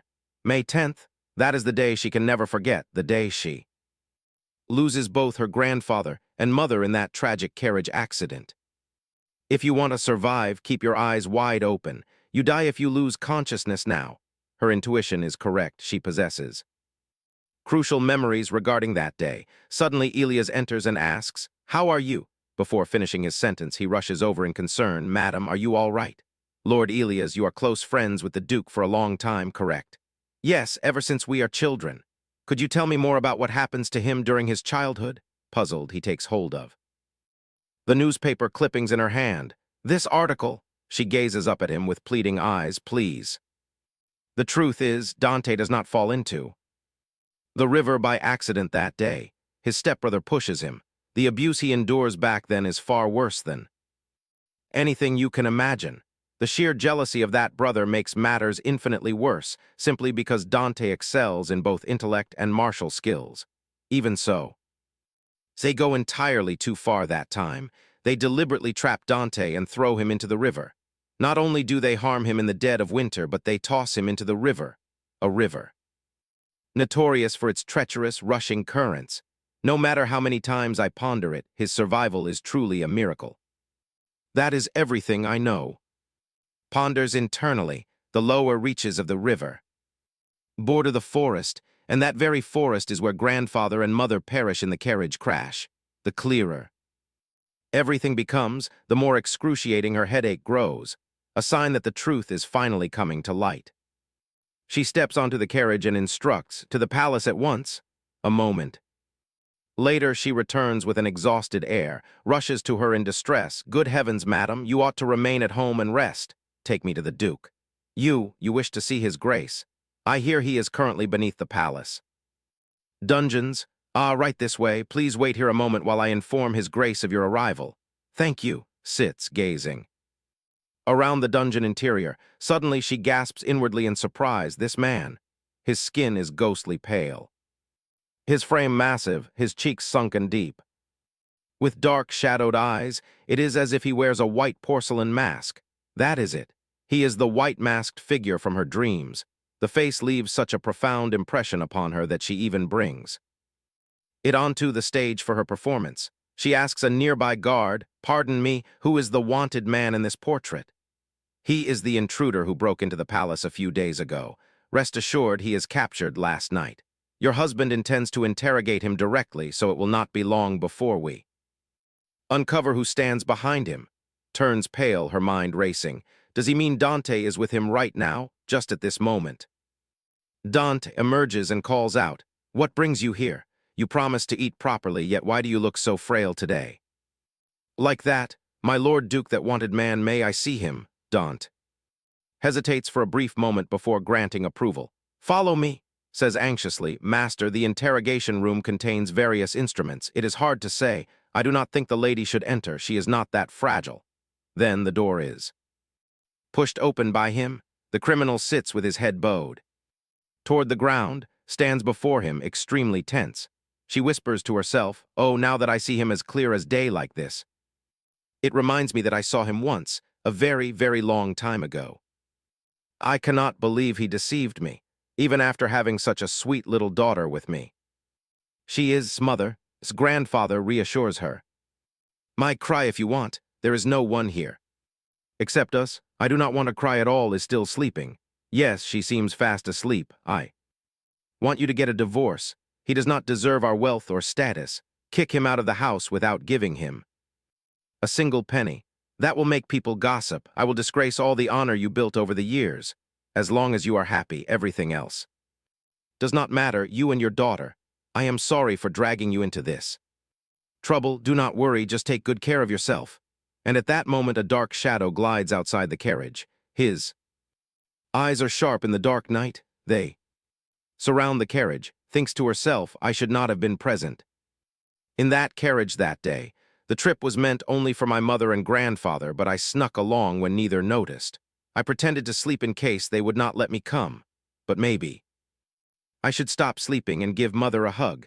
Mother always wears a smile as bright as the sun. Father is the one who makes Mother cry. He is always drunk and bringing other women home. He always returns reeking of unfamiliar perfumes. Every time Father does that, Mother always cries alone for a long time. And back then, Grandfather advised, when you return to the mansion, take the opportunity to rest as much as possible. I will be there once I finish my work here. I hope you do not have to face any problem other than mine. I guess you know this as well, especially because of what happened to before. Speaking of, I have not seen her around lately. She is the most beautiful and kind-hearted singer I have ever met. I wonder what happened to her. You are aware that girl often associates with the prince and his confidants, right? He says she returned from one of the secret meetings with him, but that time she seemed exhausted, trembling so much she could not utter a proper word. I think I heard things I should not have heard. She says she accidentally overheard it. The prince plans to assassinate the crown prince. Good heavens, then could the reason died be? Yes, I think the prince knew she heard and silenced her. Then are you not in danger too, Father? That is why I hired mercenaries to ensure our safety. They are still protecting us even now. So you have nothing to worry about. I cannot believe you have to face this alone. What will you do now, Father? Naturally, I must report everything to your Majesty. That is one of my duties. I promise nothing will harm my daughter or my granddaughter. Father, you know that is not what worries me. I have a bit of talent myself. Many people are willing to enjoy my music. I have everything needed to protect my family. At this point, the carriage begins to shake violently. Before can process what is happening, a sharp blade pierces right through. Screams in horror. Father immediately spits blood and collapses. The assassin quickly rushes in front of, he says, of all the mercenary guilds your father could pick, he chooses us. The Dawn Guild? What bad luck, old man, he tries to tell his daughter. My child, run. The assassin glares with fierce eyes, trembles and calls out, Grandpa, Grandpa, and you even brought along this little scared mouse. You musicians should stick to dabbling in music instead of poking your noses into royal affairs. Come to Mother? How far do you think? You can run, I will catch you, give up if you want. Mother is sorry. But now you must help Mother with this. If you keep running without turning back, you will leave the forest and find a village. Go there and hide, then find guards to protect you. Do you understand? No. I want to go with Mother. It is all right, my child. Will Mother catch up with me? You can do it, right, my beloved, go. My child. And so she runs without looking back, just as instructed. She runs with tears streaming down her cheeks. After running a distance, she stops because a cliff edge stands before her. The assassin steps forward, brandishing his sword. Come here, brat, you have nowhere to run. Now, the bounty on this job is huge. Once I finish you off, I am going on a luxurious vacation for a whole year. She tells herself she must run, and unconsciously steps back to the edge of the cliff. Tears gather in her astonished eyes. I am sorry, Mother. I am sorry that I cannot run. Away, the assassin curses. Damn it! She falls off the cliff into the river and is spotted. He hurriedly tells her to grab his hand. And then he pulls onto the shore. Come on, open your eyes. No matter how he shakes her, she remains unconscious. Dante looks at her with worry. He slowly approaches her face and begins to perform CPR. The boy who saves her life has eyes as beautiful as rubies and speaks many confusing things. Did your brother throw you into the river because your mother is a concubine? Huh, what is a concubine, then who threw you into the river? I do not recognize that face. Good grief, you are trembling again. You are the one who forced me. To save you, do not die or I will get into trouble. Yes, I will not die. I hate failure more than anything in the world. I cannot fail no matter what. Sits beside him and answers gloomily. Yes, is a person still alive if bright red blood like fire gushes? Out of them, no, that is impossible. Suddenly bursts into tears. Her entire body trembling. Dante pats her shoulder to comfort her. I have not told anyone else about this. But the day my mother died, I cried just like this. So it is fine for you to cry today, but you must not cry too much. If you become a crybaby, you will never be able to take revenge on anyone. Revenge on that pale face. How do I do that? The easiest way is stabbing them with a sword, but I do not think that suits you. Besides, there are plenty of other ways to get revenge. Tell me, what are you good at? I am good at singing. So what? Do you have the power to burst people's eardrums? Or something? No, I do not. Well, I guess you will find another way. Use your imagination. Then she thinks to herself, his voice is a bit blunt, but I think he is comforting me in his own way. The next day, the boy says he will return home. He says he will take revenge on anyone who mocked the death of his mother, who was not a concubine. Even a bastard child can inherit the estate if they have enough power to silence others. I will be the heir to my father's title, not those bastards. Listens with a blank, puzzled look. By day, they venture deep into the forest. By night, they seek shelter in caves. On the third day, you stand watch tonight. You did not sleep yesterday or the day before either. Do not bother me and go inside, she suggests. If you cannot sleep, I can sing you a lullaby. A lullaby? Fine, I cannot fall asleep. Anyway, mother always says a lullaby can put anyone right to sleep. Just try lying down. Once, you are truly annoying, do you know that? Then raises her voice in a soft, pure song. The moonlight shines so brightly, the stars glitter so brilliant. Close your eyes and follow the dreamy trail to a sweet land. Sing and dance with fairy tales, and follow the dreamy trail to a sweet land. Finished singing, turns to look at Dante, only to find his eyes tightly shut. Seeing this, a gentle smile touches her lips. On a dark, gloomy night, Dante carries on his back, taking heavy, difficult steps forward. He instructs her, do not sleep. Yes, if you fall asleep now, you will never wake up again. You say you sing well, right? Then sing something. You know, I often dream like this. How so? I want to create a place where I can compose music that makes everyone sing and dance together. You mean an opera house? Yes, I want an opera house of my very own, and I will give it an extra cool name. What do you think? He coldly dismisses it. Disgusting. She gives a sheepish laugh. By the way, what is your name? You only ask now, Dante. Wow, your name is so long, Dante. I will remember this name. If you have a shred of decency, of course you must. Look at how much effort I put into saving you. Stay awake. Soon we will reach that hill over there and we can catch a carriage to town. By the way, what is your name? My name. That is not what I mean. You are a noble, right? You must have a name tied to the mansion where you live. That will be where I leave you, so tell me your full name. Enough to leave. Come here's vision grows blurry. She silently asks herself, why is it so cold? Where is mother? Where am I? Who are you? Snapping back to reality, tears stream down her face. She lets out a sharp gasp, making Dante worry as he calls out loudly. She muses to herself, those eyes. Those captivating eyes. She speaks up. I remember now. When I woke up at the mansion, I remembered nothing.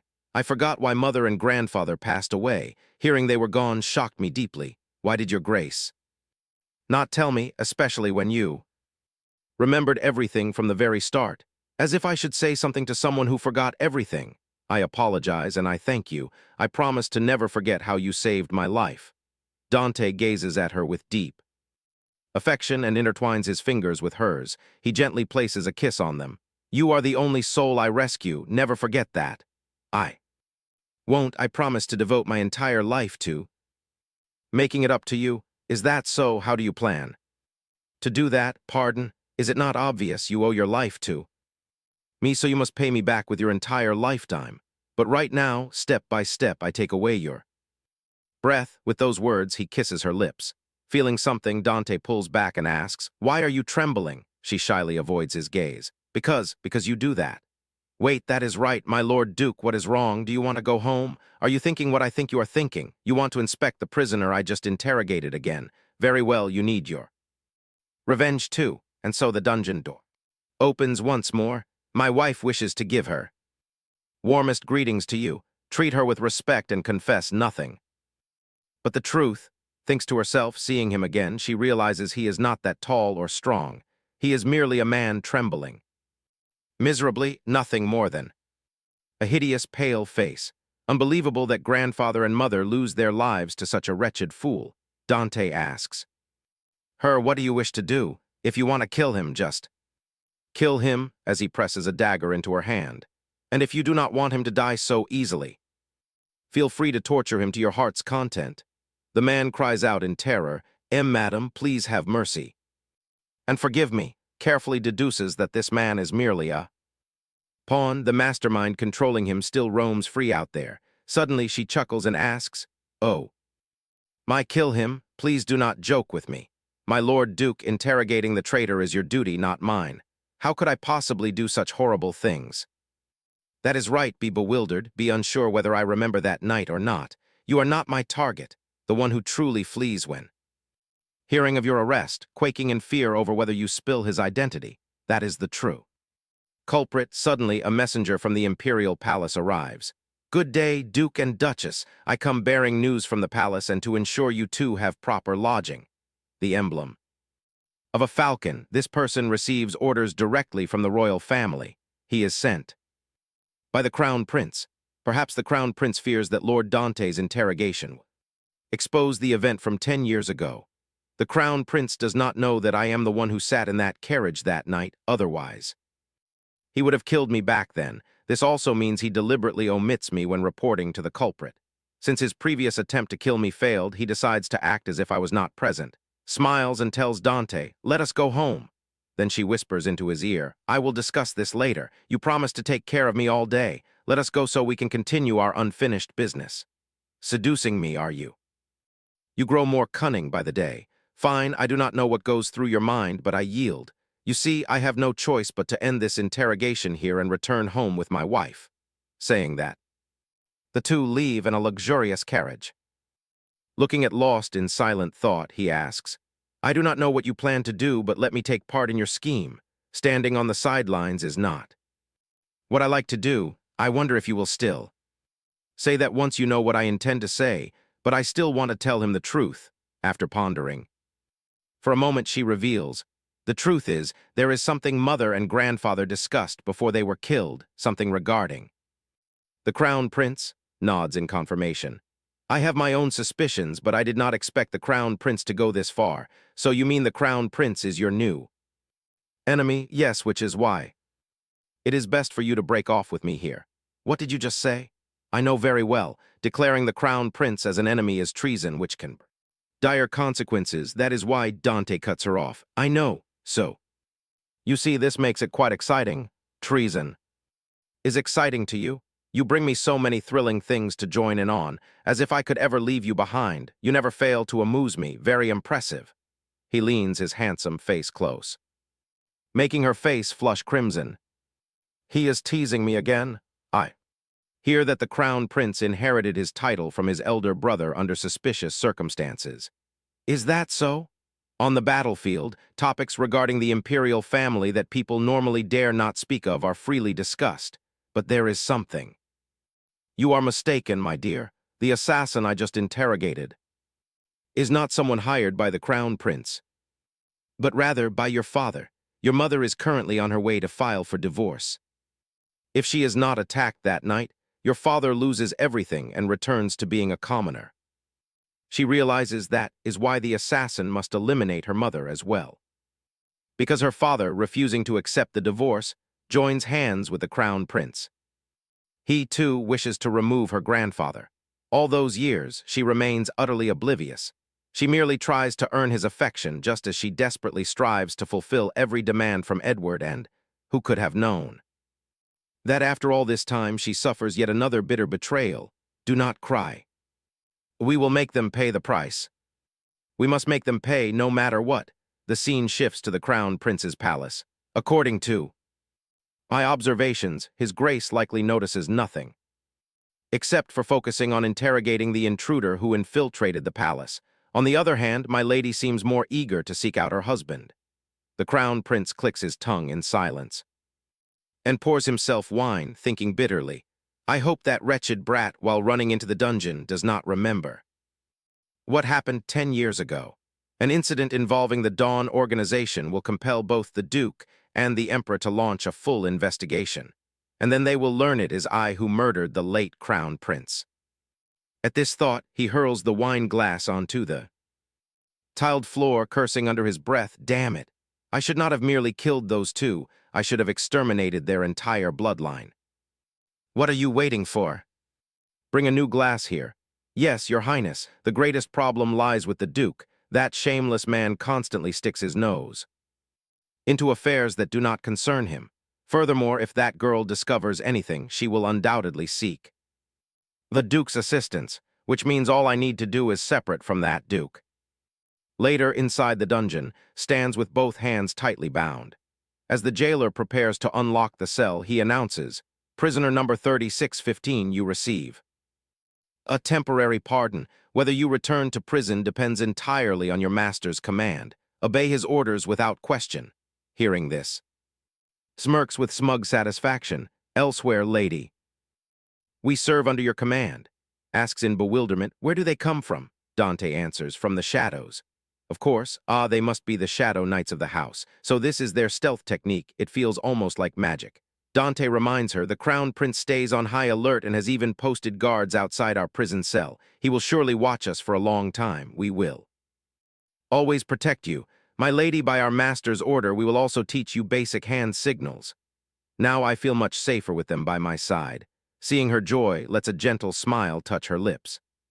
She then boards a carriage and heads straight for the publishing house. The coachman replies, I did not know there is a publisher named my lady. She thinks secretly, even though it is small, it will surely serve my plans well. 5 years from now, before my death, a prisoner will be hanged at the town square, emaciated and clad in rags. Before collapsing, he cries out in anguish. The Crown Prince murdered his own elder brother. His dying declaration shocks the populace, but with no evidence found, they quickly forget it all. That executed prisoner owned a small press named I. Must meet him before he is pushed to his death. I wonder who is he?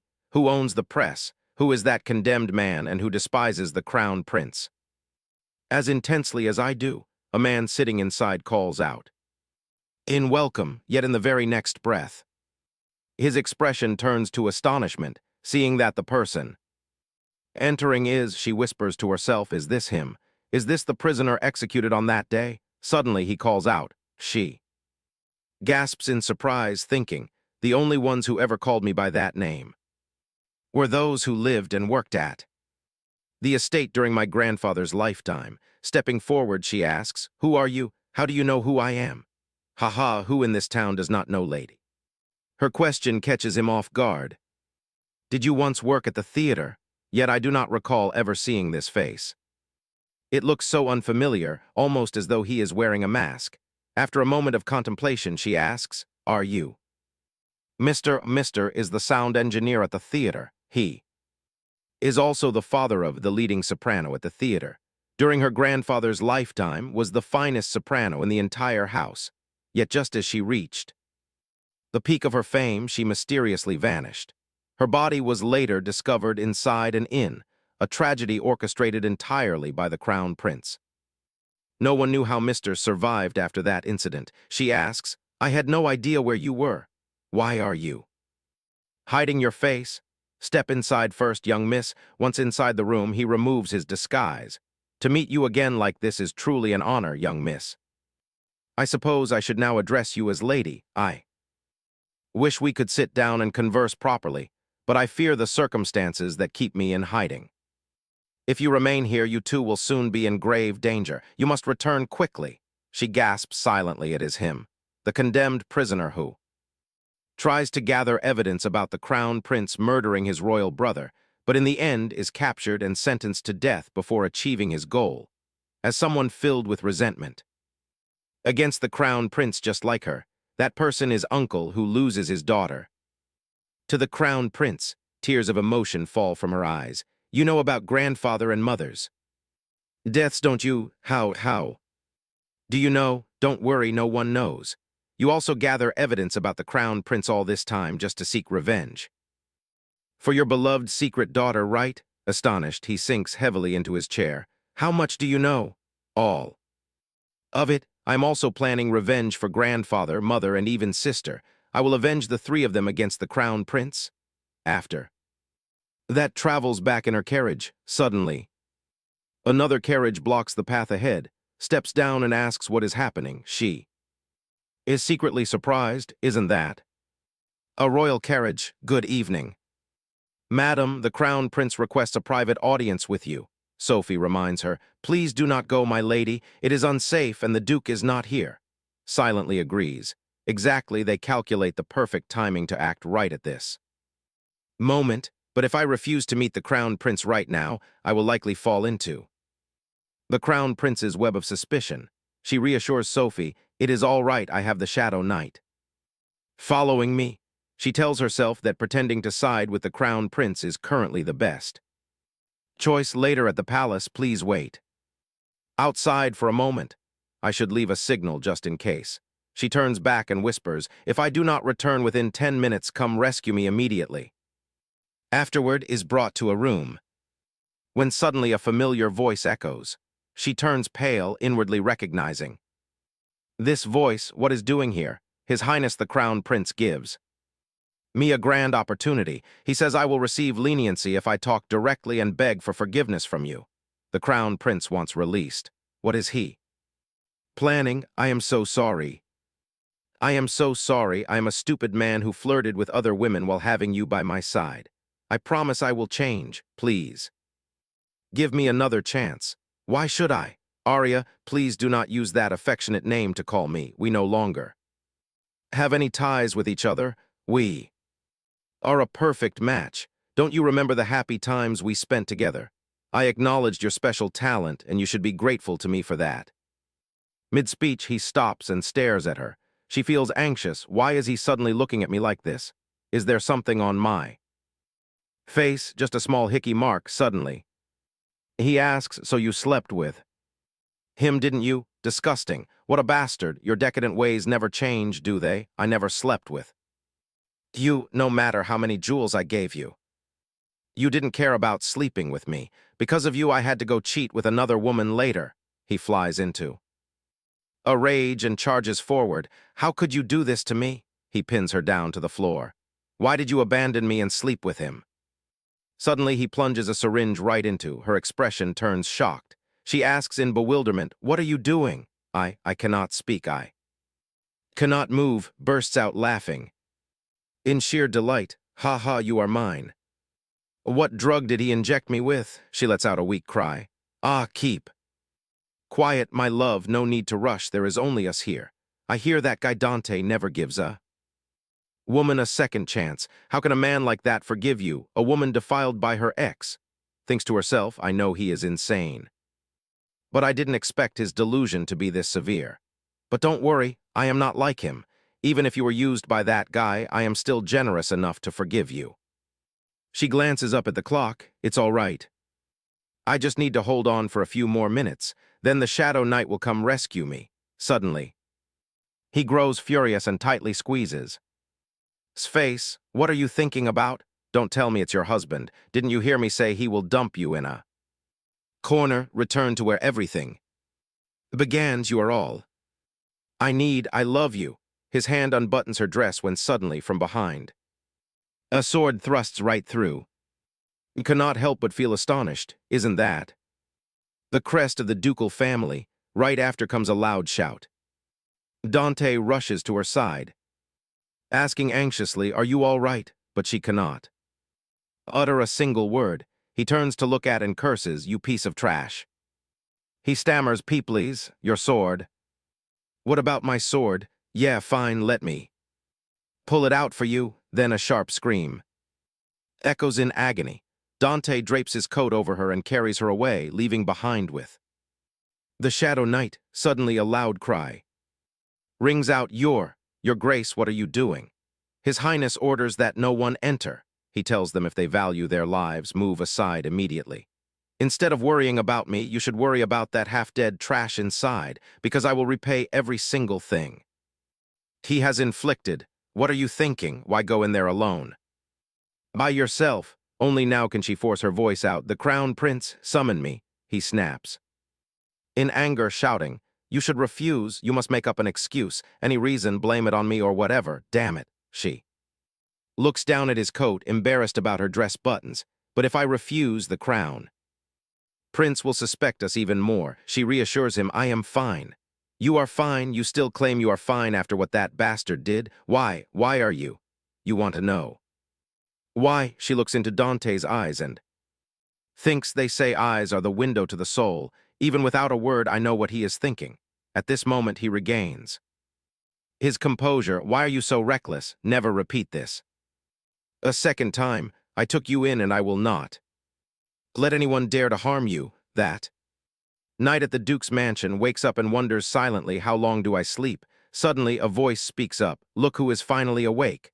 Your Grace. Ah, I can move now. Yes, you tossed and turned in bed all night. Hearing this, she instantly turns to stone and quickly lets go of Dante.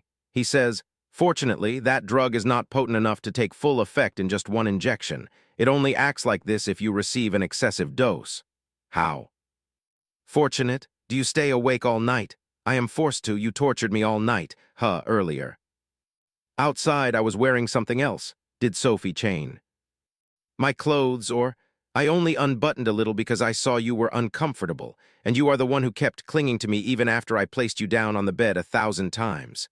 She lies down, stammering, My fault. Both of them.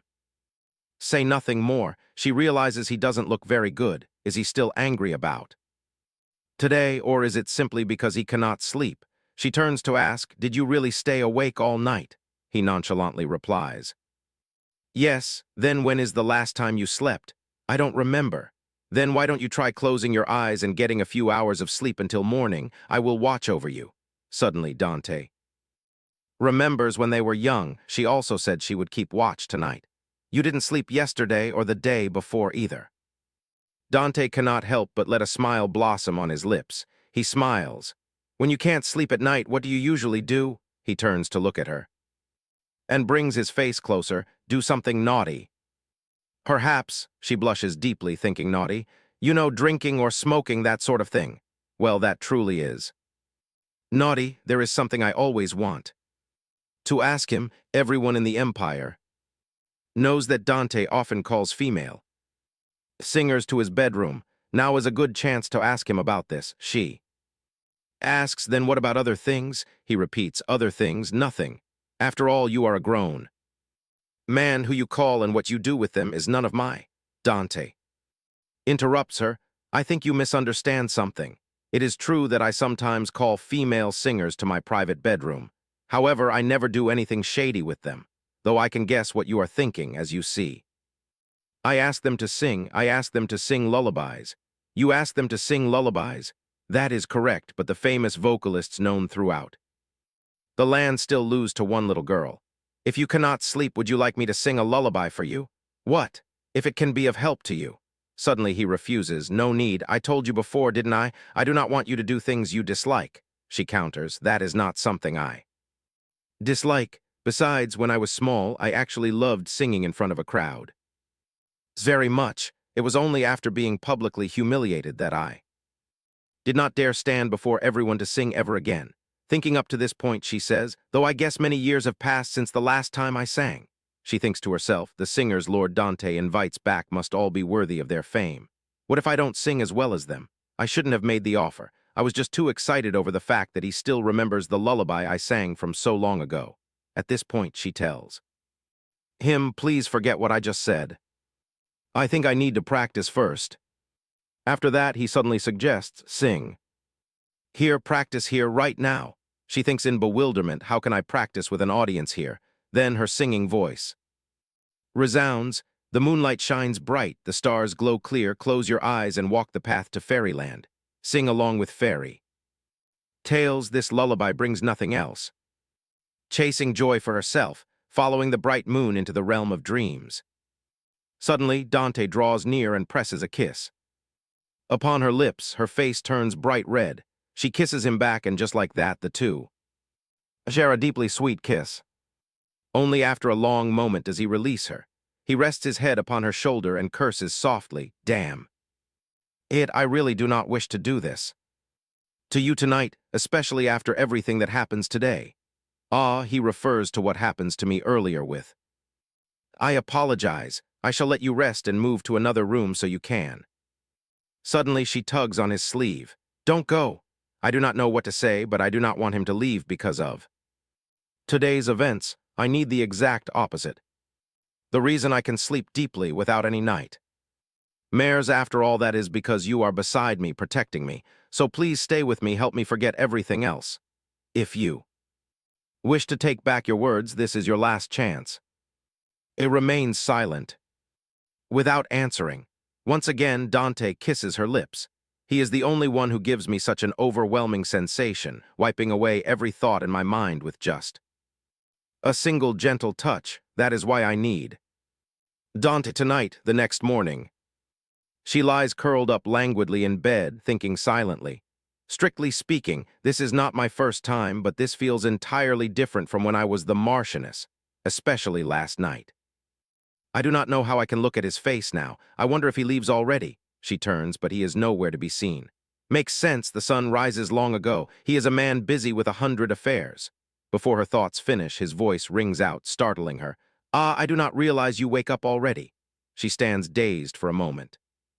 Does he always glow like this, or is he laughing at me? But this smile feels slightly different. He asks, how do you feel? Terrible. She continues thinking, how can he look like the one who rejuvenates? I look just like a rising corpse. Stay in bed until you fully recover. I shall tell the servants to bring you food. I will step out, but I return soon.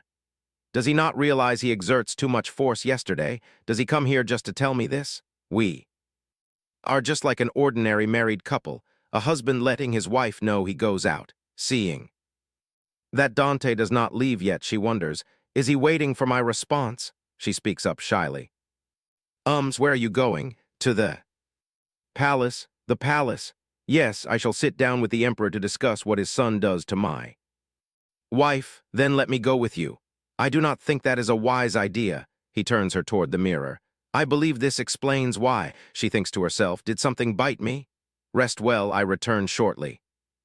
Sits silently for a moment, then stands up with a sigh. I am a bit tired. She walks to the door.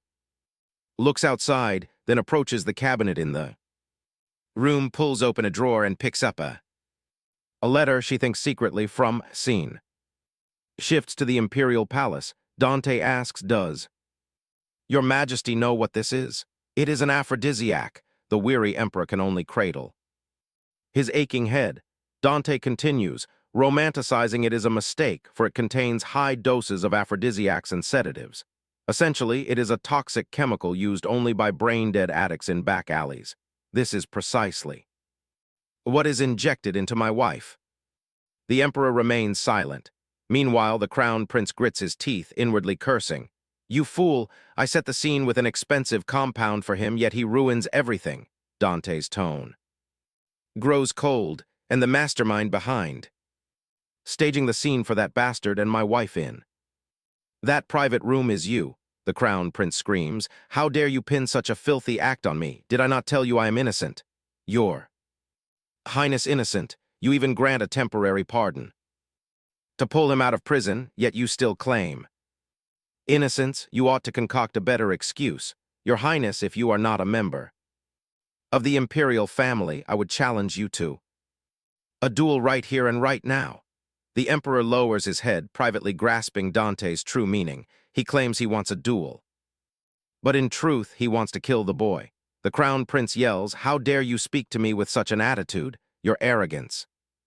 The emperor finally speaks. Silence. Do you not realize what trouble you cause? Duke Dante, please stay your hand. I promise to reprimand him severely. Can you forgive? Dante interrupts. Your Majesty, I merely desire Fitting punishment. Promise me that even the imperial family faces judgment if their crimes come to light, and I shall raise no objection. Against the imperial court, the emperor contemplates in silence. The imperial family cannot oppose over a matter like this. Moreover, the crown prince displays a bottomless greed unfit for the throne. If he truly feels remorse, it is better to punish him and grant him a chance to repent. He issues his decree. Effective immediately, I strip the title of crown prince, order a swift investigation, and demand an appropriate sentence. He screams, "Father, why, father?" Dante thinks to himself, the moment everything comes to an end draws near. As long as we gather enough evidence, I can even bring the crown prince to trial. I never expect myself to be this determined for something like this. When I destroy my elder brother and seize the title for myself, I am not even like this. But I suppose it makes sense once I eliminate the vermin in the way. I can bestow all her attention upon me, flashing back to 2 years prior on the day celebrating the Duke's triumphant return from war. Look, it is Lord Dante, our war hero, returns. Even in that dense crowd, her face stands out so vividly. What is with that strange expression? It is as if you look at a stranger. No, it cannot be. Does she not remember me? It is impossible. I am the one beside her that night. I am the one who brings her back, and she promises me she will never forget that I save her. Haha, I cannot believe I actually set foot here. How can I be so obsessed with a young girl I meet only once? Many years ago, I do not even know what to say when we meet again. Our eyes lock during the celebration, but you ignore me, so I think I should visit you. You grow into quite an impolite young lady, not even remembering the face of your savior. Why don't you sing me a song to showcase your progress over the years? How do I say it so she does not find me odd, but a voice rings out, causing him to freeze. Thank you for accompanying me today. Goodbye, drive safely. I'm also very happy to be with you today, my dearest. Ah, your performance today is brilliant as well. Your skill truly improves day by day. Thank you for the compliment. Dante witnesses this intimate conversation and freezes on the spot. His hands clench until they tremble. Right, I forget that a whole decade passes while I fight on the front lines, branded a butcher, a bloodthirsty demon, while I receive endless hideous titles over all those years. She is not stuck in those past days. Time marches on. After all, I cherish those memories because they are the only happy moments I have in this bleak life. But her life shines far brighter than the night spent with this young man, the way she looks at him, eyes filled with trust. Are you the one who saved me just as she once looks at me? I should leave, returning to the present. Where would the Duke like to go? He replies curtly, home. Now when I return home, waits for me there, I miss her so much. Lady is in the music room. He goes to the music room, opens the door and calls. But she is so absorbed that she does not pay attention. Looking at her tense expression, he surmises she encounters some trouble. Ah, your grace, welcome home. I am waiting for you. Blushing, he points to himself. Is that so? She smiles brightly. Yes. Does she know how brightly that smile shines upon me? While you are away, I think I find something very interesting. Interesting? Here, look. What is it? It is an opera my grandfather never gets to finish, the third and final part of Phantom Butterfly. So this is the final part of Phantom Butterfly. I shall play it for you to hear. Saying so, she presses each piano key. Do you notice? Notice what? There is a subtle dissonance here. For some reason, this piece sounds peculiar, almost as if grandfather wants the listener to discover something. Dante ponders silently. She continues. This should be a B chord, but the note is intentionally off. This should be C major, and here is an F chord. All these chords contain intentionally wrong notes, which means my grandfather creates this intentional strangeness. Knowing I will find it. That is right. What he leaves behind is not merely music, but a secret code. I think grandfather knows the score might fall into the wrong hands after his death, so I try to extract the dissonant notes and record the numbers. This is a vault number. A vault number 10. Digits starting with 7 belong to a special vault in the Royal Bank. After that, the two head to the Royal Bank. Welcome, Duke and Duchess. What brings you here today? Presents the paper with the code. Number 754,289,045. It appears you two are guests of the special vault. Thinks silently. So these numbers truly belong to a vault. I believe you must also possess another password. To enter the vault, correct? Another password? Since grandfather hides the special code inside the score of Phantom Butterfly, it means he wants the person closest to him to discover it. Then the password. Might be the name of the butterfly mother and I once keep as a pet, the very source of inspiration that helps him compose the trilogy. Of Phantom Butterfly, with that thought she speaks. Sound, the password is, the bank official speaks up. Allow me to guide. You two inside, I fear, given the size of the vault, only one person can enter at a time. Says, I will. Be back soon. She steps inside and sees a stack of letters, her eyes widening in surprise. Letters, she picks them up and gasps. Oh, this is my grandfather's handwriting. Dear Deb, if you are reading this letter, it means everything is moving in the direction I desired. Dear Deb, isn't that the name of grandfather's former secretary who vanished shortly after grandfather's death? Thanks to you and I finally gather enough evidence. I believe it is time to arrange an audience with the emperor. This document file. So this is why the crown prince assassinated him. In the letter, grandfather leaves instructions. Please deliver this letter to, did grandfather write a letter to me?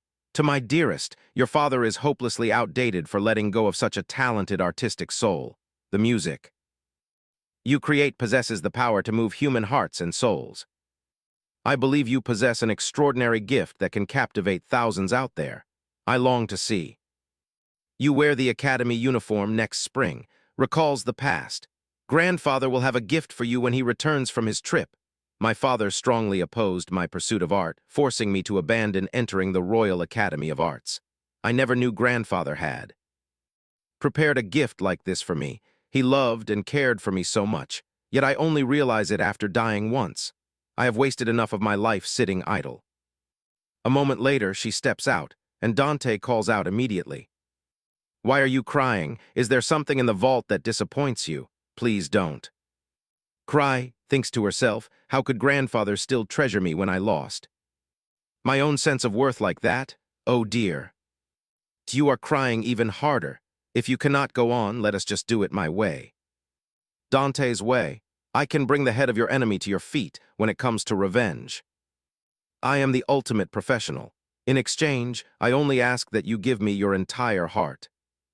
She whispers in her heart, that is not something I can easily hand over just because you request it. He asks again, how about it? She holds out the document file. Your Grace, I need you to look over this. She silently thinks, I cannot lie to you by saying I will give you something I do not possess. Because my heart already belongs to you. Do you have another vault you wish to visit? Yes, there is a vault under my grandfather's name, but it actually belongs to me. Grandfather likely saved it for me. Yes, previously I only stopped by to take enough money to buy back my family's title, but this time I want to take a look inside. Perhaps there is still something grandfather left for me. Why is this here? What is it? It is the necklace grandfather gave me for my birthday when I was a child. Edward kept trying to take it, so I hid it in the vault.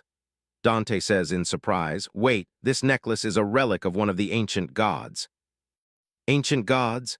They are artifacts worshipped only in a few small tribes nowadays. How could your grandfather possess such an item? Like this, he told me he received it from someone he saved when he was young.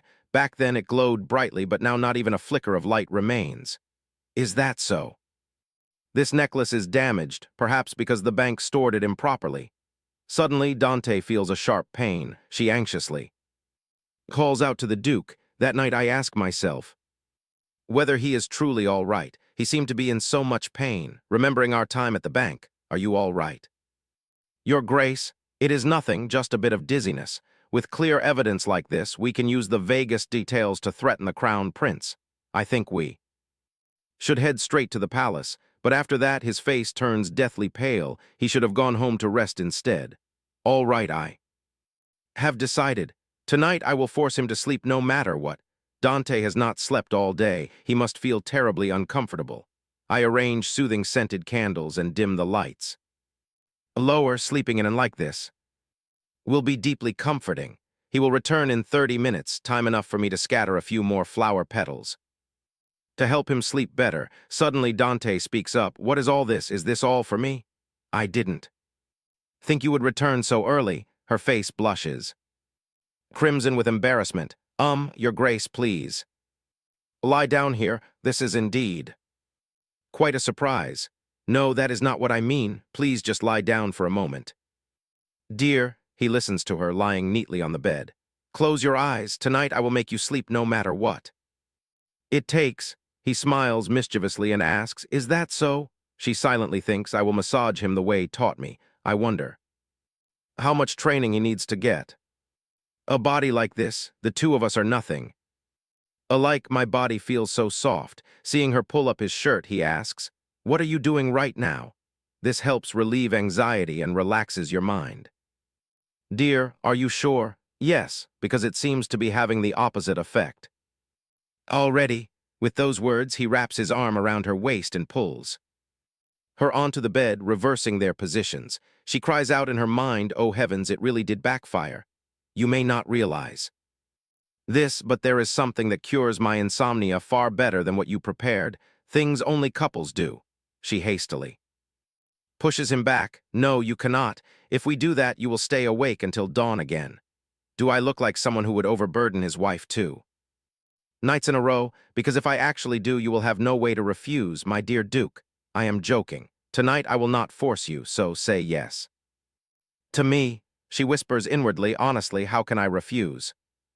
You, thus their lips draw closer and closer, and what must happen inevitably comes to pass. The next morning, gazes out the window, thinking in the end. We stayed awake until dawn again, even though I swore I would make him sleep no matter what. Look at how peacefully he sleeps now. I can finally put a name to the emotion that drives my actions like this, though I am not quite ready to state it out loud. He looks so innocent while sleeping and so handsome. What if I wake him up? Suddenly Dante snaps his eyes open, gasping for breath in heavy exhaustion. Freezes in shock. His expression is identical to the moment at the treasury, a panic-stricken gaze. Terrifying fear, a sight so unlike. Lord Dante, she asks anxiously, are you all right? He turns and calls her name, then without a word pulls her tightly into his arms. He mutters, you are here, blood, there is blood everywhere. What? I saw you hit by a car, blood all around. Gaze turns frantic. Hit by a car? Yes, it cannot be. It must be a coincidence. She reassures him, I am fine, Your Grace, you only had a nightmare. A nightmare? What kind of terrifying nightmare is that? Everything was so vivid. As if real, I truly thought you were hit by a car. Wait, cars will not be distributed for several years. Currently, people do not even know them as cars, so why did he? Your Grace, what exactly did you dream about? I saw you lying sprawled on the ground, and I saw several bastards using your blood as ink to mark paper. First a car accident, then using blood as ink. That is what happened right before I died. She asks, trembling, how? How do you know? How do I know? Didn't you just say that what I saw was merely a nightmare? The scene shifts to the imperial palace. Royal father, are you truly stripping away my title? A bastard came to frame me. In the dead of night, the emperor hurls the stacks of documents down. Then why don't you explain this to me first? A confession report. Have the assassins confessed? Everything. There are even transaction details from the bank account I used under a pseudonym. How did he get this whole pile of documents? Thinking this, asks, did Duke hand these over to you? Is that what matters right now? This is all slander. You know full well that Duke, that wild bastard son of a loose mistress, is fabricating stories just to steal the succession. The emperor bellows, I do not care who succeeds me right now. I'm asking whether you murdered your own royal brother or if you are merely being framed. Of course I am framed. Then I demand you speak truthfully during the upcoming investigation. if you cannot prove your innocence. I can hardly protect you. The trial will be convened based on your testimony. Now get out. Stepping outside, he curses under his breath that damned old fool is frightened of a young brat and an insignificant girl now. He is old. It is time for someone younger to take the throne. Back at the Duke's mansion, tell me, what is my dream? I was so stunned that I blurted out all my inner thoughts. You know something, don't you? Please. Tell me the truth. The truth. The truth that his dream is not merely a nightmare, but an event that actually happens. But if she speaks, he will think she is mad, that she died and somehow turns back time. Who would believe such a foolish thing? Yet even if it is a nightmare, he truly believes she died. He is perhaps the only one who ensures she does not grow up in solitude or forgotten by the world, the one who grieves deeply over her death. She does not want to hide the truth from him. With this thought, she says, what I am about to say may sound very strange. You do not have to believe me. If you do not wish to, he takes her hand, and she begins to recount everything, how she died, and that is why I am here. I know this sounds foolish. Dante pulls her into a tight embrace. Thank you for trusting me and telling me the truth. Is deeply moved, tears falling from her eyes. Thank you for believing me, and thank you for grieving my death. But she wonders why he learns of her past through a dream. Is this a destiny granted by God, just like how she returned to the past? Afterwards, she falls asleep from exhaustion. Dante falls into deep thought, so everything that happens in his dream is real. Is she dead? Is Edward really dead? Go look for yourself. She isn't breathing anymore. You know how to press her finger onto the documents, right, Edward? Of course. For now, hide the body. After that, we need her bank account funds before holding the funeral. In that dream, Dante witnesses this horrifying scene. His face pales as he frantically calls out's name. I wonder if you know what happens after you died. He steps closer, his lips endlessly calling her name. Please, open your eyes, asks in surprise. What is the Duke doing here? Duke, why are you here? My wife recently met with an unfortunate accident and passed away. We were just... Dante interrupts. No, you cannot do this to me. If I knew this would happen, I would never have acted like a stranger to you, just because you forgot what happened years ago. Why are you so willing to entrust your talent to such ungrateful hands? Like them, I should not have so easily let you walk beside another man. I should not have comforted myself thinking your immediate happiness was all that mattered. Forgive me, I should have been honest with you. I should have told you that the only thing keeping me alive on that brutal battlefield was the memories of you. Late nights spent thinking of you made every closing of my eyes a dream of you. If only I had said more. Your heart was always so gentle, gentle enough that I would gladly kneel and beg you to choose me. Now it is too late. Now you are gone. Later at the bank. Pardon me, are you an acquaintance of Lady? I do not know how to handle the funds the family left for her at the Royal Bank. Normally no one but Milady is allowed inside, but since she has no friends or relatives, I suppose this is necessary. He clings to the hope of finding a keepsake belonging to her, something that brings back her memory, but it seems in here he finds nothing. Suddenly he spots a necklace that he brings and places upon gravestone. You are the one who should wear this. Then he turns to leave, returning to reality. He whispers to himself, a gift my grandfather received from refugees, they say. This necklace possesses healing power, a symbol of the moon goddess. According to legend, the healing power of the moon goddess is immensely potent, capable even of resurrecting the dead. Is it possible she was reborn thanks to this necklace? No. I do not care how you return to life. The only thing that matters is that this time, I will not let you slip away. Now how shall he kill them all? Edward. He will certainly make them pay for everything they have done in both this life and the last. On the day of the Crown Prince's trial, the crowd buzzes with whispers. Do you think the rumors are true that the late Crown Prince did not die naturally, but was murdered? And the main suspect is, what if the allegations against him prove true? Will His Highness the Crown Prince be deposed? Will the heir to the throne then be the Duke, or will he step aside? I wonder if His Majesty has thought this through. Meanwhile, the emperor cradles his forehead, his expression etched with deep exhaustion. Where is the crown prince? Why is he late for his own trial? The truth is, I tried to contact his highness, but I have not received a reply from him. What?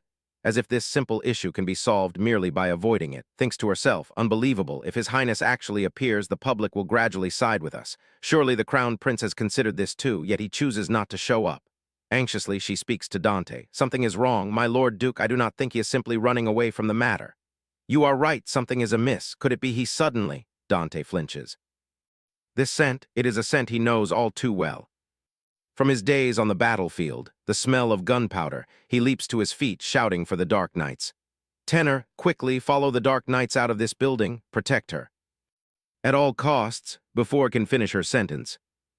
My lady this way, she thinks a bomb attack, who would do such a thing? This building houses all the critical evidence regarding the crown prince's motives, not to mention his enemies, us. Could it be that the crown prince is trying to cover up his crimes once more? That is right, exactly as you think. I will return to you shortly. Get out of here with the dark. Knights, please be careful, my lord duke. Of course, he presses a kiss upon her hand. I promise, we must leave. At once, this way, my lady. People scream in panic. It's a bomb attack, we're under attack. Allah rushes outside with the knights. Just as they exit the building, a massive explosion roars, crimson flames blazing bright across the entire palace. Agonized shrieks echo. Allah, the courthouse exploded. My family is still inside. The knights will escort them out. You must wait out here. Who could possibly survive such an explosion? No, this cannot be. Stands in shock, whispering, no. Dante is still inside. Without a second thought, she charges into the flames. The knight calls out, my lady, no, you must not go in. I am ordered to protect you at all costs. But Sir Byrne, he must have. Duke promised he would return safely. I have never seen him break a promise. He is right. Dante promised he would return safely. He went to the battlefield and returned victorious. We must take you to safety now. She is certain he will return safely, and until then, she must do what she has to. First, she must find His Majesty. The crown prince set the bomb knowing full well His Majesty would attend the interrogation. He knows he will inherit the throne once his imperial father dies. This is high treason. I must request His Majesty to evacuate the citizens from the city as quickly as possible. Sir Byrne replies, yes, my lady, lead me to His Majesty. Suddenly he screams, my lady, get down, holds a bomb in her hand and hurls it toward her. Die already. Thighs catch sight of the bomb flying toward her, and then a blast erupts. She falls backward from the sheer force of the explosion, her vision narrowing. Ah, what is happening? Sir Byrne suddenly. Someone grabs her hair. It is Edward. He yanks her hair hard and laughs wildly. You think you can escape? Come with me, even if I go to hell. I will drag you down with me, treacherous bitch. Lowers her eyes utterly. Weakened, suddenly a dagger flies through the air, plunging into Edward's arm alongside. A loud cry, she sees Dante rushing toward her and thinks, I knew it, he has returned safely. He hurriedly catches her. Damn it, speaks anxiously, I am fine, go check on Sir Byrne quickly. Suddenly, she freezes, stunned. Why can't I hear anything? She presses both hands against her ears once more. She wonders in shock, where is this blood coming from? Why do my ears feel so hot? Is the world always this silent? Dante frantically calls out, no, I am asking if you are hurt. Are you all right? At this moment, blood trickles down from her ears and head. Dante yells in panic, someone call a doctor quickly. My lady, you must not fall asleep. Can you hear me? She thinks silently. How is this any different from death? The first time I died was not this painful, but now death fills me with terror because of him. After who knows how long, wakes up. She sits up, looking around, wondering, where am I? I cannot hear my own voice. I cannot even hear my own breath. I wish someone would shatter this silence. Even a tiny sound would do. Please let me hear something. Suddenly, a gentle hand touches her. Startled, she looks up. Dante. He is fine. He reassures her, calm down, everything is fine. Has he realized she cannot hear? No one here will harm you. Is it possible? That you cannot hear anything at all. Suddenly her face darkens as she remembers what Dante once said. This talent is truly very impressive. Dante always values her talent, both in this life and her past life. But now her ears are damaged if she cannot create. Music memories come rushing back. You useless thing. The greatest happiness of a girl is marrying a good husband. It is truly shameful that you do not enjoy such blessings. Father, I guess your talent is put to good use. After all, will Dante still treat her as he usually does even after she becomes a useless person? Dante tries to comfort her. It is all right, it cannot be. Impossible. In the end she has lost, no her passion for music. Dante looks at her silently, full of tender pity. Then he writes on paper and shows her. I cannot find a cure for you unless you tell me your symptoms yourself. Can you really not hear anything? She wishes she could lie to him, but she cannot, not in her current state. He writes words of reassurance. It is all right. Countless doctors have visited and examined you while you slept. They say this is not permanent damage. There is a chance you will regain your hearing in a short time. She also writes on paper with a question. What if I do not hear again? If not, then we will find another way for you. There is always a solution to the problem. So even if your hearing does not return, the most important thing will never change. Does he truly mean that? Though I guess now I must write a bit faster. You will be fine. Do not worry. He raises his hand to gently wipe away her tears. I love you so much. Dante, I love your eyes.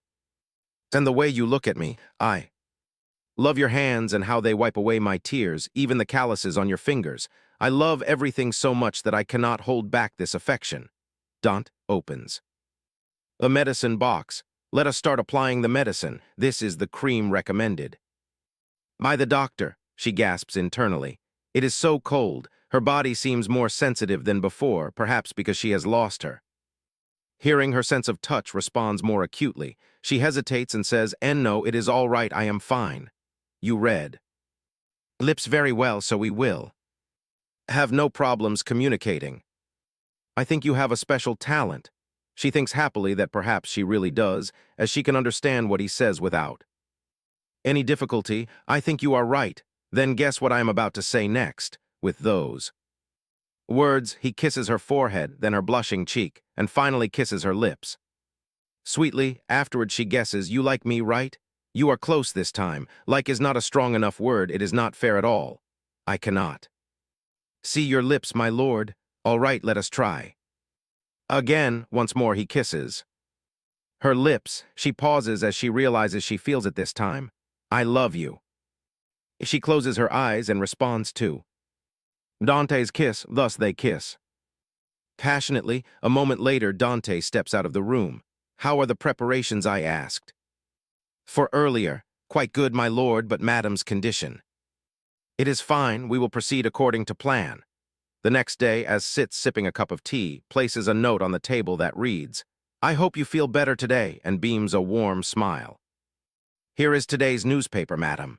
Is so adorable. She does not need to write notes like this, yet she still does.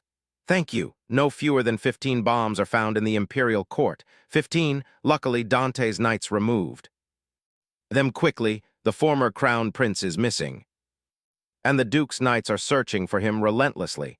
It seems he has become the former crown prince. She recalls earlier, this is all the evidence we have gathered recently. The emperor feels disappointed and blames himself. It seems it is my fault for raising a son who caused such grave harm to you too. At least the evidence has been brought to light and the truth revealed. However, given how obsessed he is with the throne, it is quite strange for the crown prince to simply disappear and flee. He must be planning something. She wonders what it could be. Looking up, her eyes land on the piano. More importantly, she wonders if she will ever hear the sound of the piano again. Later at a banquet, people gossip.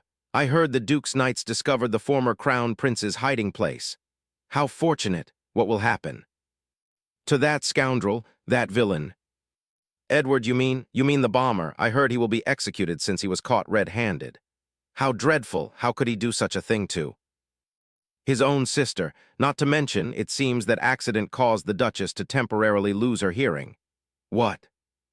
Really, goodness, what a tragedy. The first prince of the kingdom gets up and asks, "What did you just say?" Your Highness. Did you say the Duchess lost her hearing? Yes, that is correct. It seems the Duchess cannot hear anything. This cannot be. How could such a terrible tragedy happen? I heard he stayed here after the Foundation Festival ended because he wanted to attend the Duchess's performance. Apparently, he even listened to all the pieces composed by the Duchess. The first prince is deeply shocked by this news. Elsewhere excitedly says, "I brought them for you, madam. These are letters and gifts sent to you." Are all of these letters addressed to her? I am certain you will recover soon. I will pray that God blesses madam. Do not worry, the deity of art will watch over you. Everyone is comforting her, and are these really gifts? For her, goodness, this is black whale whisker. These are super rare medicinal ingredients. There is even a 100-year-old mountain herb. Selling all the gold in the world could not buy these. And that huge gift is from the first prince. Just how many are there? To Duchess, I have heard about the sad news. That befell you. I am certain you will recover soon. I still remember the moment I first listened to your music. I was embraced by warmth. She is glad that her music touched his heart, especially since His Highness graduated at the top of his class at the Royal Academy of Arts. So if it is not inconvenient, please allow me to visit. You, reading up to here, suddenly Dante approaches and folds the letter in her hand. He hands her a note that says, "You should rest. Do not force yourself to receive guests. I think you should decline him. I think you should reject His Highness. What did you do today?" Dante is right. She may no longer hear, but the most important thing has not changed. In the end, the beautiful melodies make her feel as if they bloom in her mind. Regardless, especially when she looks at him, Dante, since when did she become like this? She wonders if Dante knows her feelings. She is quite sure he knows because every time she sees him, her face turns red. Yet she has never expressed her feelings in words. Once this situation somehow ends after she recovers, she must give him her final answer. Unexpectedly, pushes open the door and urgently informs Dante of something. His face also fills with worry. When he turns back, she asks curiously, "What is it?" "It is nothing. Just something I need to check. I will be back tomorrow." "No, I will be back within 3 days at most." "Are you leaving for 3 days? Why? Has something happened?" Dante smiles and looks at her reassuringly. "I will explain everything when I return, I promise." Lowers her head anxiously, saying that Dante quickly leaves. Continues to stare at the slip of paper. "I promise to explain everything right after I return." She wonders what is going on. No, she should not worry. Dante promised to return to her. Furthermore, in her current condition, she has no choice but to trust and wait for his return. Lying in bed all day feels so tiring. Thinking this, she slowly steps down from the bed. Suddenly she pauses. Even if it is faint, it seems she just heard a sound. Joyfully, she runs to the window. Wait, isn't this sound coming from the royal bugle? The royal bugle sounds for a specific reason. When hostile forces march upon their doorstep. In other words, this is war. Her entire body trembles. No, I hope they are safe. She steps outside and hears the maids whispering, "Everything will be fine. The Duke is famous for his prowess on the battlefield, and they have the imperial army with them too. Why did the former crown prince declare war on us? It is as if he—" "Ah, madam, what are you doing out here? You should return to bed." Interrupts. "Madam, you just—" "I heard everything. My hearing is not fully restored, but I can still hear some news." "Oh, goodness, tell me, are we at war?" "Yes. The outer city gate was suddenly breached yesterday, and the Twilight Organization Legion accompanying the former crown prince swarmed in. The Duke led the troops and rushed into battle against them." Hearing this, face pales instantly. Hastily reassures her, "But I bet His Grace will return safely." Right at this moment, the butler rushes in and asks, "Did madam hear that?" Urgently asks, "How is the battle? Is the Duke fighting out there?" Yes, although the Crown Prince's troops are few, the Duke faces a bit of trouble because no one expected the outer wall to crumble so easily. You do not need to worry, madam. The knights of the family are trained by His Grace himself. His title as the Empire's strongest knight is not empty words. I am certain he will return in victory. You must remain in your room and rest. Rest up and regain her strength in the end. That is what he always desires, returns to her room, but her mind remains restless. Dante is out there, putting his very life in danger. Yet she can do nothing to help him except sleep all day. Steps off the bed once more. She takes a candle, opens the door, and walks to Dante's study. This is the first time since she set foot in this mansion that she comes here. Dante spends more time in here than in his own private room. I shouldn't enter without permission, but I have no choice. The room is filled with Dante's scent. Oh, he left this drawer open. I should close it. Suddenly she pauses. Wait, isn't this a ticket to the performance at the Opera House? I didn't know. He bought so many. He pretended not to know who I was when we first met.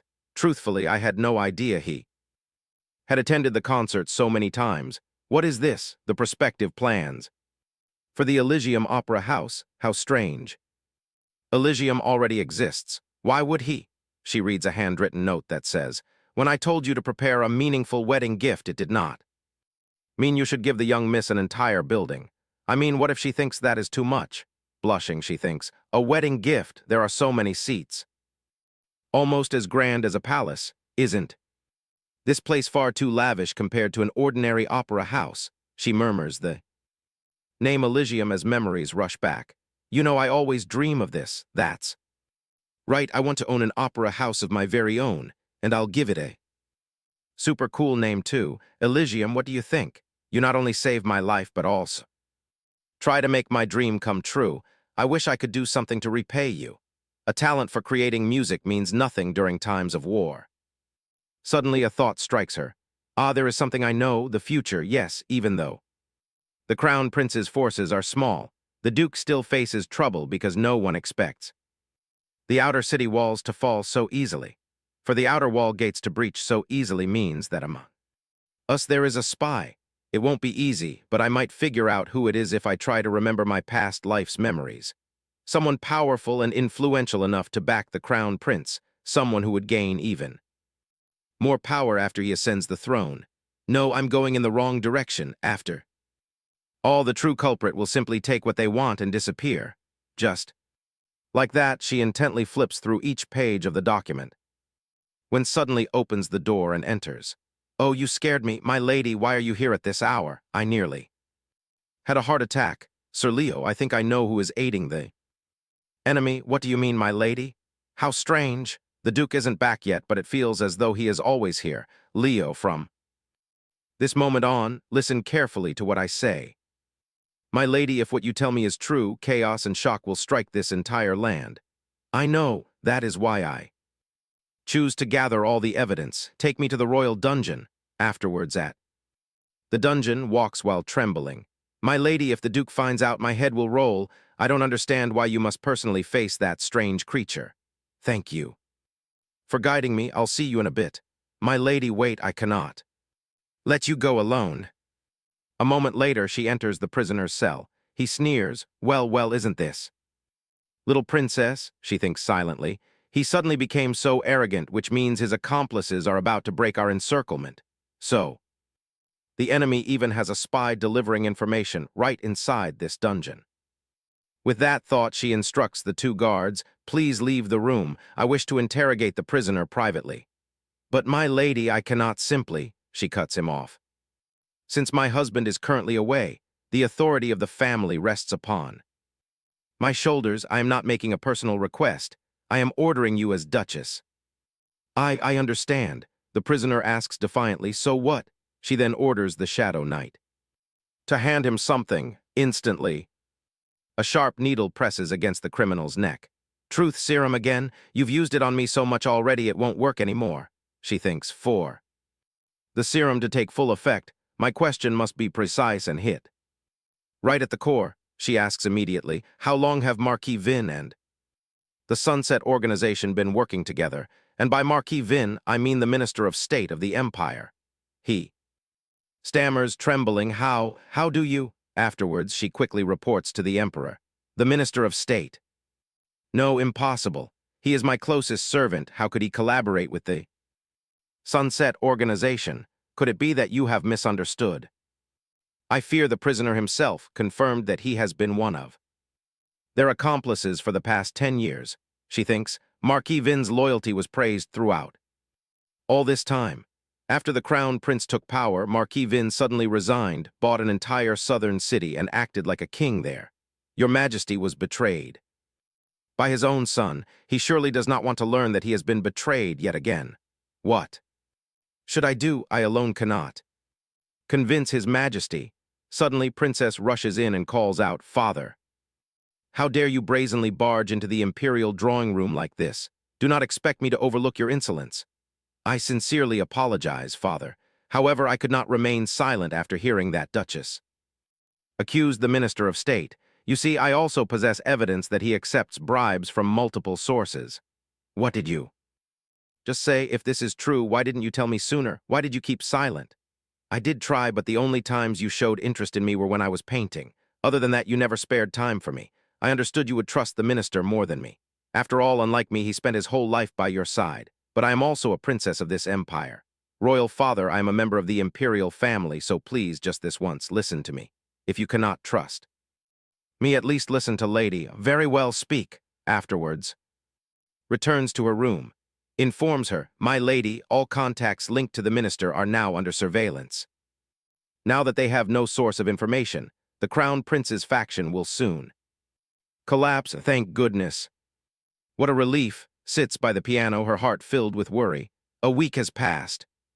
When will I finally see Dante again? Suddenly cheers erupt outside. Sophie cries out with joy. It's the signal of victory.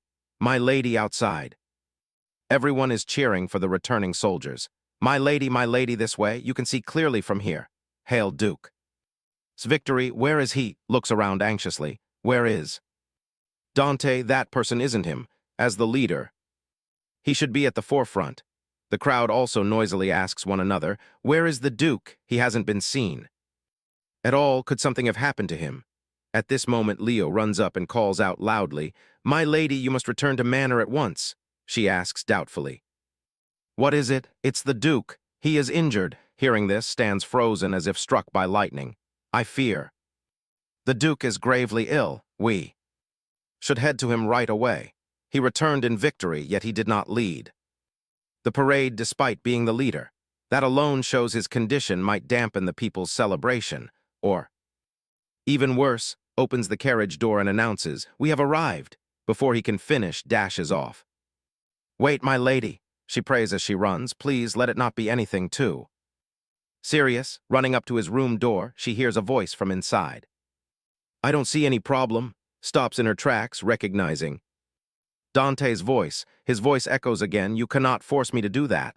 She wonders what is going on. "Enough, just do as I say and stitch it up." "But if we don't remove the poison and treat the wound properly, stop overreacting." Is stunned, whispering in her mind, "Stitch it up. How badly is he injured? I must go see him right away." The sound of Dante's voice stops her once more. "Finish it before returns." I promised her I would return safely, and I don't want my wife thinking I'm a liar, so don't hesitate any longer. Just before he finishes his sentence, he sees standing right before him, surprised. He calls out, "How are you already?" She stares at his wound in utter shock. Her face pales with horror. "Thank goodness my lady is here. Please reason with him. We must disinfect and treat the wound properly first, not just stitch it up like this." Dante cuts in. "Stop telling my wife unnecessary things. She can't hear you anyway. Speak slowly. She can read lips. Just tell her it's nothing serious and that I am completely fine." At that moment speaks up, "But you're not. You're not fine," as if I would believe such a ridiculous lie. Dante freezes. "You can hear again." She cries out, "That doesn't matter right now. Listen to the doctor immediately." He reaches up to wipe her tears. "Don't cry, sigh. I wanted to pretend I was fine, but I suppose I've already babbled too many silly lies. Stop joking and promise that you will do as the doctor says."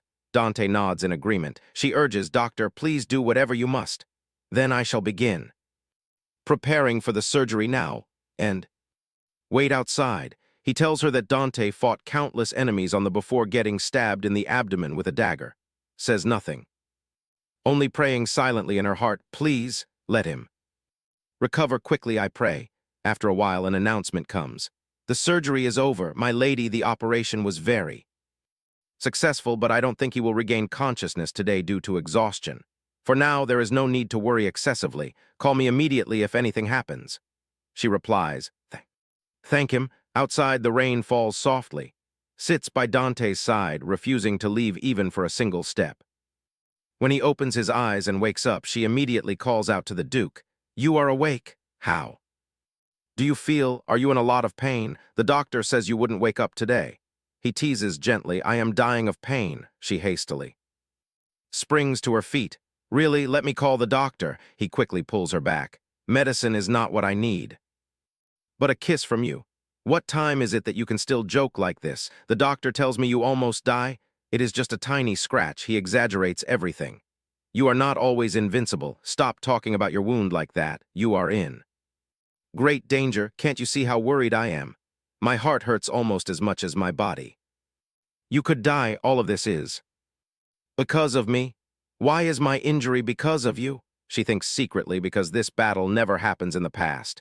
If I do not change the future, then the former Crown Prince will ascend the throne and begin his tyrannical reign. But at least Dante would not get hurt. As if understanding her thoughts, Dante says, On the contrary, I hear you play an important role in severing the enemy's communications. But that is not enough. I fail to use my knowledge of the future properly. I should be smarter, faster, and more effective, then you would not be wounded so severely. He pulls her hand. Come here and stop talking nonsense. You keep saying that I am the one who saves you, but the truth is you are the one who saves me.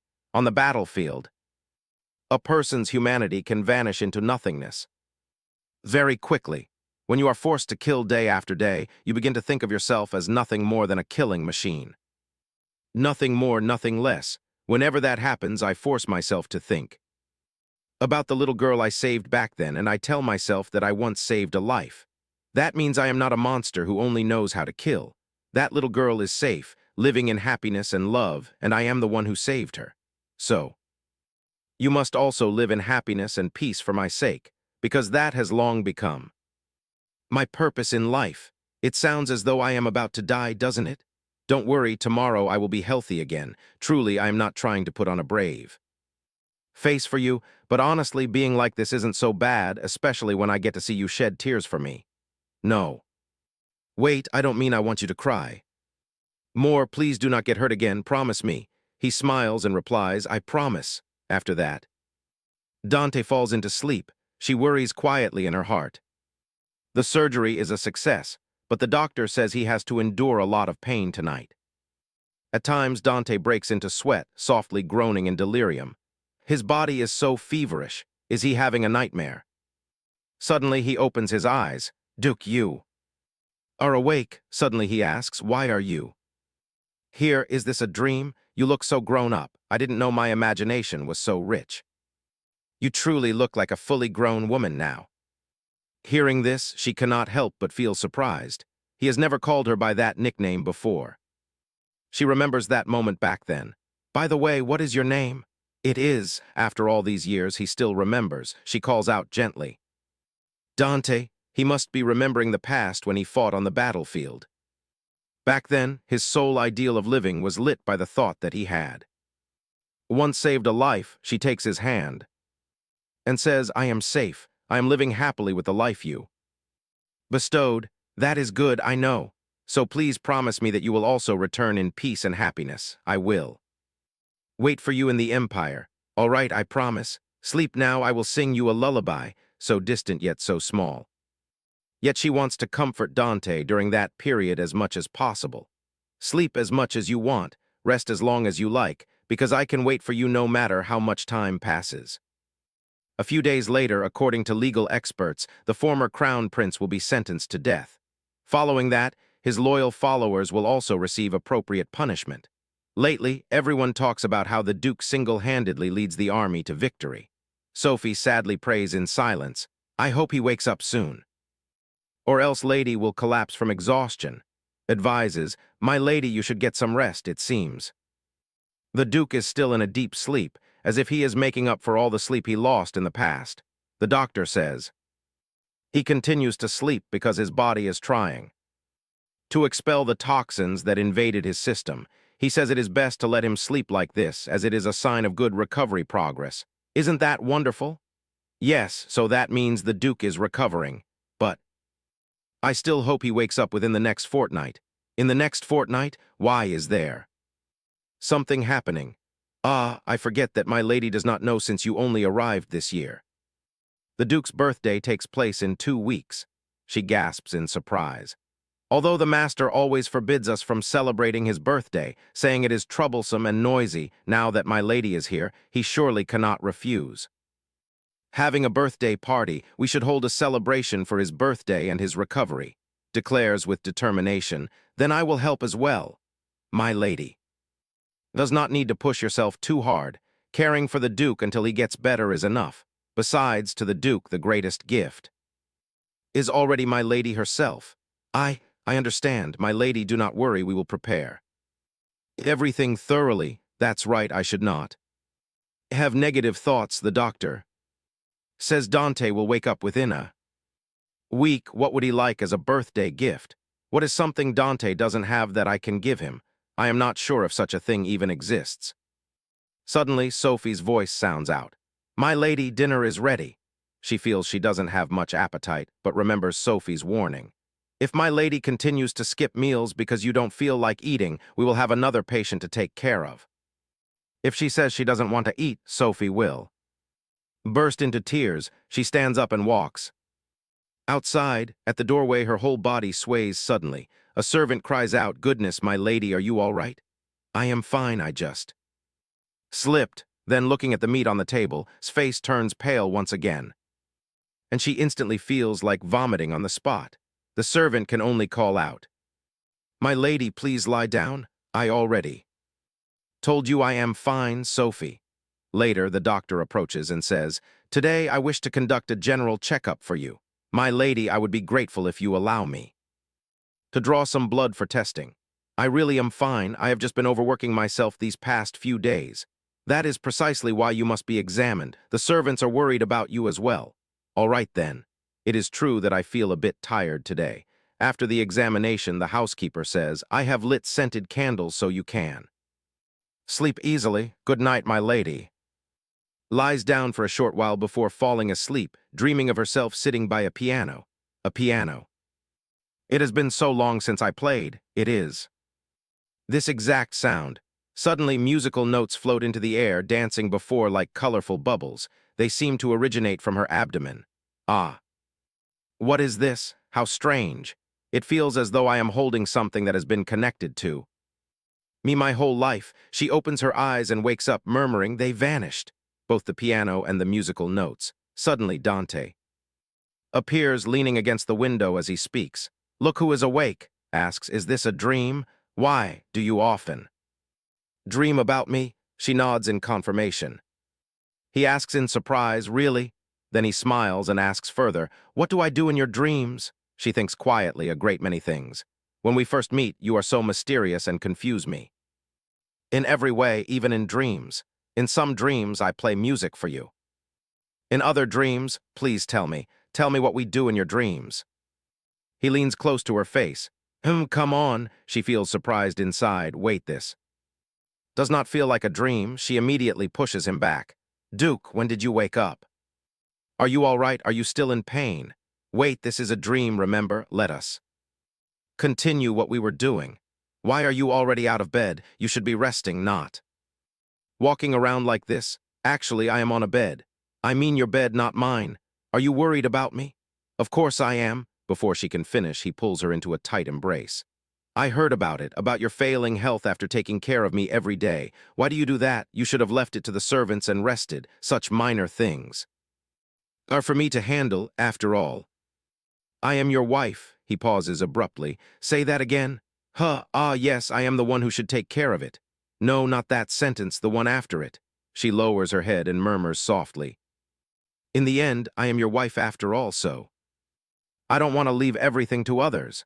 Before she finishes speaking, Dante locks her lips in a sweet kiss. She responds by wrapping her arms around his neck. Soon, news of the Duke's recovery spreads rapidly. I didn't expect His Majesty to grant you and the Duke an audience so quickly. My lady, the doctor is here. What is wrong? Is his condition getting worse? The doctor waves his hands. No, no, that is not it. He is not fully recovered yet, but daily activities can still be performed normally. Today I wish to speak about your condition, my lady. Does this have to do with the reason you took my blood the other day? Yes, congratulations, my lady, you are pregnant. I am pregnant, are you sure? Of course, although the pregnancy is still early, there is no doubt my lady is pregnant. Afterward ponders. Pregnant, but the doctor must be mistaken because I am infertile. Dante does not know this, but when she was a child, a doctor diagnosed that it would be extremely difficult for her to have children in her past life with Marquis. She was even told directly that she was infertile, so how can she be pregnant? Suddenly Dante calls out, "What is wrong? Are you thinking about something?" "No, I just find the carriage a bit bumpy. I am fine now." "Is that true? Should we go home?" "No, not at all. Actually, going out after so long feels quite refreshing." "I see." She thinks silently that she should wait until her symptoms subside before telling Dante. When that time comes, how should I bring it up to him? Softly and casually, or seriously? How will he react? Will he be happy? Will he accept this change in our lives? But what if he doesn't? What if he? Suddenly Dante suggests, after we reach the palace, "I want you to go to a certain place with me. There is something I wish to tell you there." By this time, and Dante arrived to meet the emperor. He says the former crown prince's crimes have been brought to light. In the coming days, he will be imprisoned awaiting execution. Reflects silently, even if he is a traitor, he is still your majesty's son in the end. I cannot imagine how a father feels when ordering the execution of his own son with his own hands. It is because of my lack of wisdom leads to this tragic outcome. I am too old now, yet I still lose a successor in the most devastating way. I fail in the most vital duty of a monarch, bestowing the throne upon a worthy successor. That is why I summon you here today, Duke, a relative of mine, a child of my kin. Thinks, I always know the family carries royal blood. But I never imagined Dante is a relative of His Majesty. The emperor asks, "Do you accept becoming the heir to my throne?" Dante firmly replies, "No," utterly dampening the emperor's spirits. "Duchess, step forward, please convince him. To help me, becoming emperor is a magnificent honor. I know that, but I also know it means neither of us can live a normal life again. Is this what makes me so selfish?" Dante speaks up, "Your Majesty, please do not act unreasonably before my wife. Must I remind you that you still have an heir? Or do you forget about Her Highness the Princess here?" The princess asks in astonishment, "What? Are you talking about me?" "Yes, Your Highness. Knows the empire never has a reigning empress before, but royal law does not forbid it either." The princess answers, "Well, while I am glad for the mention, I know very little, if anything at all, about ruling an empire." Offers her voice, "I also agree with my husband. I believe Her Highness possesses the potential to become an ideal ruler. When I present Your Majesty with the evidence against the Minister of State, the princess assists me with the proof she secretly gathers for so long, I believe. That action proves Her Highness possesses the very qualities becoming of a leader." The emperor asks, "And what are those essential qualities of a leader?" "What are they? A sincere desire to protect this realm. Her Highness always puts the empire first, no matter what, even when no one thanks her for those efforts. I am honored by your praise, lady, but I fear the two of you think too highly of me. Thank you for your insight, Duchess, perhaps my daughter and I ought to sit down and talk together." The princess replies in surprise, "Yes, father."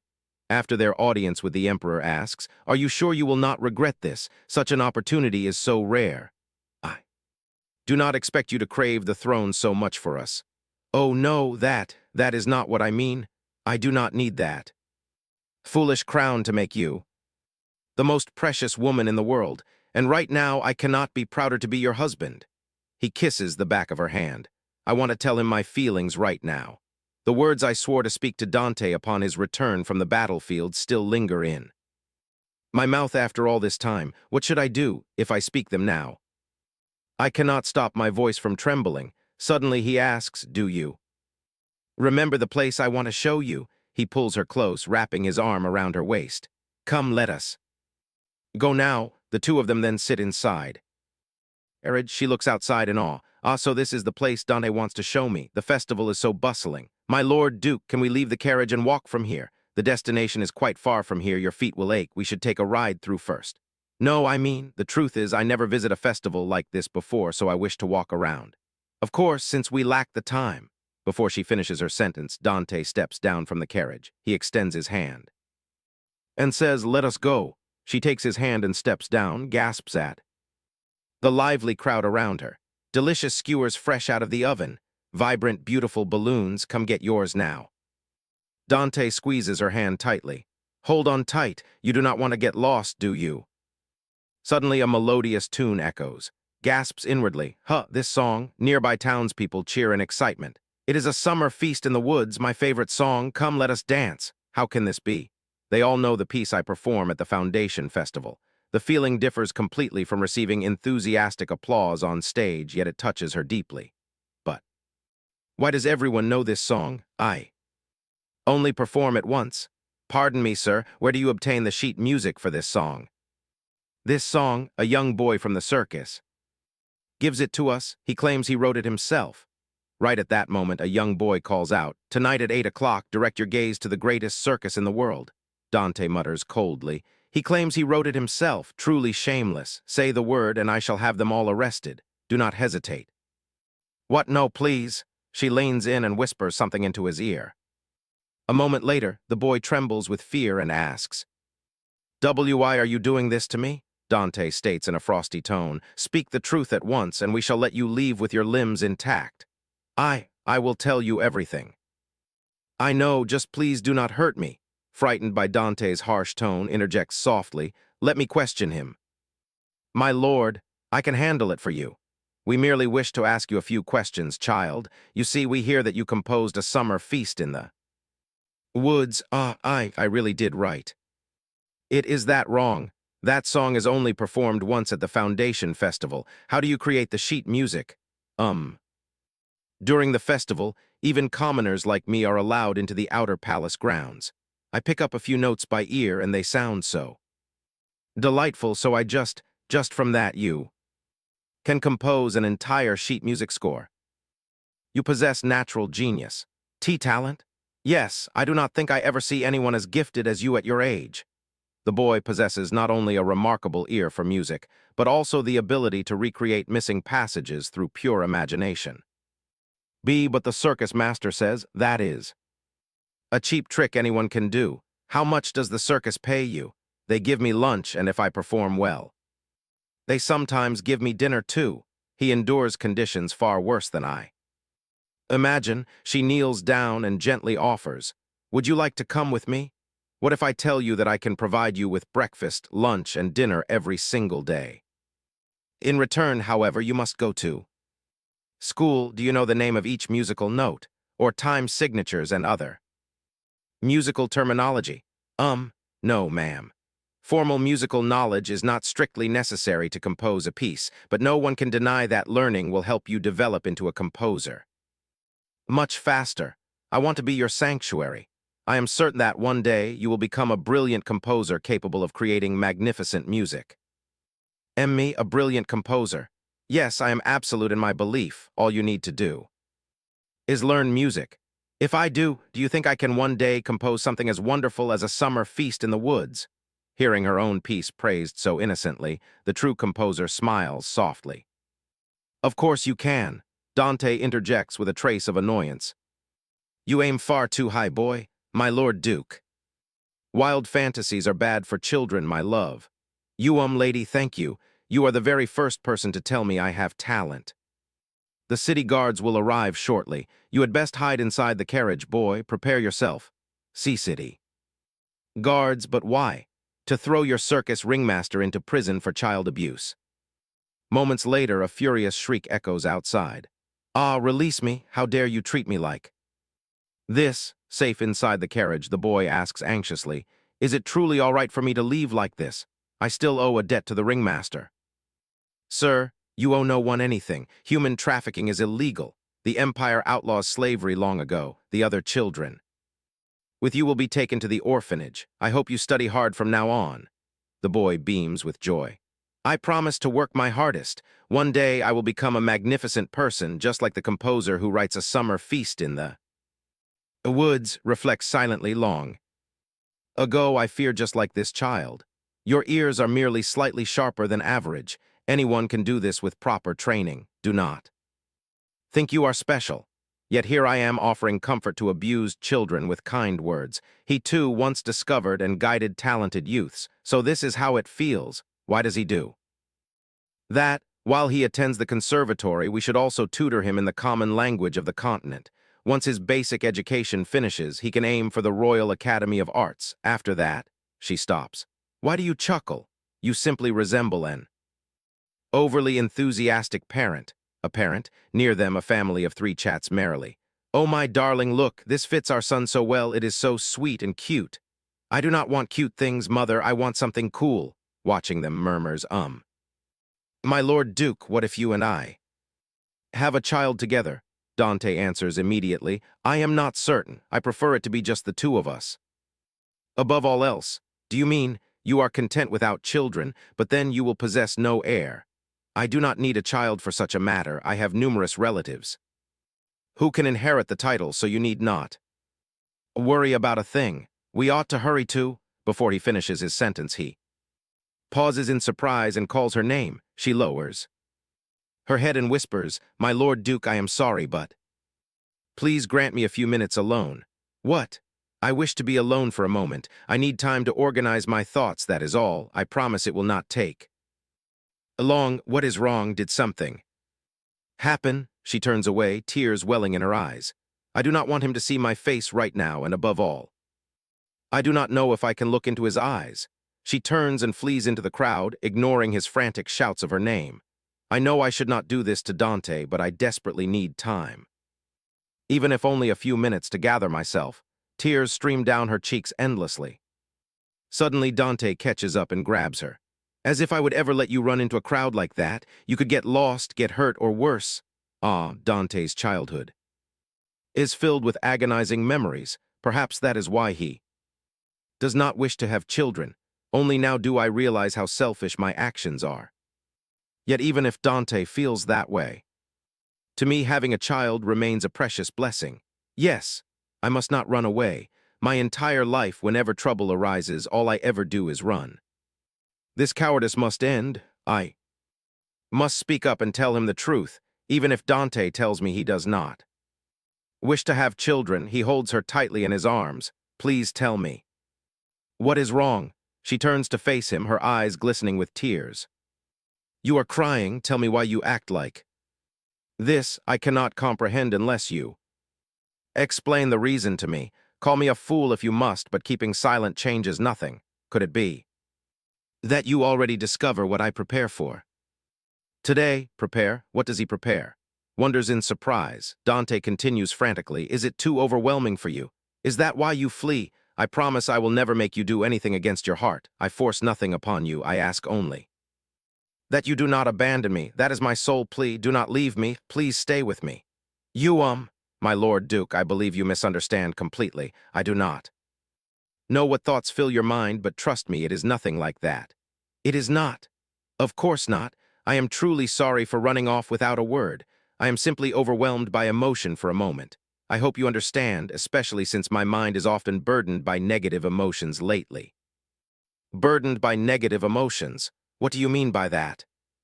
Avoids his gaze, hesitating to speak. She stammers out softly, I am pregnant, I am carrying your child. She wonders what kind of face he is making. She wonders what expression is in his eyes. Dante asks again, what did you just say? Say it again, please, I beg you. I said I am carrying your child. My lord, but he does not look happy at all. It seems he only cares about his own feelings whenever they speak of things beyond control. She supposes that is only natural, since he never wants children, nor does he need an heir. Is having your loved ones enough? That is not what I mean, he rests his hand on his forehead and lets out a long sigh. Ha, true, indeed I do not. Need children, and I have never wanted them. But if it is the child you carry, in your womb it is different. How can I not love the child you bear, especially when our child will surely be as sweet and darling? As you, she asks, then why? Because I thought having a child would never be part of our future plans, after all. You, Dante hesitates, unable to say it, but she quickly realizes and asks, you know. About my infertility? Dante replies, yes. How long have you known? Since the day we married, the day you officially became the Duchess of. The family doctor came for a general checkup. So that is how he knows, she recalls a few minutes ago. What if you and I have a child, my lord? I am not sure. I prefer just the two of us, so that is why he acted so distant. He is afraid of hurting her. Yes, I am told my body is naturally unlikely to conceive, yet a miracle has happened anyway. The doctor took my blood sample for testing yesterday, so there is no doubt left. I am pregnant with your child. She presses his hand onto her belly. I am carrying your child right here, my duke. He stands dazed and asks, is it true? You are really? She giggles softly. Do you want to touch? He kneels down and rests his ear against her belly. I feel something. It will take some time before you can feel the baby move, you know. But I really feel something. It seems our baby is just as wonderfully strange as you. What is that supposed to mean? Dante pulls her into a tight embrace. You cannot imagine how I feel right now. How do you feel? I feel happy, so overwhelmingly happy that I get goosebumps. I cannot even envision that the precious treasure I must protect rests right here. I know, I feel the same. Do not worry, I will protect both you and our child, no matter what happens. It is our child after all. Ah, but my duke, didn't you say there is somewhere you want to take me? I did not realize it is already this late. No, the proposal no longer matters now. She freezes upon hearing this. Proposal? Did he just say proposal? Does this mean she gets to see an Elysium model in his office? Could that be a wedding gift? Back when the war was still ongoing, she felt no special emotion. But now, she feels deeply moved. Suddenly, he says they must go home right away. You want me to go home?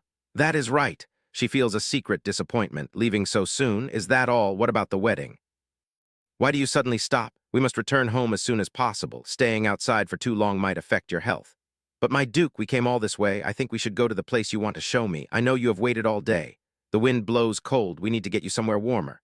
It is spring now. It is not cold at all, and the flowers are blooming, my lord.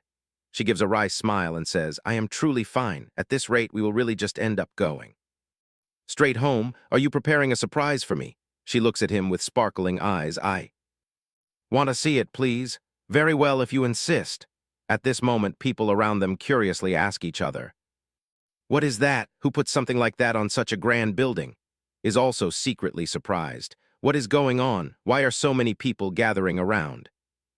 Goodness, it is even bigger than I imagined. My duke, is this? Just then a grand sheet of fabric pulls down. What is that? It looks so beautiful, just like a palace for a princess. Dante whispers, it is your Elysium. Ah. That night she merely mentioned to him, all right, I want an opera house of my own.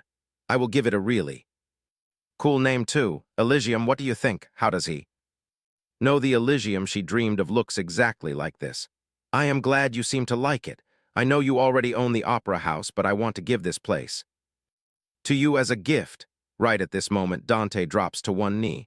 I know it is a bit late, but I want our relationship to become official from now on. Will you marry me? She wants to say something perfect to him, something surprising, something that makes this moment priceless, yet all the words in the world can hardly express the happiness she feels right now. Yes, I do. She throws herself into his arms, embracing him tightly. I love you. The two exchange a sweet kiss in the middle of the crowded square. If only time could stand still. Forever and ever. All right, we are in the middle of square, aren't we? What did you just say to me? Say it again. Please, just this once. I promised to tell you 1,000 times, but not right now. All right, since you promised. Do not forget it. Yes, as long as it is. Not here. His face blushes red as he places a kiss on her forehead. I love you too. Time flies swiftly, a year later. Welcome back, my lady, the young master is inside, gently gazes into the room, their young son. Looks more and more like his father as he grows, especially when he scowls like that. She speaks, I hope you had fun playing today. The little boy happily runs over. Ah, mother is back. It seems he is a bit too rigid for a 4-year-old child. Dante really needs to stop teaching him all those strict etiquette rules. Where is your father? I thought he intended to spend the whole morning with you. Father went out. He said His Majesty wants to see him, so he apologized to me for having to leave. Is that so? It cannot be helped then. He cannot ignore an imperial decree from His Majesty. Are you sad because Father left? No, I am not. Besides, Father is too grown up to play building blocks anyway. Are you sure? I think no matter what it is, simply playing together with you brings your parents happiness. The little boy turns his head and asks, really? Of course, your father loves you very much. Have you looked at the work schedule in his office? Not yet. Then you probably do not know that he put a tiny sticker on the day you spoke your first words, the day your first tooth grew, and the day you took your first steps. Your father stuck them there all by himself. He even said these are days that should be celebrated every year. Really? Will you do mother a favor? Come here, she whispers into her son's ear. Help mother soon, all right? That way your father's joy will double. Promise mother you will help her, okay? The little boy Pinky promises his mother and replies, yes, mother, on the day of the auditions. For new members of the choir, look, it is Duke. Did he come to pick up Lady?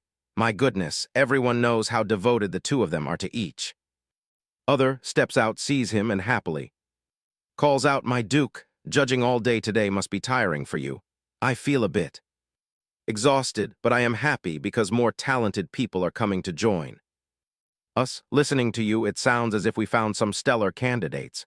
Yes, candidate number 17 who auditioned for the tenor position is remarkably talented, and number 35 auditioning as a cellist is just as amazing. Their musical talent must impress you greatly. They are wonderful. On top of that, number 35 is super handsome too. Dante shows visible displeasure. Handsome. I did not know looks are a criteria in auditions. I am definitely selecting number 35 as a new member. Nowadays, many fans care about appearances. It seems artists need not only talent, but also good looks to attract attention. From the crowd, Dante's eyes suddenly droop as he gazes out the window, murmuring, yes, it is only natural that promising ones get chosen. Later, at a small gathering. This way, my lady, thank you for continuing your hard work. Everyone, please enjoy the meal. We hold a party on the first day of every month, so feel free to drop by whenever you like. I hear many choir members consider this the greatest perk of their job.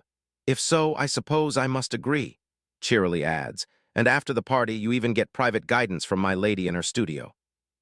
My goodness, my lady makes complete sense. Walking down the hallway outside, Dante hears the lively chatter and pauses to listen. Inside the room says, so why don't we adjust this part a little? That way it will convey the emotions much more clearly. My lady is right, this is so much better. Your musical sensibility is truly top-notch. This change will make Lady's voice sound brighter and clearer. Thank you for the compliment. Suddenly approaches and calls out, my lord, but Dante tells him to be quiet. He wonders in curiosity, who is he watching so intently? Alex, could he be eating vinegar, but isn't Alex? Are you interested in the cello? Here, hold the bow. That's right, you are so talented. For your first time, you play so well. You truly have a gift. You did great, but it is late now, time for bed. Yes, mother, the little boy walks to the door and spots Dante, letting out a soft oh. Dante scowls and says, hey. You little brat, says, I don't think father loves me. What? Look at those short legs run. My lord, I apologize for intruding, but shouldn't you be gentler with the young master? No, everyone spoils him until he gets used to it. I do not want him turning into a spendthrift prodigal son later. Later in bed, Dante says, earlier I did not get any time alone with you. Does that make you sad? Not at all. It involves the nation's destiny, after all. It is understandable that you are busy. Do you have any plans tomorrow evening? Tomorrow, I have to rehearse for the upcoming performance. Is that so? Then let me know whenever you are free. I know the next day. Today is a day off. Why are you all here? We want to practice a bit more since, after all, we are new members of the orchestra. All right, but do not push yourselves too hard. Saying this, she opens the door and finds Dante already standing there. She calls out to the Duke in surprise. Why is he here at this hour? Alex's voice echoes. All right, lady, but upon seeing Dante, Alex freezes. Ah, since you two know each other, we can speak later. Goodbye. Dante takes her hand. Can you explain this to me? She gasps inwardly, heavens above. Husband and wife should have no secrets. Wait, I can explain. Especially when you secretly like another man, tell me the truth and let me handle everything. What? What did you just say? Another man? Do not lie, I know you like him. What are you talking about? Huh? I do not mean it is your fault, it is just who is this man you have feelings for, that cellist you like. Just because of that, you thought you even staged a rehearsal so you two could meet. She cries out, Alex is not there alone, other choir members are here too. If I misunderstand, why did you lie about rehearsal? Because. She thinks silently of all the devotion she put into keeping this secret. If only he had not doubted her until a few days later. I really came here to rehearse, but it is not for the main stage. It is for your birthday.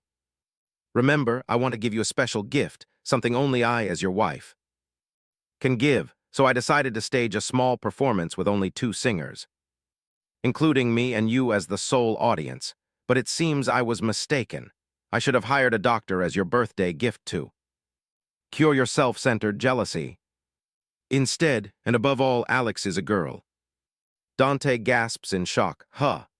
I had no idea you mistook her for a man. Even if she wears trousers, she is definitely a woman, not to mention even if you had suspicions, you should at least ask me first. Do you trust me so?